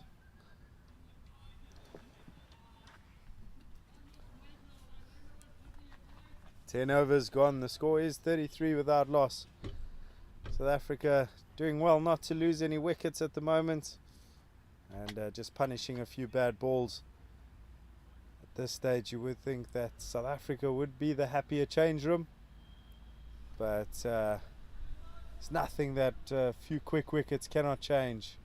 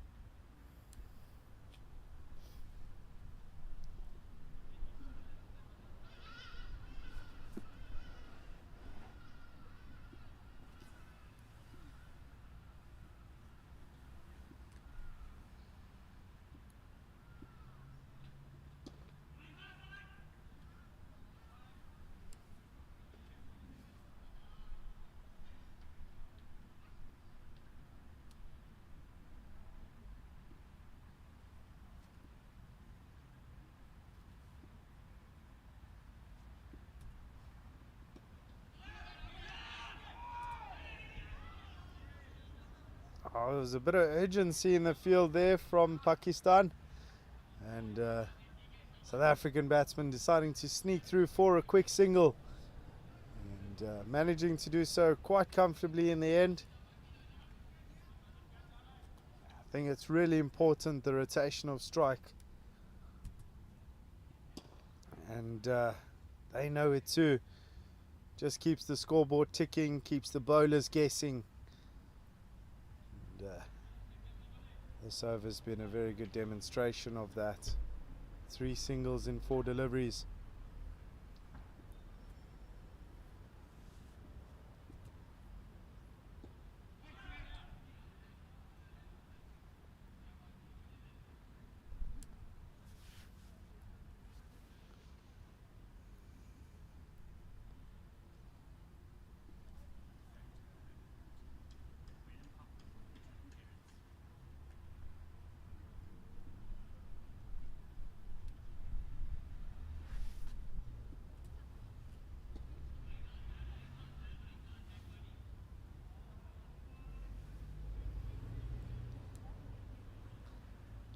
And that's over number 11 complete. South Africa 36 without loss.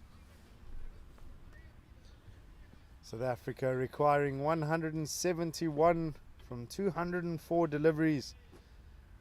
It sounds easy on paper, but we know how many times the momentum can shift in that space.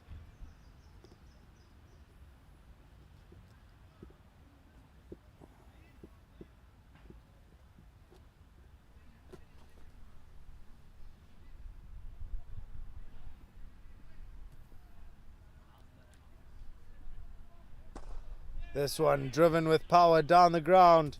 Hafiz managing to get something behind it. And quite honestly, if he didn't, that might have been running to the boundary. And ended up being fielded on the boundary by Barry. Collected it nice and easily.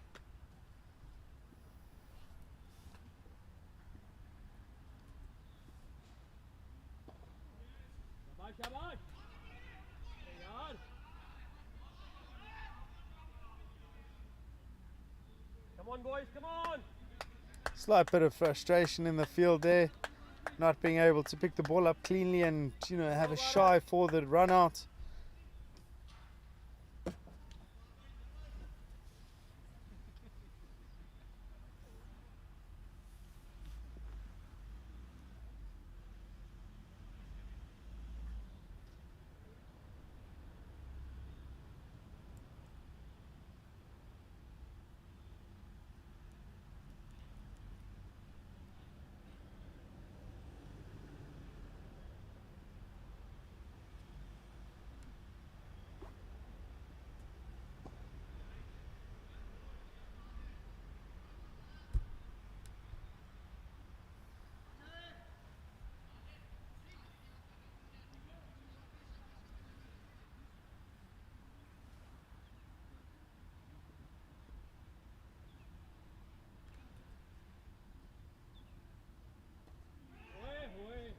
He's had a go at that, but missed timing it completely, catching the bottom edge, and very easily could have been chopped up onto his stumps. They do go through for the single. Difficult chance, but should have taken the would have changed. The ball, Habib. One ball remaining in the over. Has already been 3 runs from it. At the moment, very much a stalemate.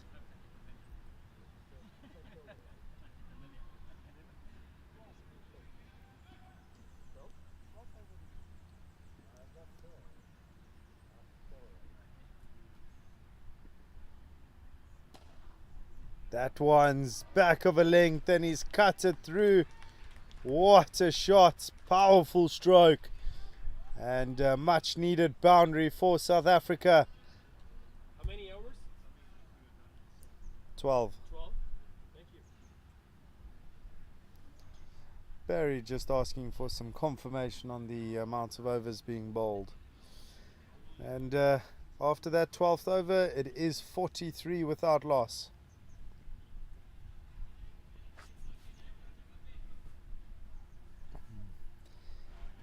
Umpires in conversation at the moment. It's not the first time this innings they've got together.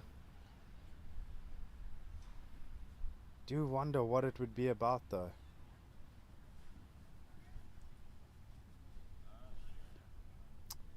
Tayyab to continue from the far end, and he's bowling to Nash.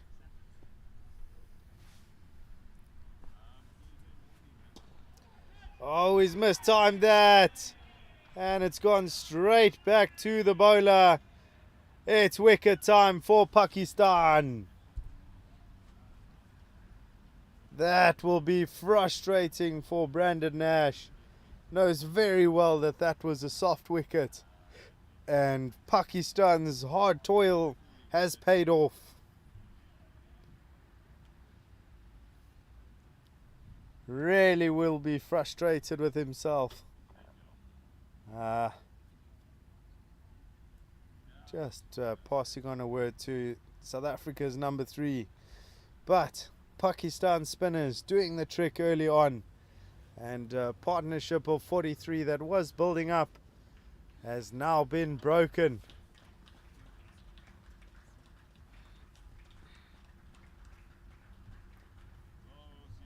Coming to the crease now, Craig Lyons.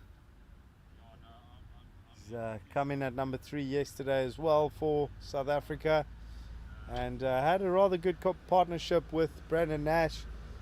This time exchanging his partner, and he's got to work with Louis Kuhn, the captain. Still more than capable batsman between the two of them. And it will be a score that they still believe they are in control of chasing. But it all comes down to the spinners and the damage that they can do from Pakistan.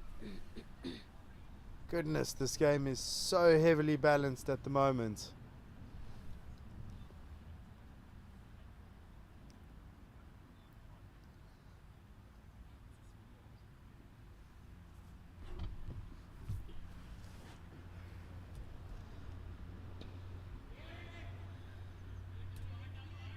Just been pushed out to the offside.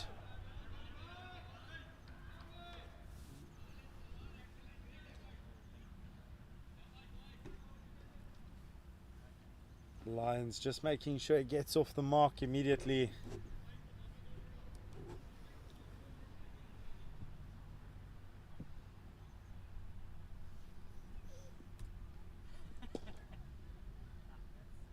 This one just driven down the ground. Single.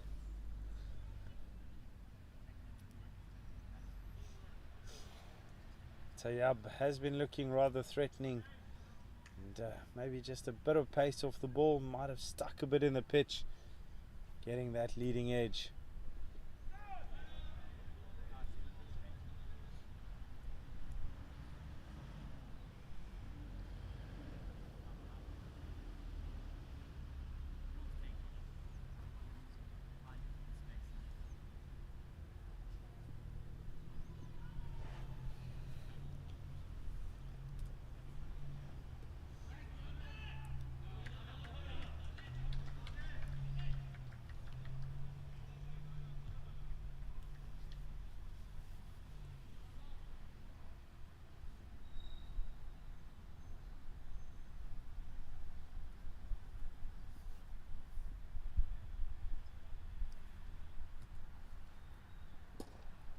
This one flicked out into the leg side, but some great work in the field restricts that to a dot ball.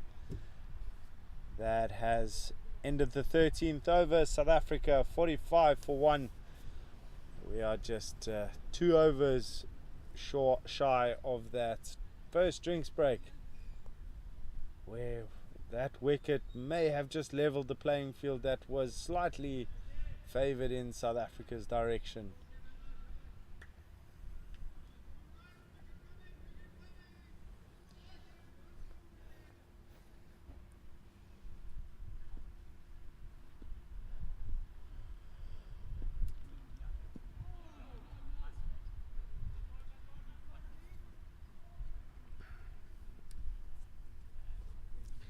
Louis Kuhn really taking his time here at the start of this innings.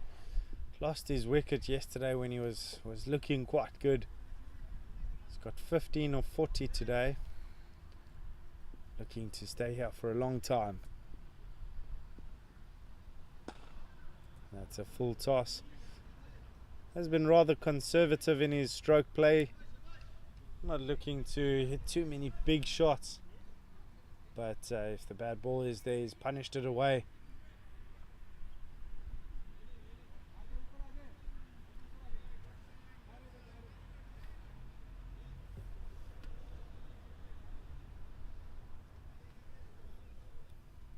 With Lions, the new man to the crease, they've brought up mid-on, the long-on fielder to mid-on.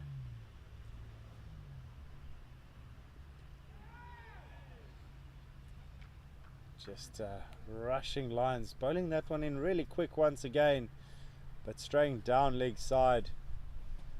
Last thing Pakistan will want to do is give away too many extras.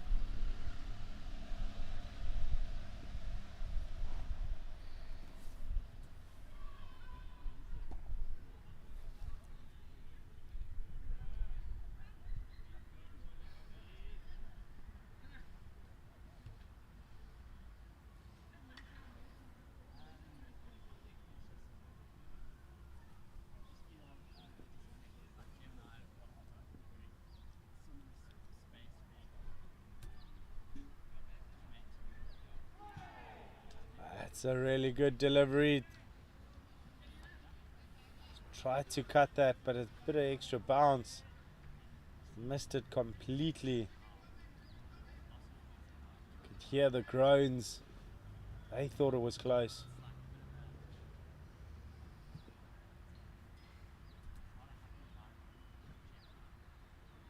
That's a really late cut and timed very well. It's a big chase on at the moment. And it is a really good stop on the fence as they come back for a second. Final ball of the 14th waiting for us now.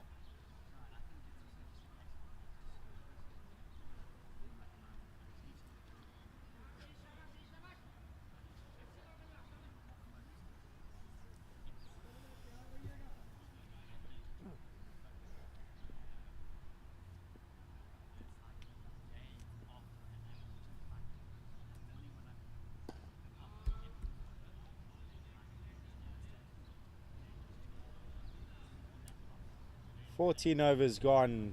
Pakistan holding South Africa at the moment. 49 for 1.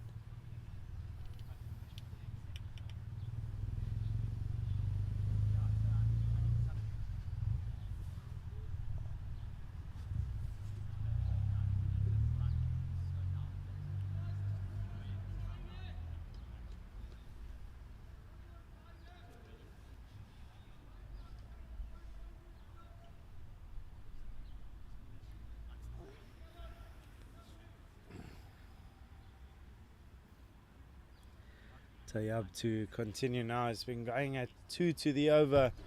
Been economical. Plus he got that breakthrough.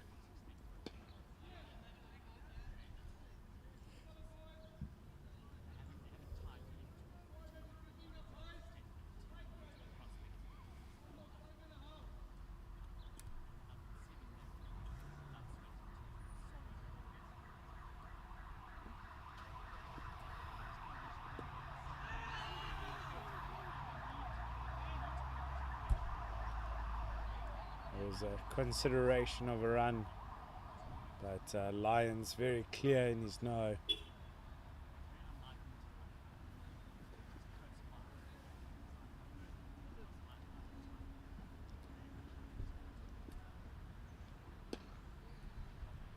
This one's just been punched once again. South Africa need to be careful that they don't get too bogged down, so that the required rate climbs substantially. They don't want to be in a position where they're struggling and playing catch up.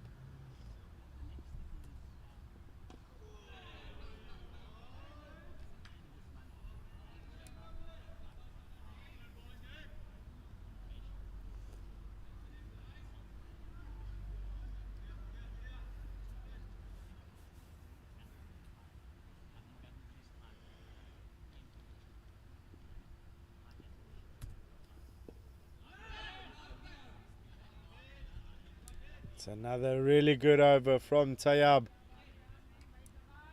1 ball remaining till drinks. Required rate just climbing up slowly but surely.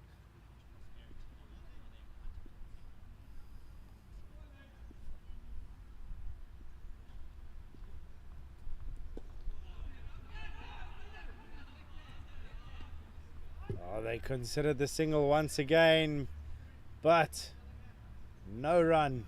It's another maiden over, and Tayab figures looking outstanding. That brings to an end the 15th over, and we are off to a quick drinks break. We are very evenly poised and set up for a humdinger.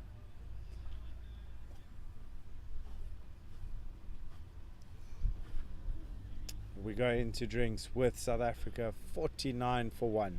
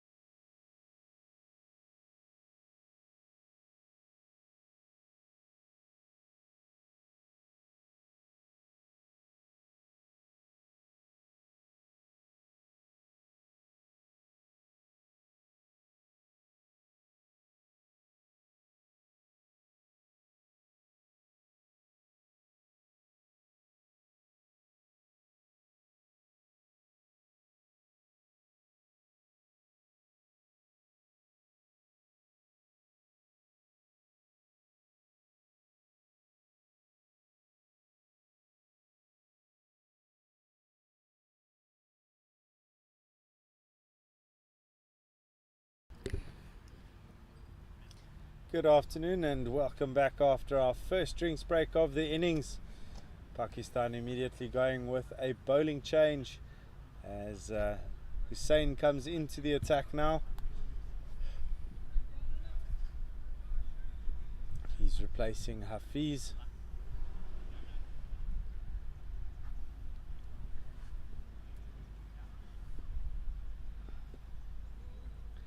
That single in the previous delivery did bring up the 50 for South Africa as they now sit at 50 for 1.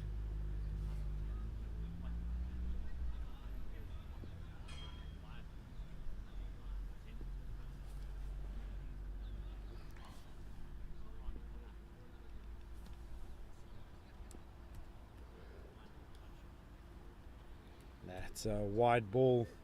You have to wonder which change room you'd rather be sitting in at the moment, because I do think that there's an argument for both sides.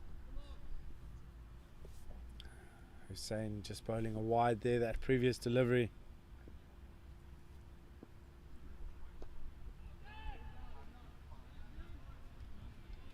And that's a single, a dot ball, sorry. And the arguments for both sides, I don't know. So you look at the Pakistani team and they're starting to bog down the South Africans, and 2 or 3 wickets in quick succession could put South Africa in big trouble.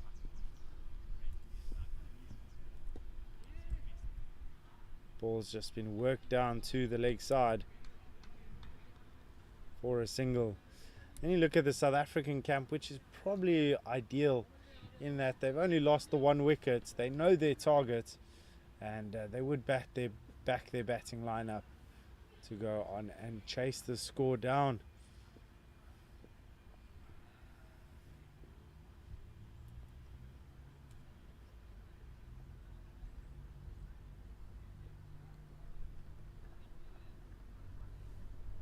It's another single to Lions. And it would be a remarkable victory for Pakistan if they did come through, since they were in that position. 65 for 6. I know I've mentioned it a few times, but that's a remarkable recovery.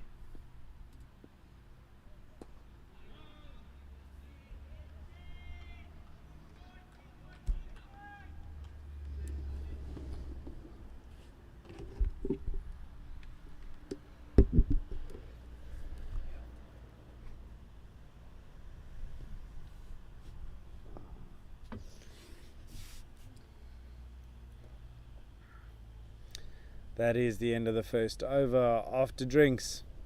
4 runs coming from it, 53 for 1.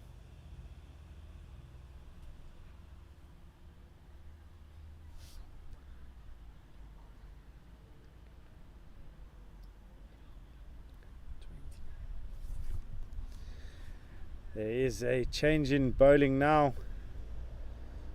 Naeem Tayyab's been taken off. He's had a fantastic start with that maiden that he bowled in his previous over. Figures of 1 for 10 in 6 overs. Very good work from him. New bowler into the attack is Ahmad, the Pakistani opening batsman, who's now looking to turn the arm over with a ball to see what he can do from his end. Lions just a bit late on playing that shot, looking to play it late in order to read the spin. With this Pakistani bowling lineup, we can see that it's a very spin heavy one.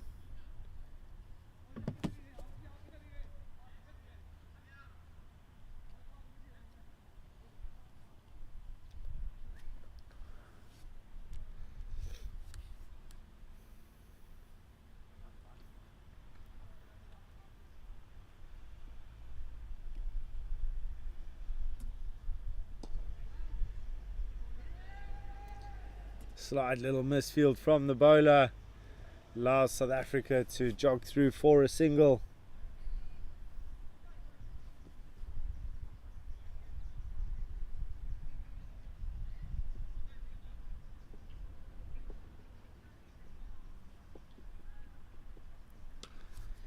Rock back onto that one, cuts it into the offside.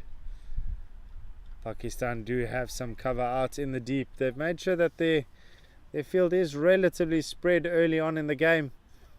They've made sure that South Africa don't get away with too many early boundaries.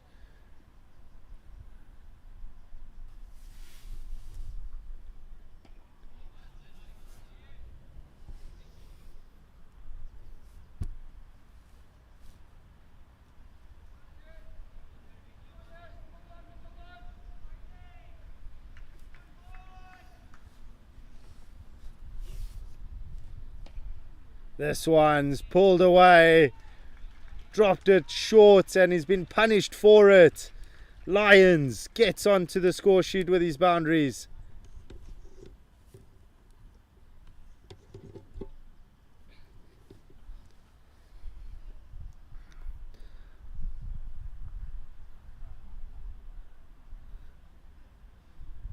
So what happens, he's just dropped it slightly short and it's been pulled away. One ball remaining in the over.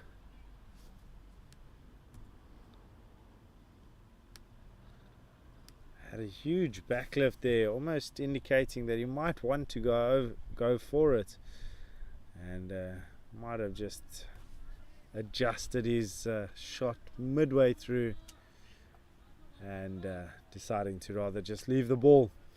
17 overs gone, it's 59 for 1. South Africa just slightly behind the run rate at the moment. I do require 5.28 to the over, and wouldn't want that to climb up too much in the next few overs.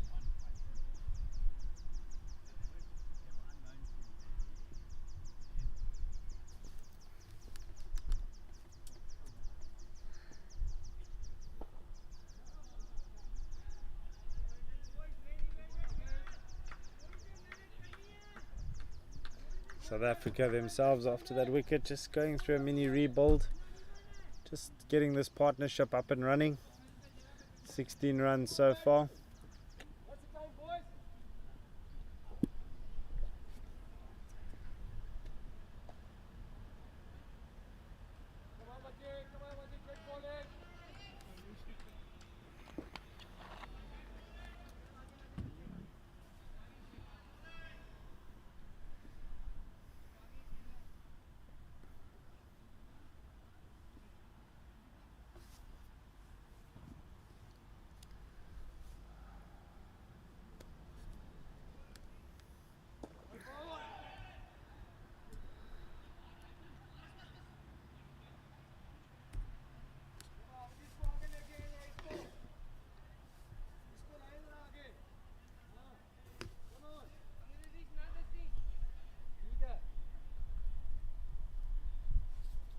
Lots of chatter in the field for Pakistan. There's definitely an air of belief at the moment.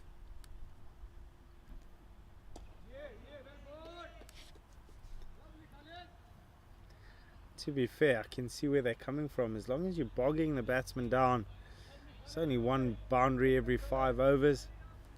Pressure eventually will catch up, and it's a fine line between composure and just batting a bit too slowly.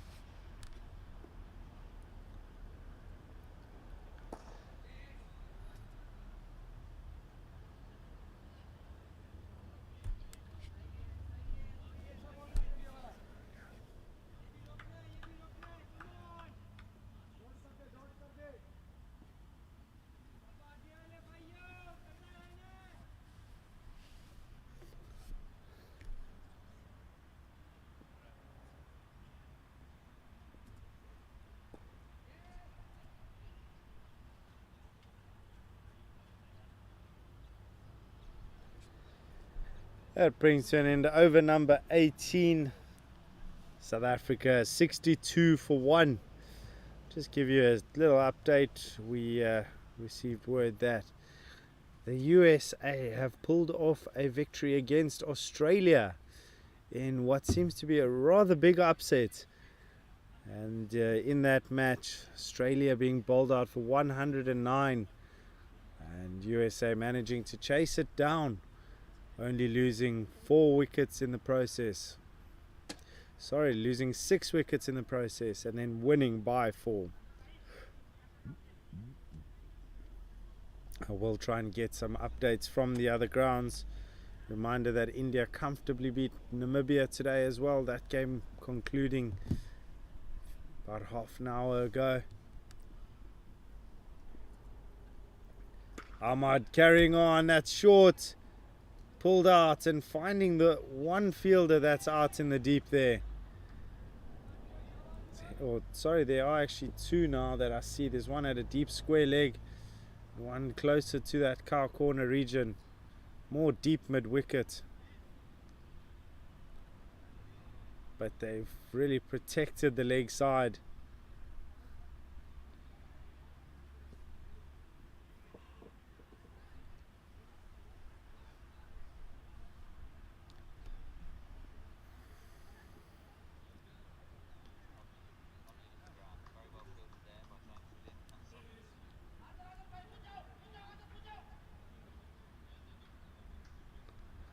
There's an easy single there, worked around the corner.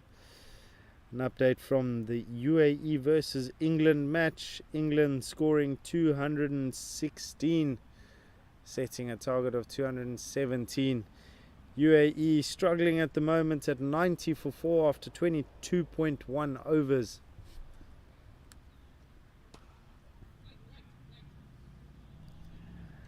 England just looking like they might run away with that.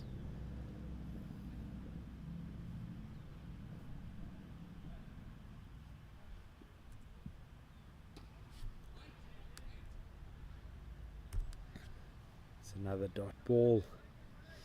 An update from another game which is probably going to go down to the wire. Zimbabwe taking on West Indies. And as we talk, it's another wicket for Pakistan. Ahmad has struck as Louis Kuhn has chopped the ball onto his stumps. And it's wicket number 2 for Pakistan. Louis Kuhn, the captain, departs. And he's put in a big shift there to try and just keep the innings together.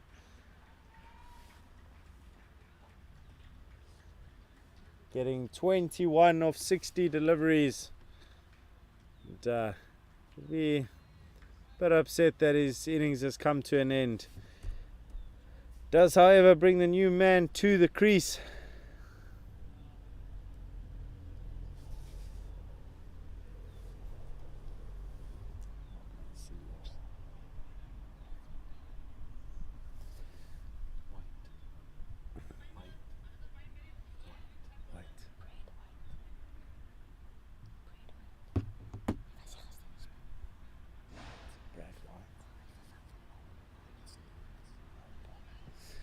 And the new man to the crease is the new addition to the South African side today. It's Brad White coming into the fray at number 4. Left-handed batsman gets his first taste of World Cup action. What a time to come in. What a time to prove that he's worthy of that starting position. Coming in at 4, we know he can hold the bat. It's an awkward looking first delivery. Just looking awkward with a spin. But anyways, a successful over for Pakistan. Another wicket from it. And after 19 overs, South Africa 64 for 2. Starting to itch towards that Pakistani side is this game.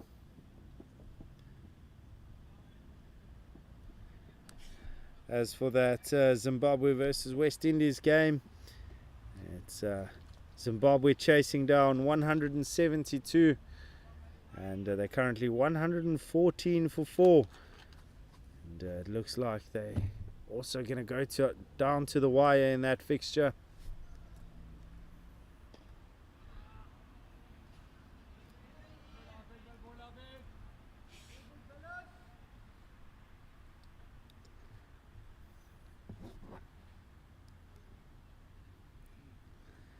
And in the final match of the day, it's Sri Lanka versus New Zealand. This one's driven down the ground for a single. Should be comfortable for Hafiz on the boundary, and is. And in that New Zealand versus Sri Lanka game, target of 194 for New Zealand to chase down, and they're currently 106 for 3. And that few wickets can change the momentum. Few wickets will also sway it in New Zealand's favour. As for this game right now, you have to start thinking that Pakistan are starting to get a grip, starting to look like they are riding the momentum out, slowing down the run rate. Then another wicket now. How does South Africa respond?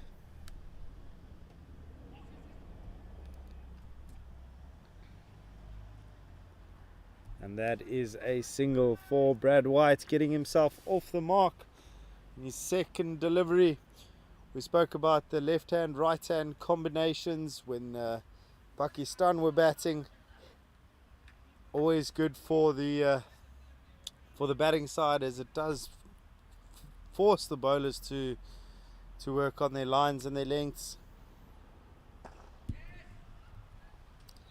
And that's especially effective when you're able to rotate the strike regularly within an over.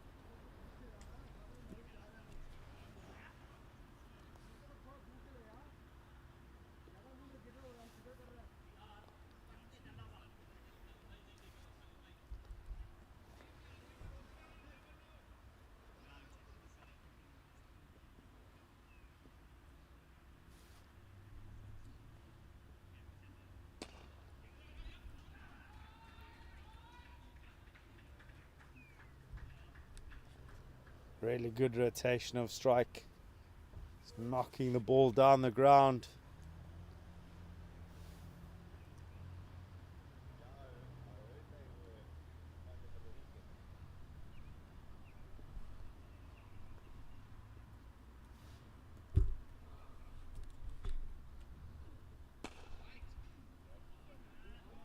It's another good over. 4 runs coming from it. South Africa 68 for 2.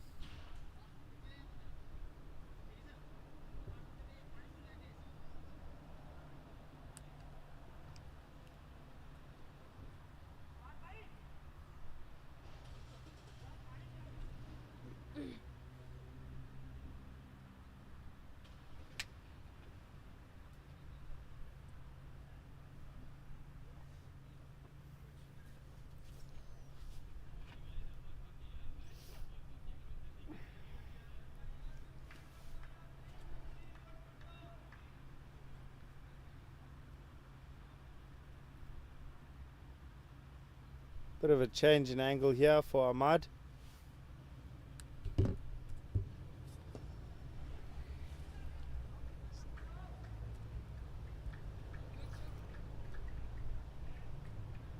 Ahmad just going around the wicket there, trying to move it away from the left-hander.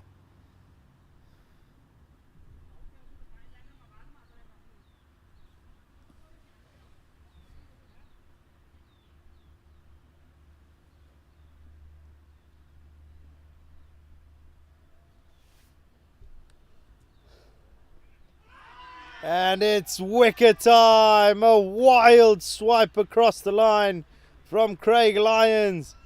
And it's another wicket for Pakistan. Brilliant bowling from Ahmad. And he's got wicket number 3 for Pakistan.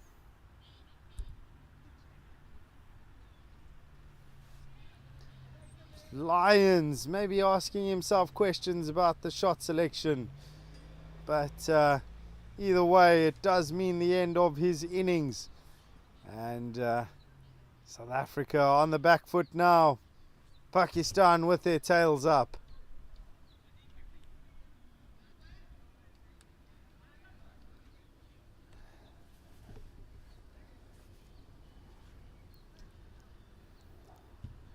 New man at the crease is Solomons, the wicketkeeper of South Africa.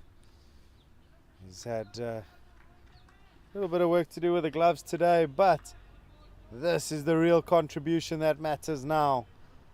South Africa slightly on the back foot, needing to chase down 207. But the Pakistani spinners have had these South African batsmen bogged down, created a real influx of pressure, the need for a pressure release. And I think that's what might have got Lions to play that slog sweep across the line. Either way, it's another wicket.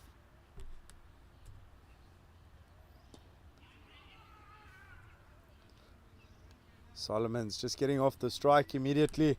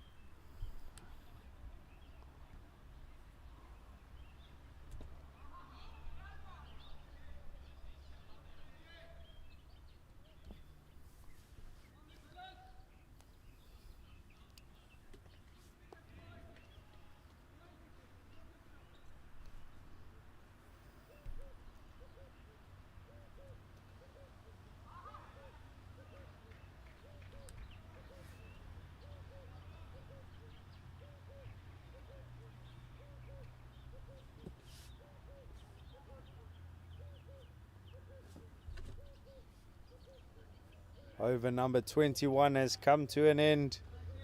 The wicket taking over for Pakistan. Currently 70 for 3 are South Africa, and severely in need of a partnership. It's just negating these spinners, working them around.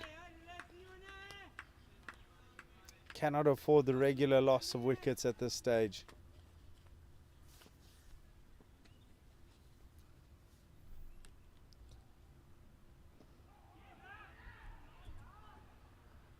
It's a quick single taken. Some good running between the wickets by these two South African batsmen.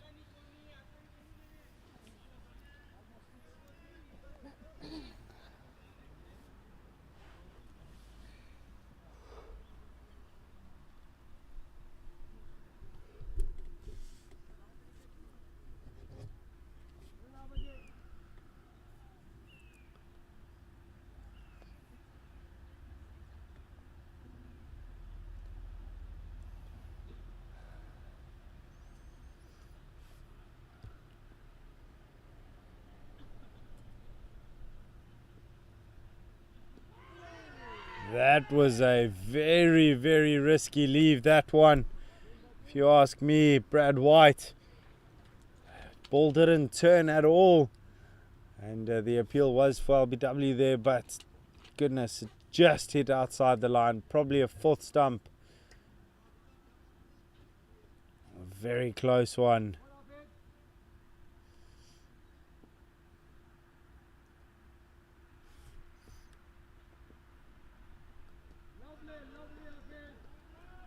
And the question was asked, that one. Wide ball given.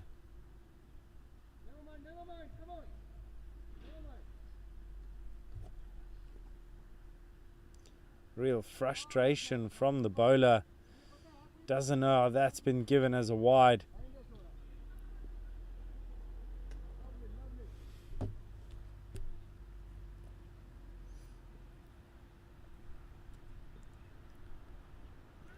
That's a full toss. That's missed everything.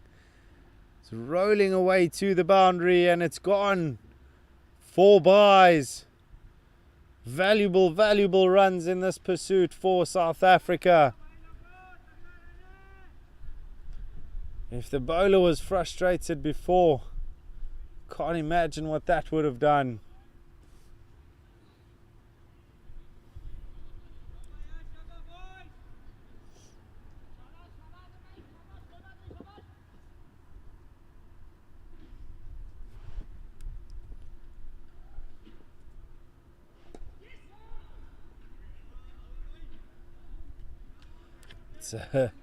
Looks to be a really good call from Mario Solomons. Brad White was ready to take off there no matter what, and being sent back. Fielders very quick to get to the ball, looking very sharp.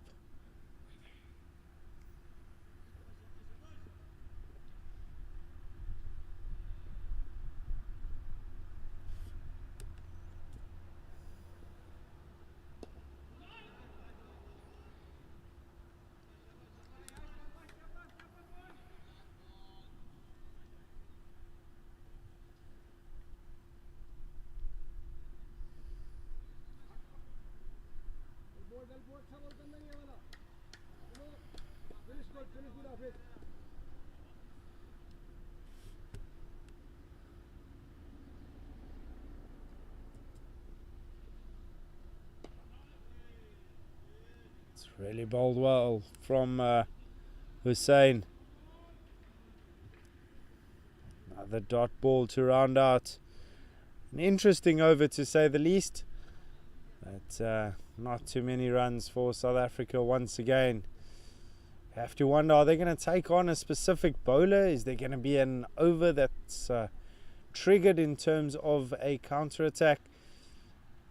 By the looks of it, they're probably just going to rotate the strike, stick around as long as possible, and take this game to the final 10 overs.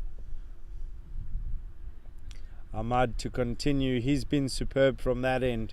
Already taking 2 wickets, conceding just the 10 runs in his 3 overs.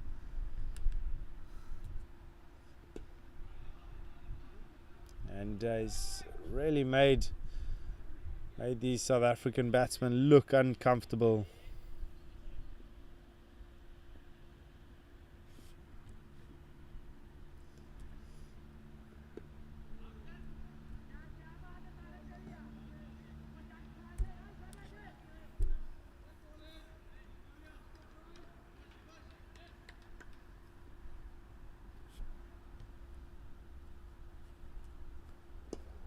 Advance down the track. We haven't seen too many people do that so far today. Advancing down the track to get to the pitch of the ball.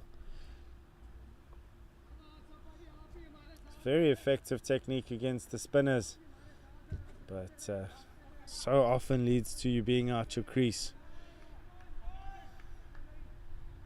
and obviously risking the stumpings.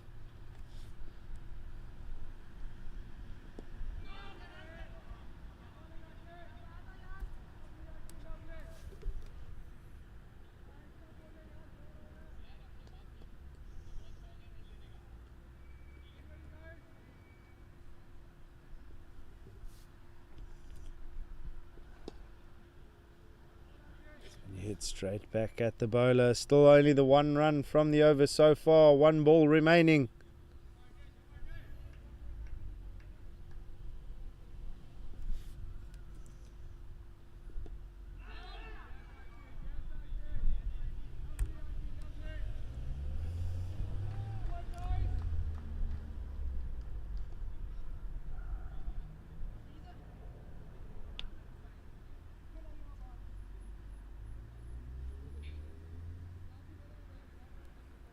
Brings to an end the 23rd over.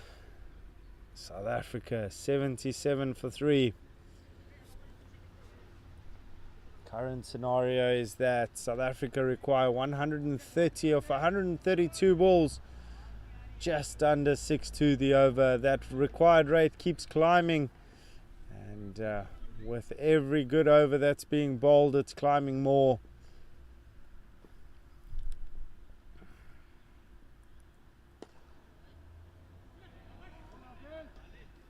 Hussein's also been really good.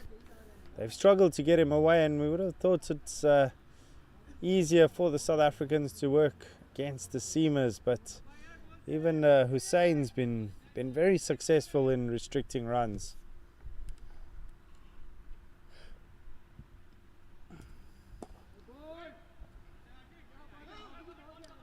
Some really good fielding in close.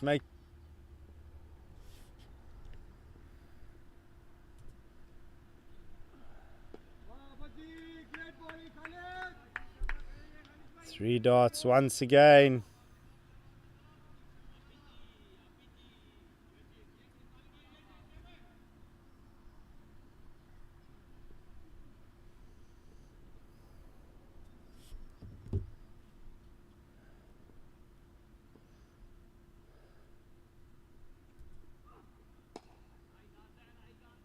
Bowling Khaled! Bowling Khaled! Lovely!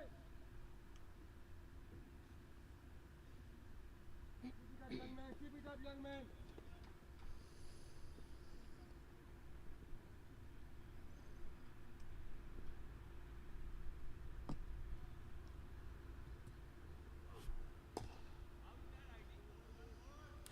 Five dots in a row. 24. 24th over.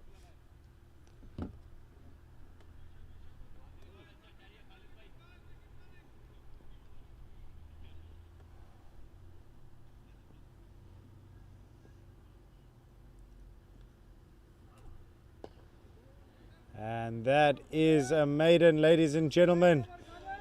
24 overs gone. South Africa still 77 for 3. It's been such a good bowling performance so far from Pakistan. Been so tight on their lines, very few extras given away, and making South Africa work very hard for their runs. And does look like they are struggling. Both batsmen at the crease currently on 3. Solomon's doing that off 11 balls, and Brad White's doing it off 15. So still lots of hard work to do here.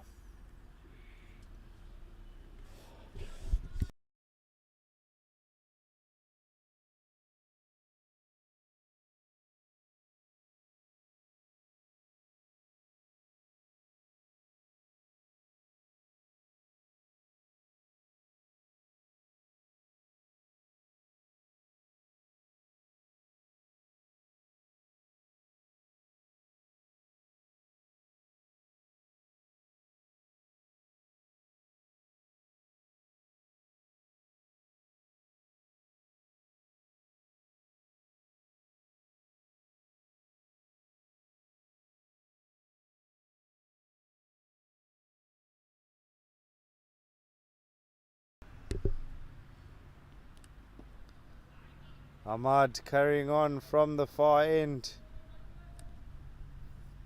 Bowling really well in tandem here with Hussein. Between the two of them, they've conceded so few runs. And the pressure build-up has allowed them to take wickets as well. White's coming down the crease, down the pitch, sorry. Leaving his crease. And, groans of awe because he didn't quite middle it. Caught the outside half of the bat.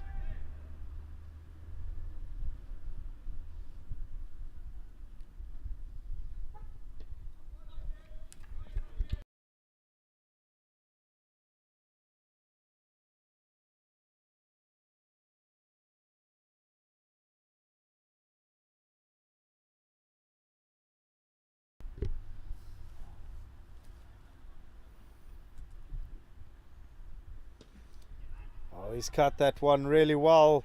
It's work for the fielder to do, and he does come around. He's made up some really good ground, and just the 2 runs for South Africa. It was a good shot, and they're applauded from the stands because it's the first real aggressive shot that's been played in a while.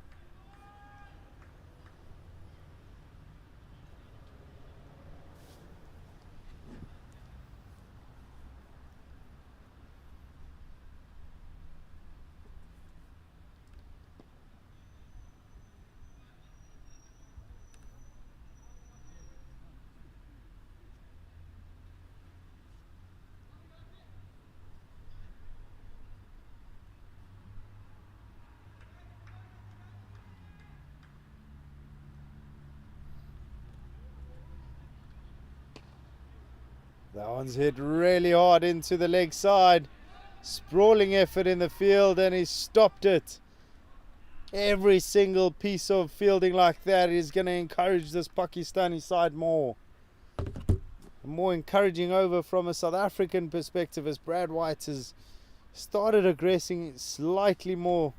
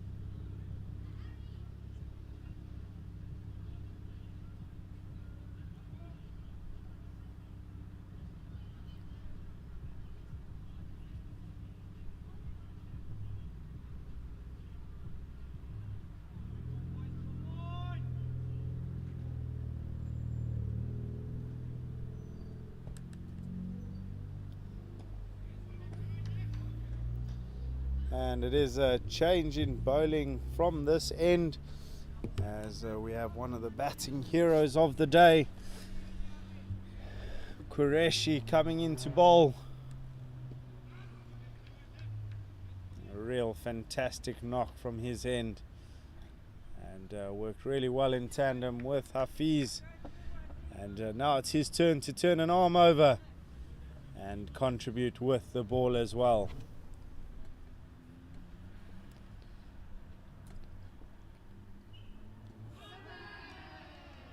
And it is wicket time here. Pakistan have struck again, and so has Qureshi. It's his first wicket, but it does mean the end of Brad White swinging himself off his feet. And disappointing end for Brad White.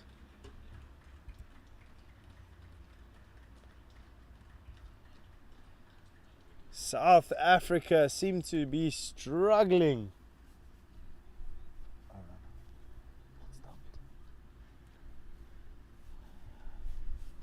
And just getting confirmation, Brad White getting stumped. And, oh, disaster for South Africa. Lots of hard work waiting for them. As for Pakistan, their work with the ball has been spectacular. And it's been rewarded now.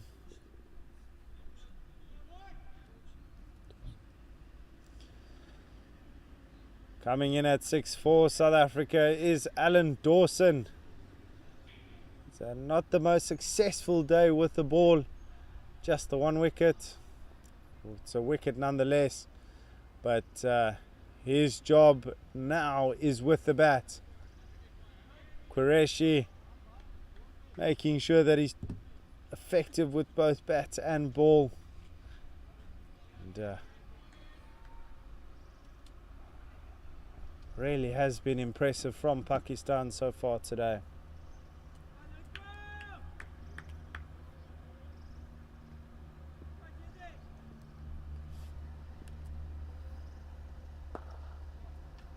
That's been driven really well, but straight at the fielder.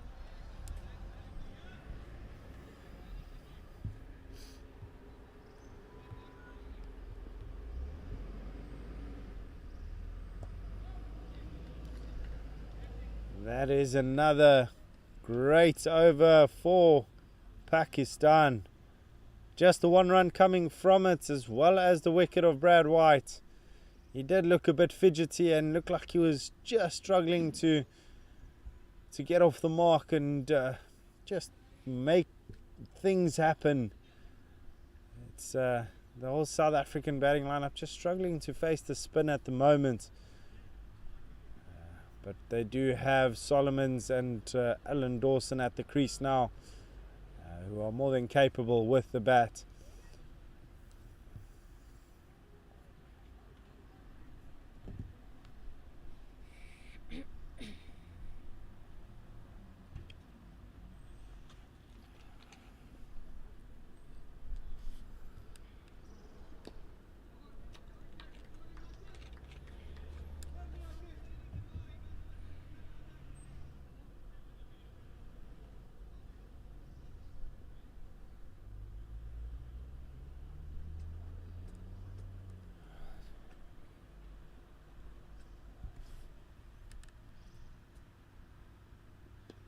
Solomon's advancing down the track.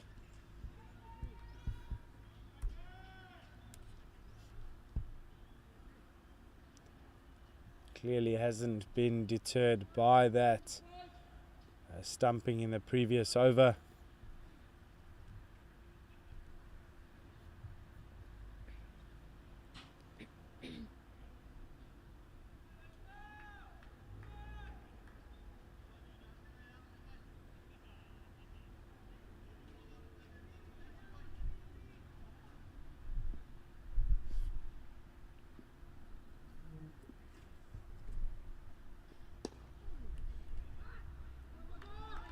That's another great effort in the field. It's been an inspired fielding performance as well. There's so much energy from this Pakistani fielding unit. Host South Africa need something. Need a moment of magic, moment of brilliance.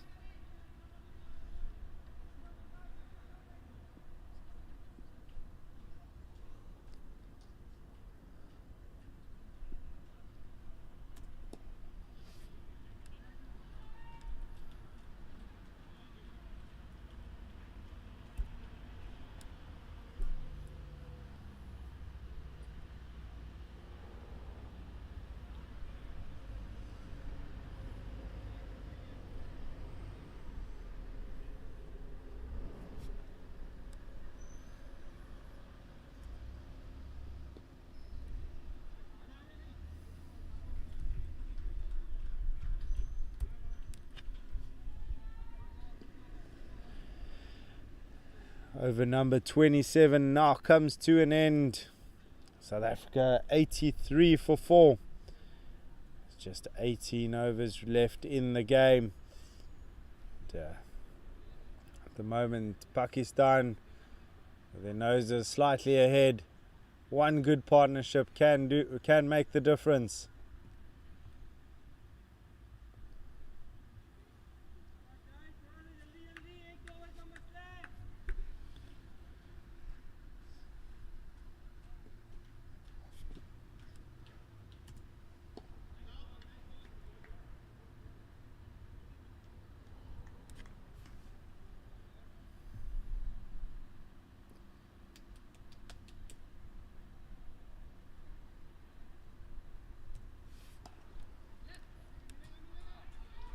That one's been cut really well. Fielders are chasing. And, they do come back for a second. It's a very quick and fit fielding outfit from Pakistan. Showing some real energy in the field. Despite it now getting 10 past 4. It's getting later in the afternoon.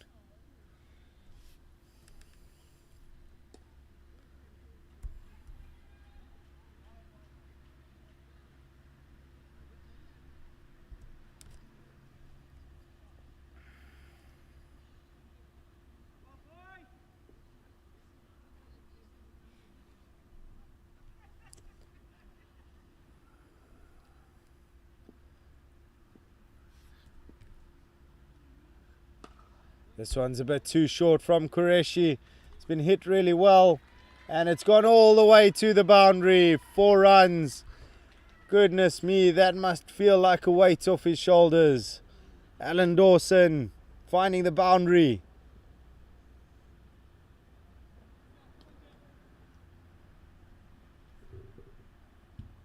Qureshi just dropping that too short and allowing Dawson to free his arms.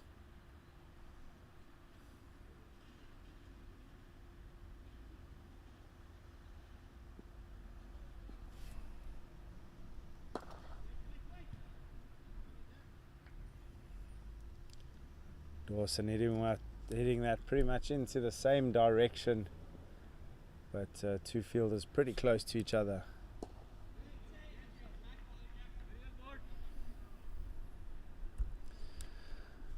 And relatively decent over for South Africa, a rare one.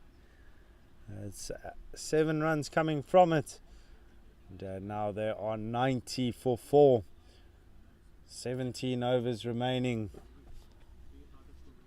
117 required. That required rate has now gone up to 6.85 to the over, and can't afford for it to go much higher than that without losing too many wickets. It's a real tough situation. Ahmad coming in for another over. He's been superb with the ball. He's done some great work, taken 2 wickets in the process.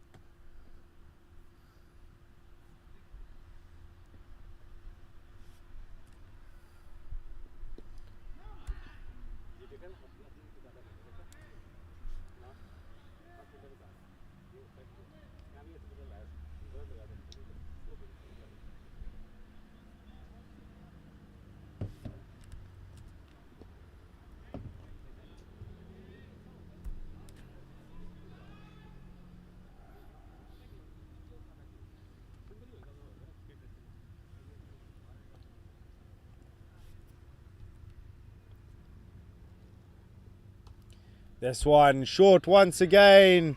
He's rocked back and cut this all the way to the home supporters. And the umpire signals 4 runs. Could this be a small shift in momentum here for South Africa? It's 2 boundaries in a few balls.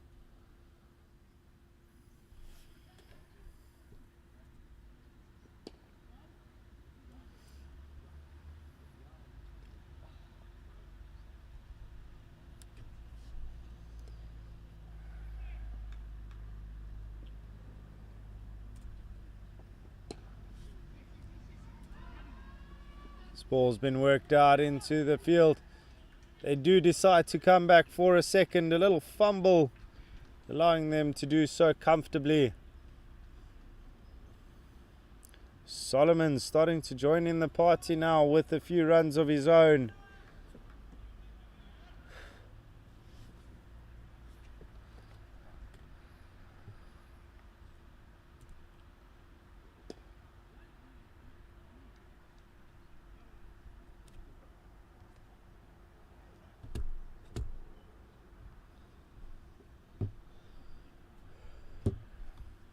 Over number 29 complete. There's only one more before the drinks break, and that'll be the second and final drinks break of this innings. 16 overs remain for South Africa to score 111 runs.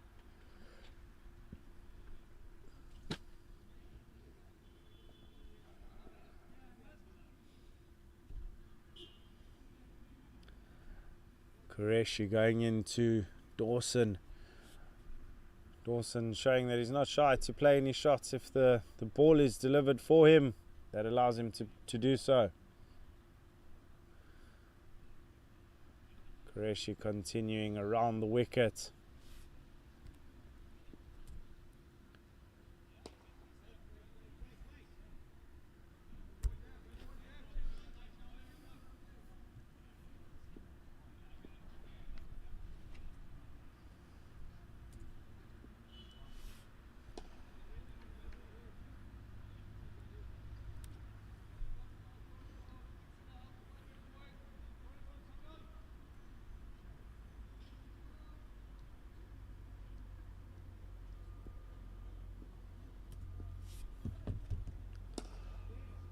Pushed down the ground really nicely for a single.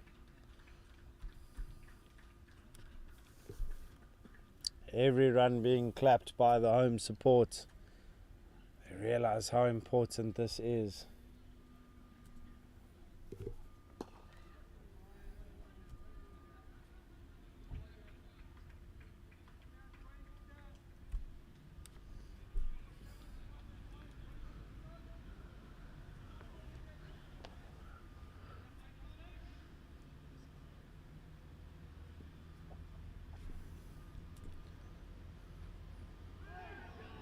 It's just straight down leg side. He's tried to glance it.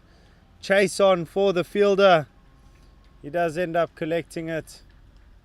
Waiting on the umpire, but we don't see any signal, so it is runs. It's glanced really nicely.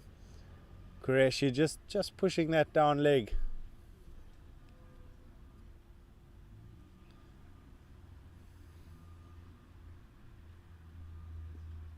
That also brings up 100 for South Africa.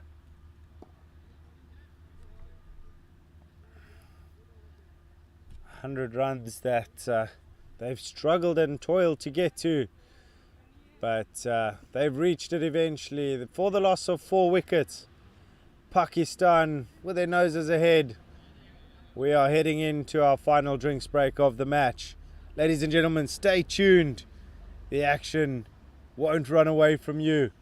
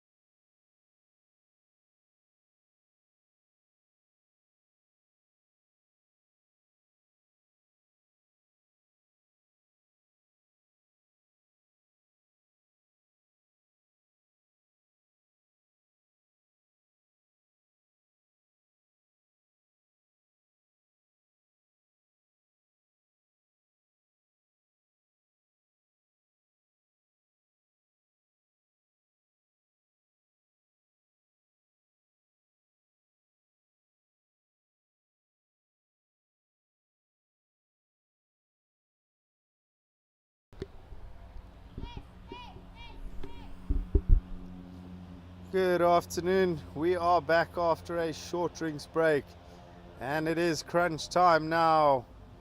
The next 15 overs are going to be defining in this over 50s Cricket World Cup fixture between Pakistan and South Africa. It's been enthralling so far, and it's been a swaying tides of momentum, and a game where Pakistan were down and out at 65 for 6. They have managed to pull this game back and put South Africa under immense pressure. Currently at the crease, we have wicketkeeper Solomon's, speedster Alan Dawson, and the pressure is on their shoulders to make something happen in the next few overs. But they are contesting against Ahmad, who's been superb.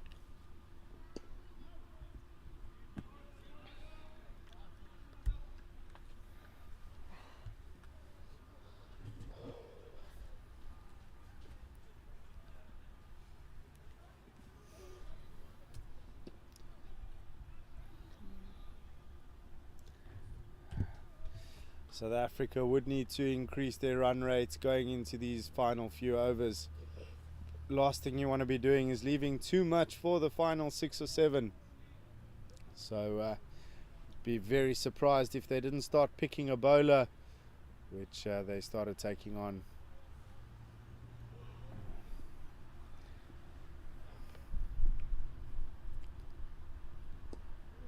Dawson's come down the crease, flicked it into the leg side. Should be for just a single. Under normal circumstances, this is a relatively easy chase, but with these Pakistani spinners and how effective they've been, and South Africa's just toil against them, it makes you wonder, is it possible for South Africa to come back from this?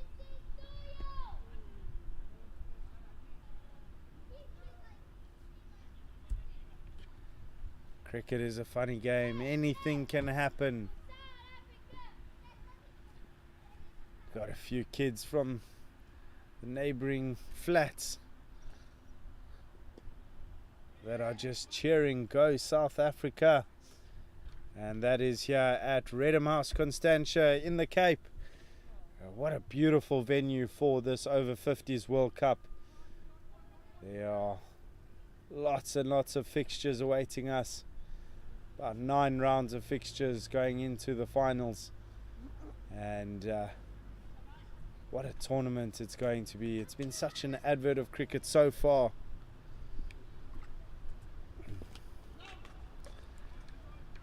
And to see that veterans cricket has taken off so well, and that we're in a position to watch and broadcast a whole World Cup is it's something special. 31 overs now gone, 103 for 4.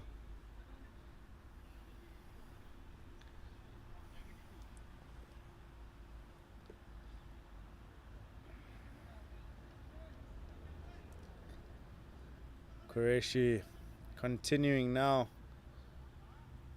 working in tandem with Ahmad.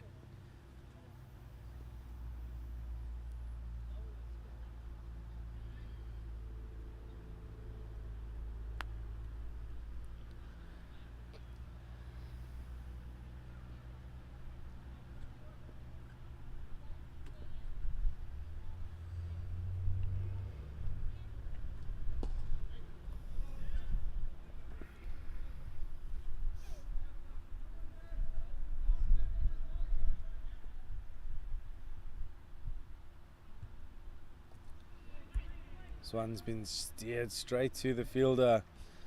It's another thing South Africa have struggled with, and that's piercing the gaps. They've often found the fielders not just on the boundary rope but in the inner ring, and it's just created dot balls. And that comes from scenarios where there will only be 1 or 2 fielders in the inner ring, and they do manage to find them more often than not. Solomons will think that he's probably missed out there. One was short and wide, and probably bread and butter on another day, but he's just missed that completely.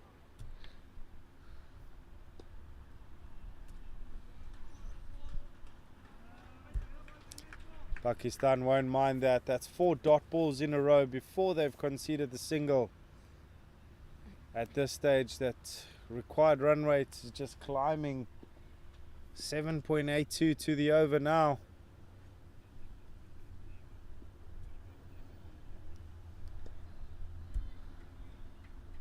It's worked out really nicely, Alan Dawson. But Qureshi with another very economical over, very quiet one from a South African perspective. 2 runs coming from it. Score is 105 for 4 after 32.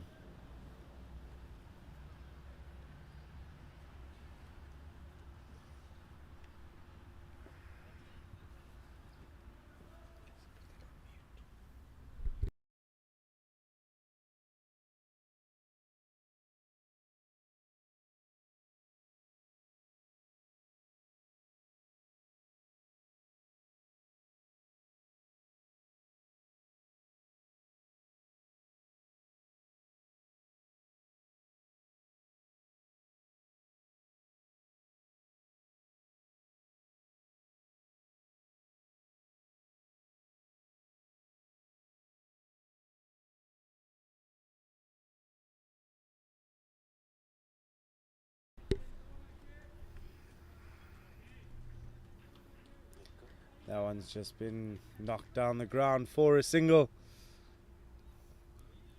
Ahmad now going into his final over of the spell. And he's got his 2 wickets relatively early, but since then it's been run restriction galore.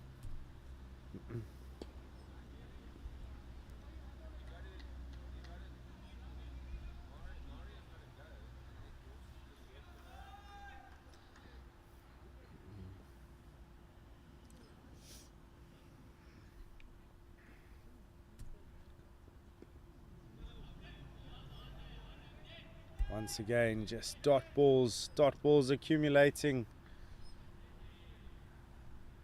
From here on out for South Africa, it is boundaries required, at least a boundary and over.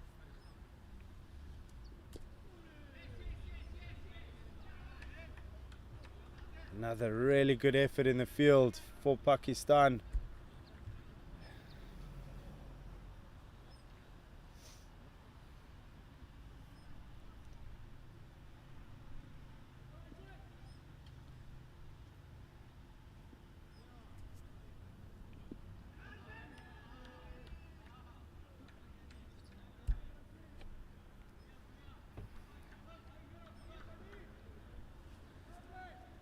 One ball remaining in the 33rd. South Africa still struggling to move the ball around. They don't want to leave too much for those final overs. And Dawson advancing down the track, but it is just the single. And another really good over for Pakistan. 3 runs coming from it. And the end of a fantastic spell from Ahmed, who's gotten 2 wickets for his 28 runs, and that's come in a full 9 overs. He came in at a time where he took vital wickets, and ever since it's been a ripple effect into the rest of the bowling attack. Qureshi also taking a wicket, and he's going to continue now. He's bowled his 4 overs, just conceding the 14 runs.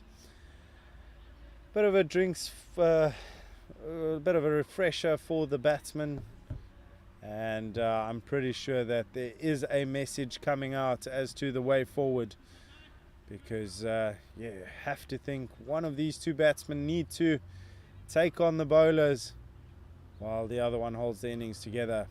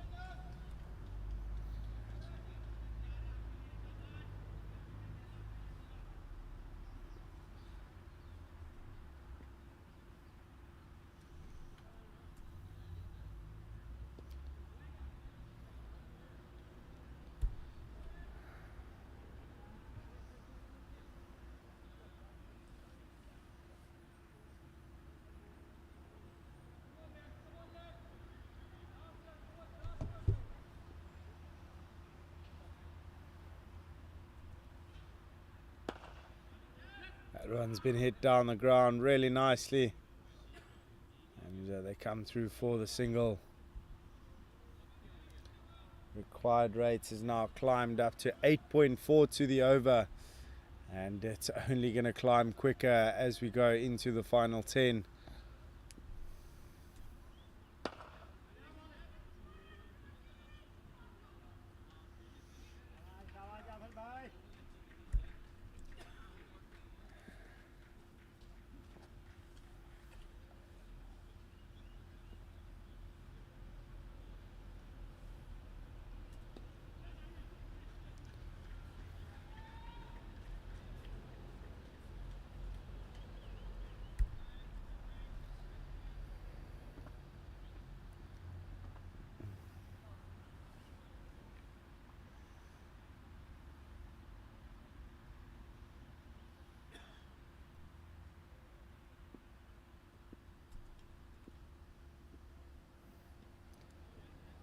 Just straying on his lines there. We've seen very few wides in this innings.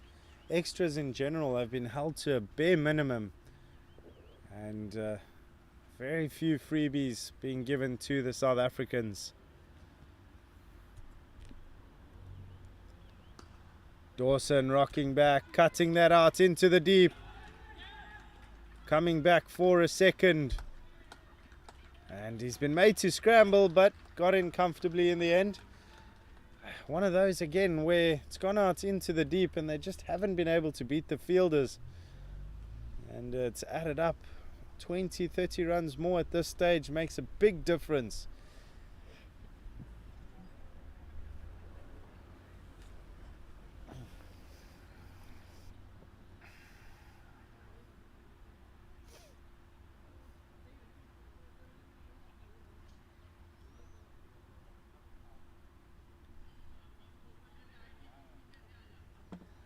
There's a change in bowling now on the far end.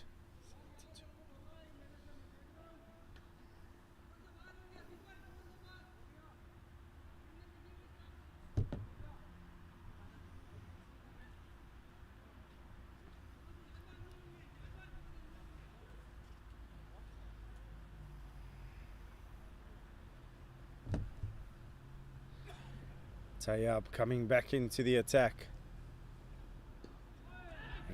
Getting a lot of purchase there off the pitch. And catching the inside half of Solomon's bat.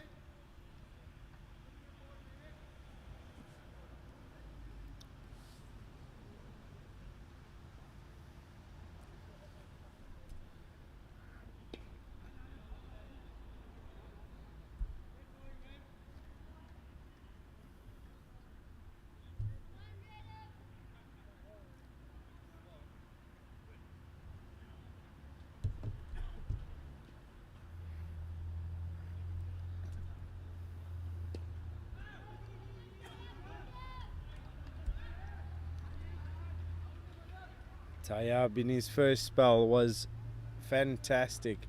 Managed to take the 1 wicket, just conceding the 10 runs in his 6 overs. And now he's got 3 more to bowl. And one of the better spin bowlers that have been on today as well. Just to make life harder for the South Africans. They were considering the run and they've gone back.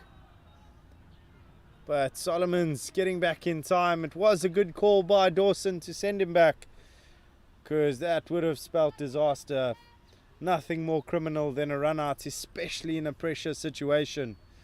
And it is signs that South Africa are feeling the pressure at this stage. 2 balls remaining in the over. And it is 4 dots. Tayyab continuing where he left off.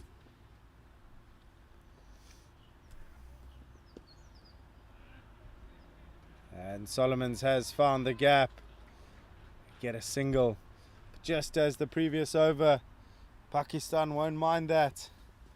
Single on the 5th ball after 4 dot balls.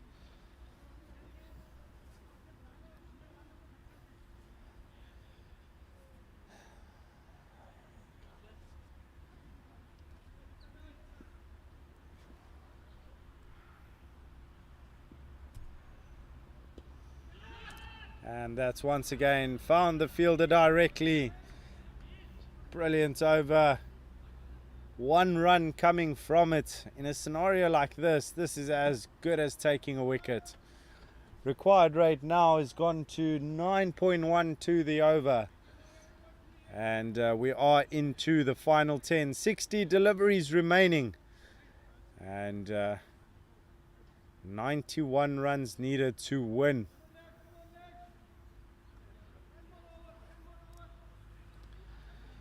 Qureshi in the conversation for man of the match today, I'm sure, along with Hafiz, who's been fantastic as well.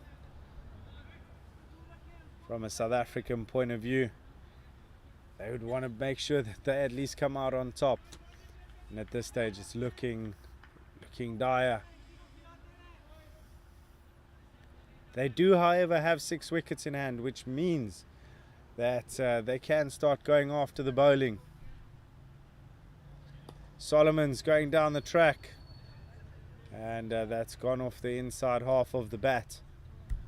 They do get a single, but boundary is a necessity at this stage. South Africa finding them hard to come by.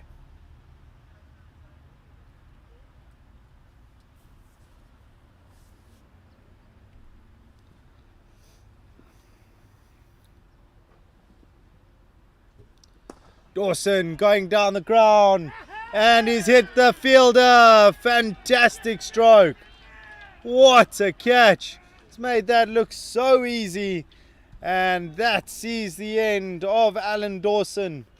I was just asking myself the question, who's going to be the attacker and the aggressor in this partnership? And Alan Dawson, who's shown moments of aggression, just falling short with a safe pair of hands on the boundary. It was a really, really good catch.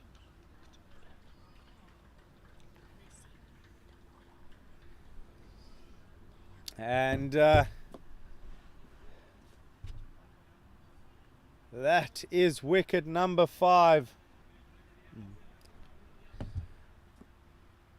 Pakistan firm grip on the game at the moment. It was Tayabu took the catch after bowling on the other end. Bowling a brilliant over. Has come and taken a rather comfortable looking catch. And, great work from him. It is time now for batsman number 7 for South Africa. And even he will know that his fiver with a ball will mean very little if he can't help his team over the line. Mukadam coming into bat now in a scenario where if South Africa get home, he can be the hero. We spoke about man of the match contenders. He will be up there.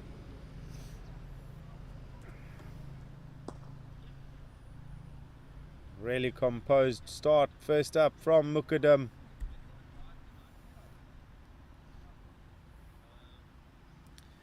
Two balls remaining in the 36th.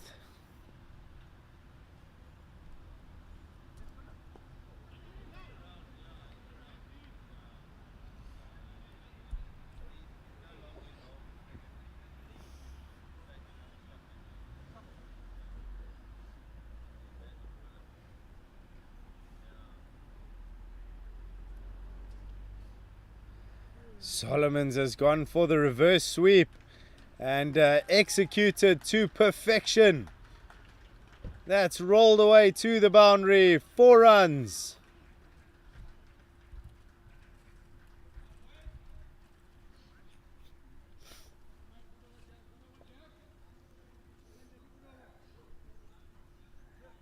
Much needed boundary for Solomons.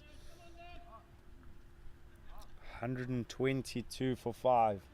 85 required of 54 deliveries at this stage. And, Solomons is the man with his eye in. But is it Mukadam that's been given the license to go after the bowlers? Time will tell. Dawn is creeping up on us here. Clouds overhanging. And light slowly starting to fade here in the Cape as we draw this over 50s World Cup group game to a close.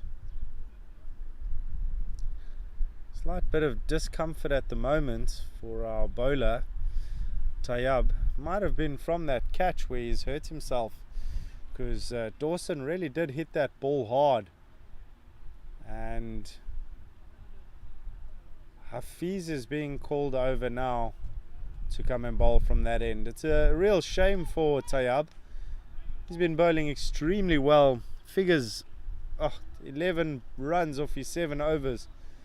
It just shows how well he's been bowling, and he'll be gutted that he's injured. Maybe a bit of strapping, a bit of magic spray, and he'll find his way back onto the field. As for now, Hafiz equally capable, bowling those 6 overs, just conceding the 19 runs.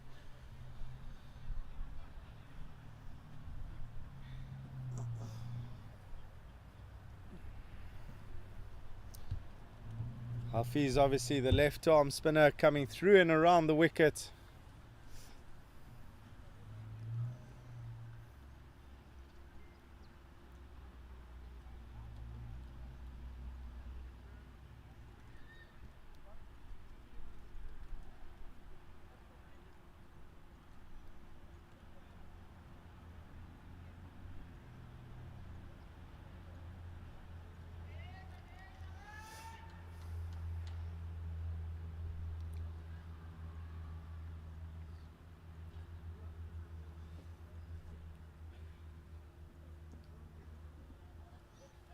There's some movement behind the bowling arm that Mukadam has asked just to move the fans over a bit.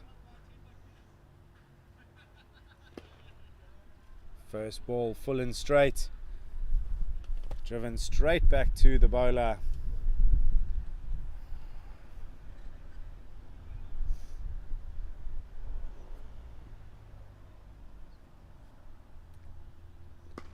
This one has been skied, it's been high, and it's handsome as well. That is the biggest hit of the day. All the way into the school. Great shot.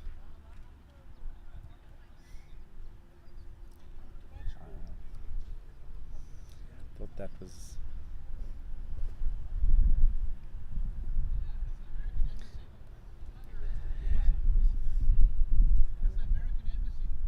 So it's just been pointed out to me that that isn't a part of the school, that is the US Embassy. I don't think you can hit a ball much further than to US territory. Brilliant shot from Mukadam, and he'll definitely need a few more of those to get his team back into the game. Really was a handsome shot. It's gone so far. And some of the boys that attend Redham have gone searching for the ball. Do you think the umpires may be looking for another ball, since that one is quite possibly irretrievable? And just sit and wait patiently.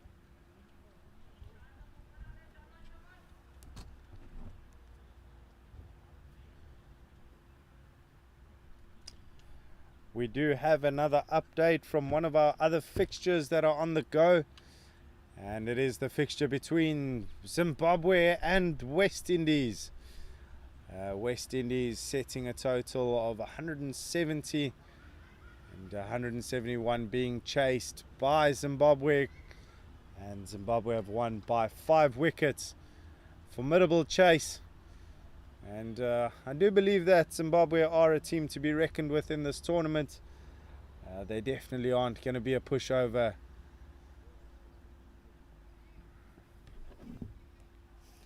Just to recap on some of our other results from today. Speaking of the US Embassy, the United States of America managing to pull off a great victory against Australia, after bowling them out for 109 and then managing to chase it down with 4 wickets left. So they won that game by 4 wickets. Then in the fixture between India and Namibia, India cruising home to victory by 8 wickets. So 2 more games still on the go other than this one. Hafiz. And he's gone down the ground. Second one in a row. That is what South Africa have needed. 6 more to the total.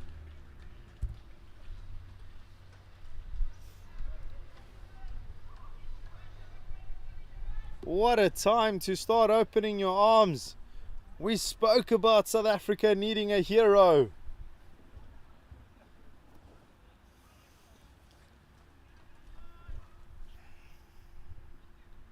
And it looks like we're going to spend some time retrieving this ball as well. In fact, it has come back now. Alright, hold on to your seats, ladies and gentlemen. 2 6s in a row.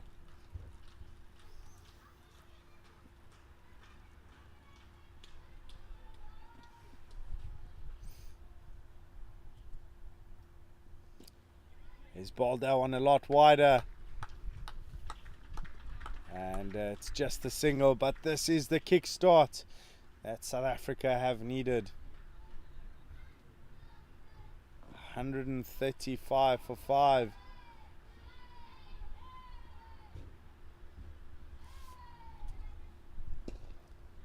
It's just been pushed down the ground. Mario Solomon's looking like he's going to play the anchoring role, while the 5 taker from the first innings opens up his arms. He's gone across the line this time, not connecting it nearly as well as any of the other 2 that he cleared the fence with. But what he does do is hold on to the strike after what's been the most successful South African over for a very long time, if not the whole innings. 15 runs coming from it. Ladies and gentlemen, this game is far from over now. It's just interesting to see the effect that that injury on Tayyab might have had on proceedings now. Pretty sure that Mukadam would have gone after him anyway. But expensive over.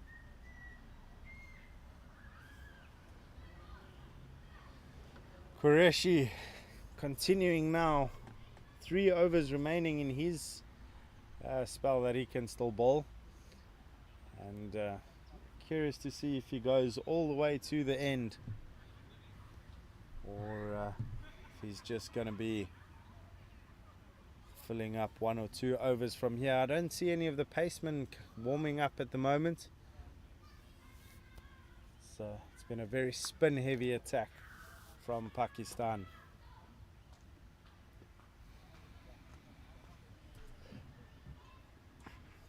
He's gone down on one knee, swept that really well.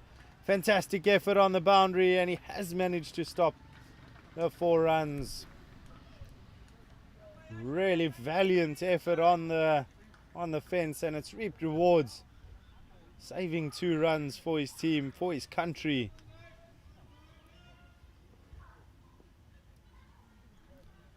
Mukadam once again going down onto one knee.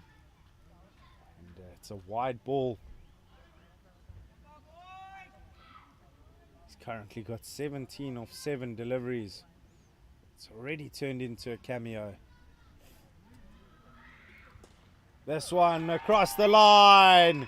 It's high, it's handsome, it's beautiful. It's all the way for 6. Huge appreciation from the fans that are sitting there. And the locals are going crazy. What a turn this would be if South Africa can turn this back in their favor. And slowly but surely they are doing so. Mukadam doing magic here at the moment. gone across the line again, this time straight to the fielder. Nothing wrong with that.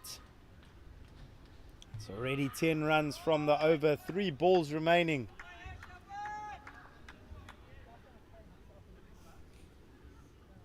Required rate now at 8 to the over. Solomon's reverse sweep over the infield. That's gone all the way to the boundary. Joining in on the action.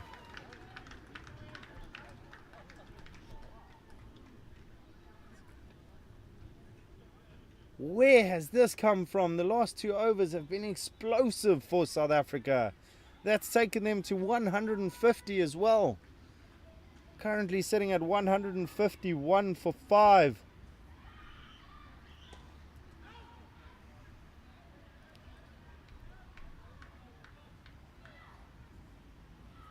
"14 from the over, 1 ball remaining."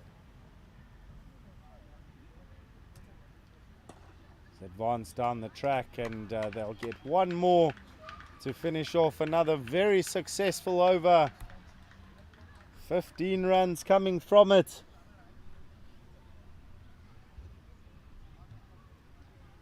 South Africa now 152 for 5.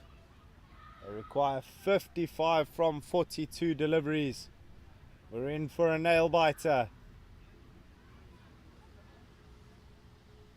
Run rate required is now dropped below 8, whereas it was creeping really quickly in the last few overs before the 2 that have just passed.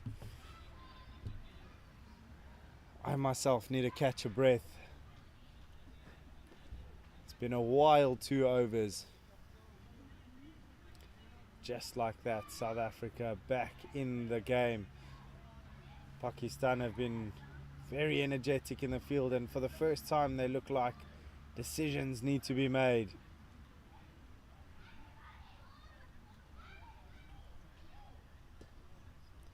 This one just being worked into the leg side. They come back for a second.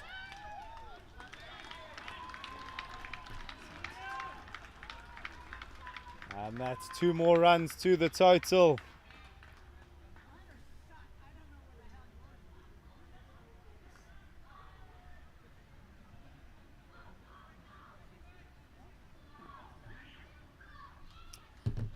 Tayyab coming back now after that expensive over of Hafiz. Can he pull it back?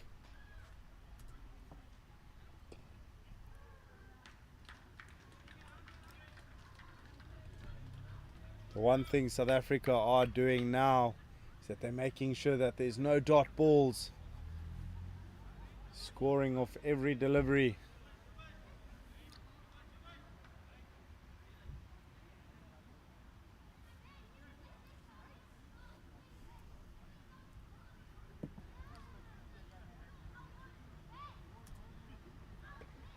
This one's gone across the line. Fielder is out in the deep. 4 runs off the first 3 deliveries. If they can match that, still a successful over for South Africa.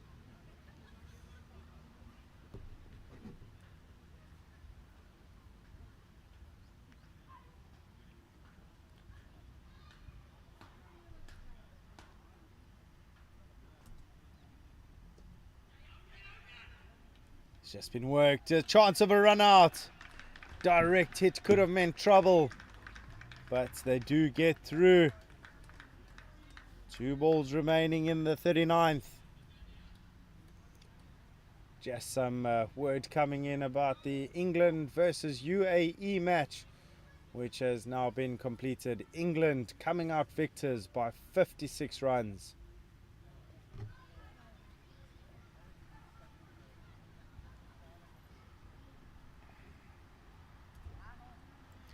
He's bowled that one a bit short. It's been pulled but straight to the fielder. Bit of a dot ball there. Mukadam knows very well that he's got to play a big role in this chase. Just needs to hold on to his hat, keep his head.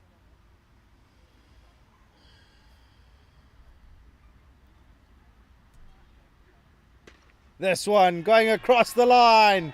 He's hit that really well. 4 more runs to his name.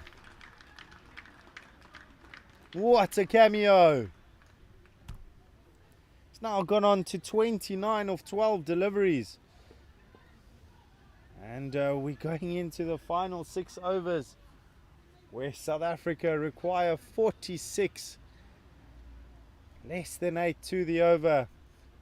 And that single boundary and over makes such a big difference in this chase. It's nervy times if you're a Pakistan fan. Encouraging times if you're a South African. This is what cricket is all about. We had a game yesterday, South Africa, India, going to the final ball. Are we in for a game as close as that again?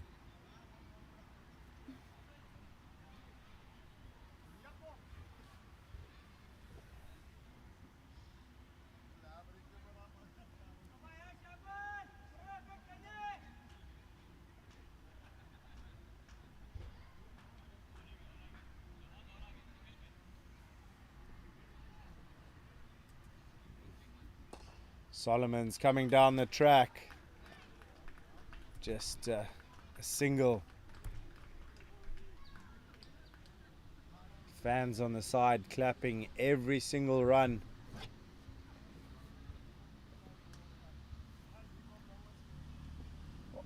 Ball going down leg side. Mukadam trying to target that leg side as the boundary riders are very spread. But that ball probably would have been a wide had it not hit him on the pad. Dot ball. Once again going down onto one knee. There's chance of 2 here. Fielder's got a lot of work to do as they do come back for a second. Solomon's running hard just in case there was a third. This isn't the biggest boundary, so chances of 3s are very, very slim. Qureshi, who's been really good.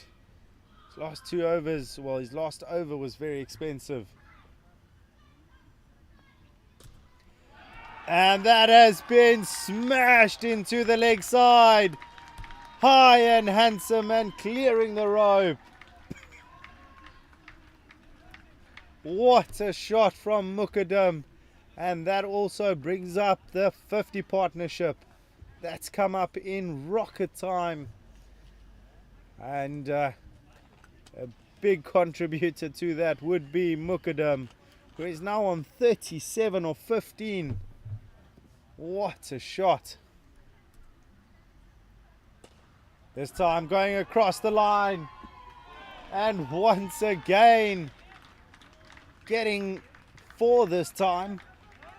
But he's finding the boundary rope more often than not.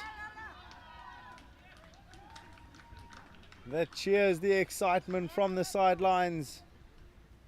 Just feels like an absolute weight off the shoulders for South Africans.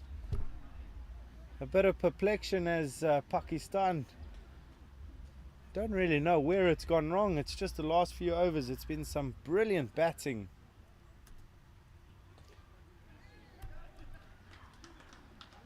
And it's not going to get any style points for that one, but it's a run nonetheless. Mukadam looking really good when he goes down to one knee. He's launched quite a few big ones.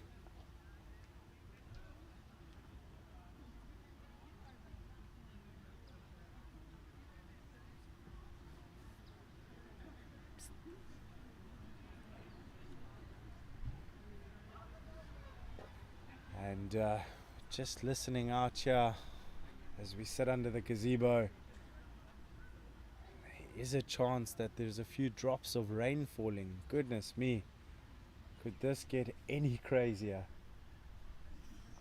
South Africa's required rate now dropping to 6.4 to the over. 32 required from the final 5 overs.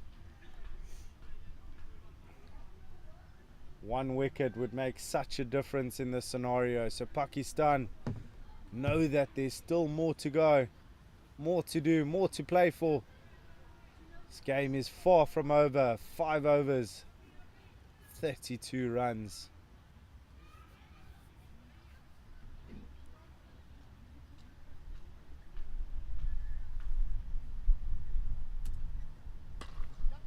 And this one's been hit out to the car corner boundary. Catch has been dropped. And they've gone through for the single. Ball was hit so hard. And fielder's hurt himself, I do think. Just a single though. It's a great stop. This time Solomon's going down the ground, joining in the party, because at this rate looks like that's what South Africa are going to be doing at the end of the day. We talk about momentum shift so often, and this one is a drastic shift.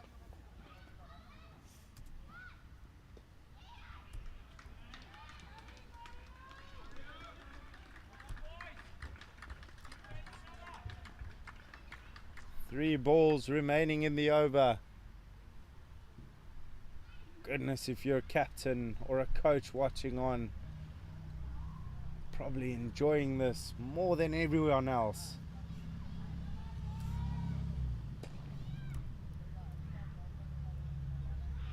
That ball was hit quite firmly to the fielder and actually deciding against taking the run. Both batsmen on 44 and 43 respectively. A match-saving 6th wicket partnership here.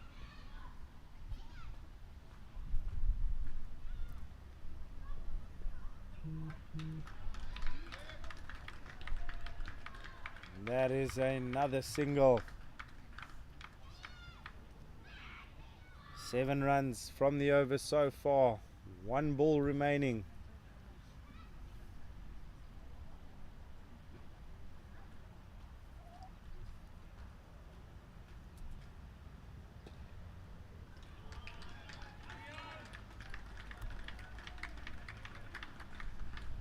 And that brings to an end Tayyab's over, and 8 runs coming from it.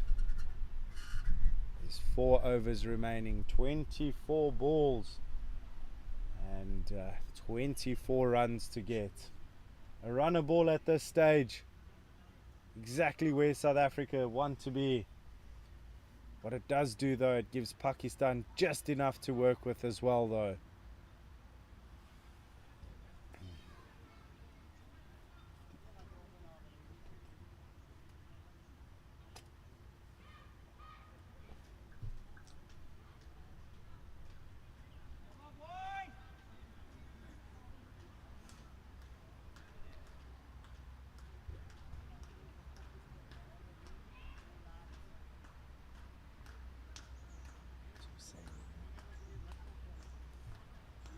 And it is a bowling change now.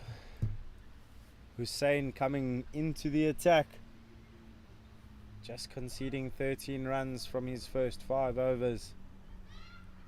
No over more important than this. He's bowled a wide one first up. Once again, a diving effort in the field. Been really impressed by the speed and agility in the field from this Pakistani fielding unit. And look like a team that's worked really hard and are willing to put their bodies on the line every time they can.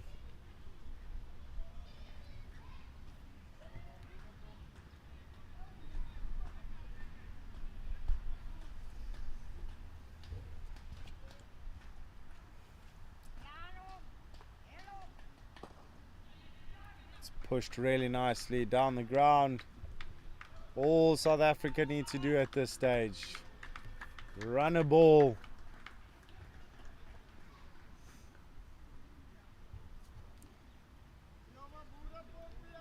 Hussein knows that it's a wicket that he needs.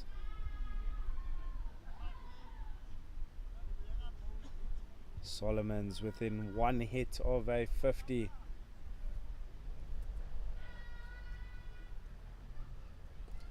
He's gone for it.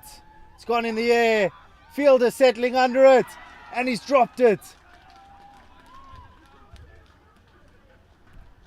That is the worst time of the game to drop a catch. And Solomons will be breathing a sigh of relief. Is that what pressure does to you? It wasn't the easiest catch. A lot of ground needed to be covered. But in the end, puts it down.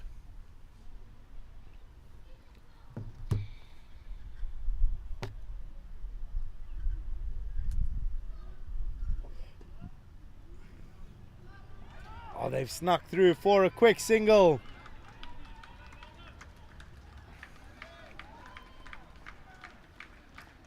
Four singles in the over so far.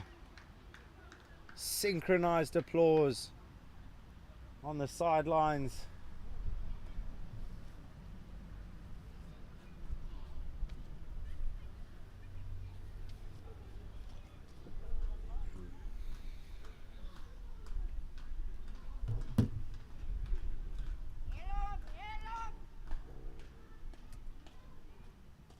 And this one, it's a full toss, swept out to the boundary.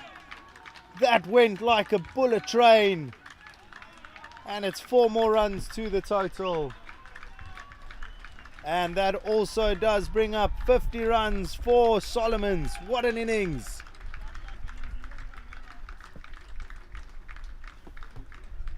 As good as Mukadam's been, he's also come in and steadied the ship. Held this innings together for South Africa. So opened up his stance, cleared the leg. Having a huge swat at it as they go through for a single. Above average over for South Africa there, as they do get 9 runs from it.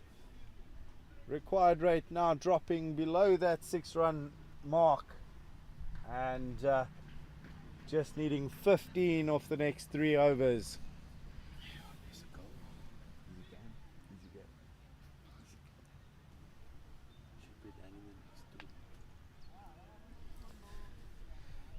Now, who's going to bowl this third last over? Mukadam looks a little bit in discomfort. Well, South Africa won't want to be seeing that, but it has been a long day's cricket. And he has bowled 9 overs himself.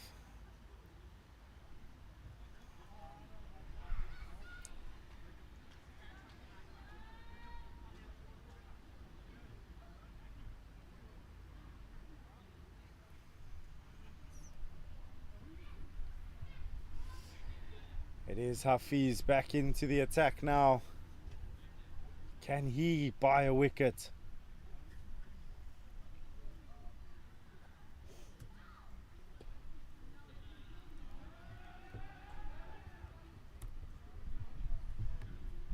Solomon's rather choosing not to take on Hafiz's first ball. No risky runs required at this stage, just composed batting. If you're a Pakistani fan, it is wickets.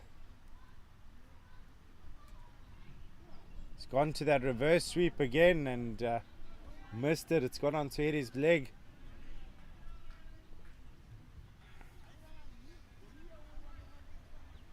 Two dot balls. How many more can Hafiz get in this over?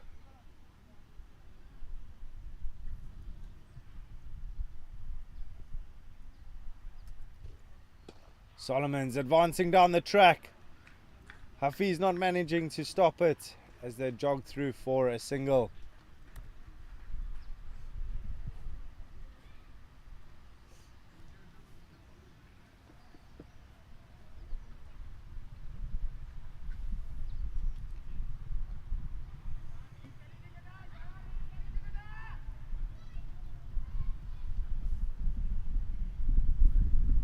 Three balls remaining in the over. Mukadam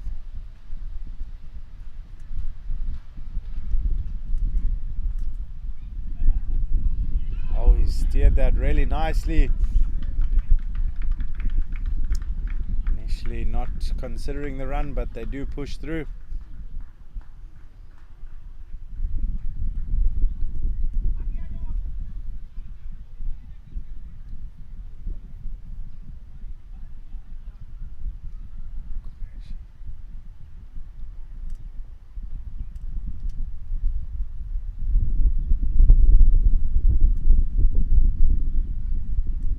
He's once again gone for that reverse sweep. Maybe a question about the shot selection at this stage. Rather play simple cricket, knock it into the gap, go through for the single. It's 2 reverse sweeps now that have turned into dot balls.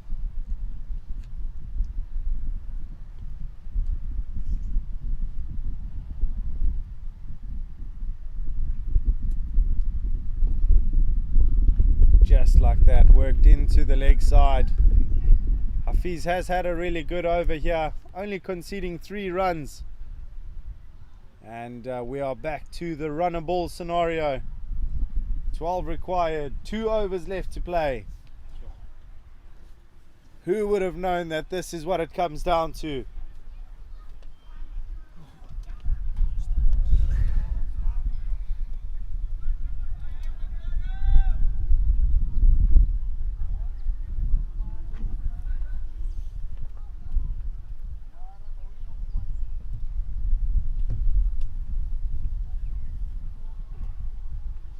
Word from the other game that was still ongoing. It was New Zealand versus Sri Lanka, and Sri Lanka have come through with another massive victory, winning by 17 runs. So that concludes all 5 of our other fixtures for the day. It all comes down to the final 2 overs of this one. Pakistan versus South Africa. 12 balls, 12 runs, 5 wickets in hand.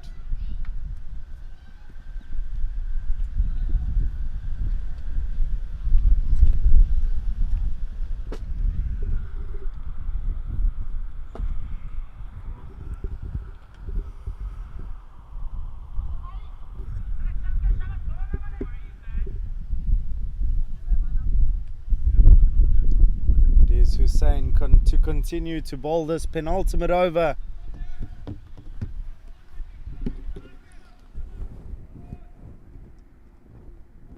What can he do for this Pakistani side?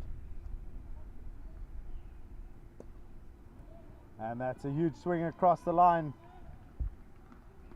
Solomons does get a single.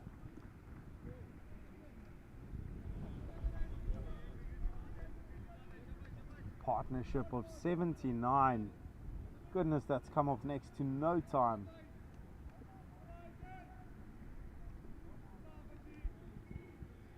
Mukadam currently 47-23.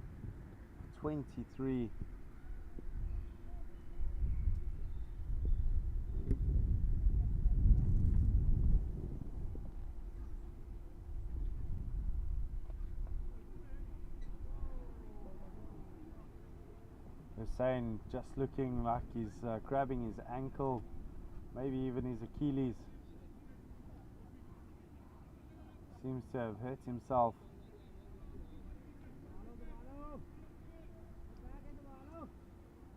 And at the same time now, Solomon's grabbing a new pair of gloves. Solomon's also, shout out to him, 55 of 70. And South Africa were rebuilding, trying to keep it together. He was there. He's done a fantastic job for his team. It's gone across the line. It's been skied. And falls just short off the fielder. Hussein with desperate cries, hoping that would fall into the hands of his converging fielders. But unfortunately, doesn't. South Africa, it means 1 run closer to that target. 10 from 10.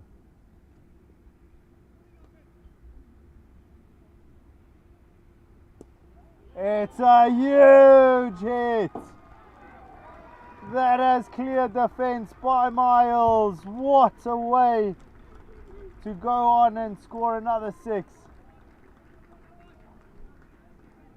It's magnificent. South Africa can taste it now. What a chase this has ended up being. 4 runs required now. 3 balls remaining in this over.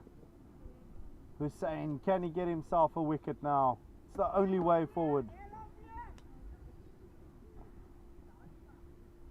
Solomon's across the line. And that has crossed the boundary rope. South Africa have won the game. That was a superb display of batting. Mario Solomons, Mukadam coming in dire straits, and they have managed to carry South Africa across the line.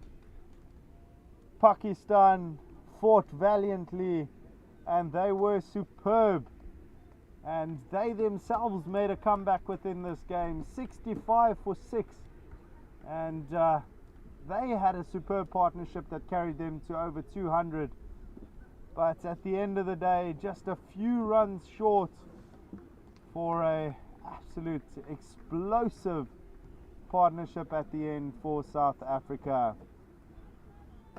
Ladies and gentlemen, that is what cricket is all about. This is the Over-50s World Cup, and just a sheer advert for what veterans cricket can be.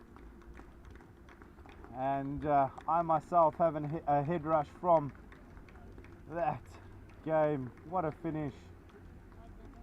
A huge congratulations to South Africa, who have gone on and won by 5 wickets, but not nearly as commanding and convincing as that would suggest. Commiserations for Pakistan, but it is still early in the tournament now, and we do have an off day tomorrow, so join us for the action again on Thursday.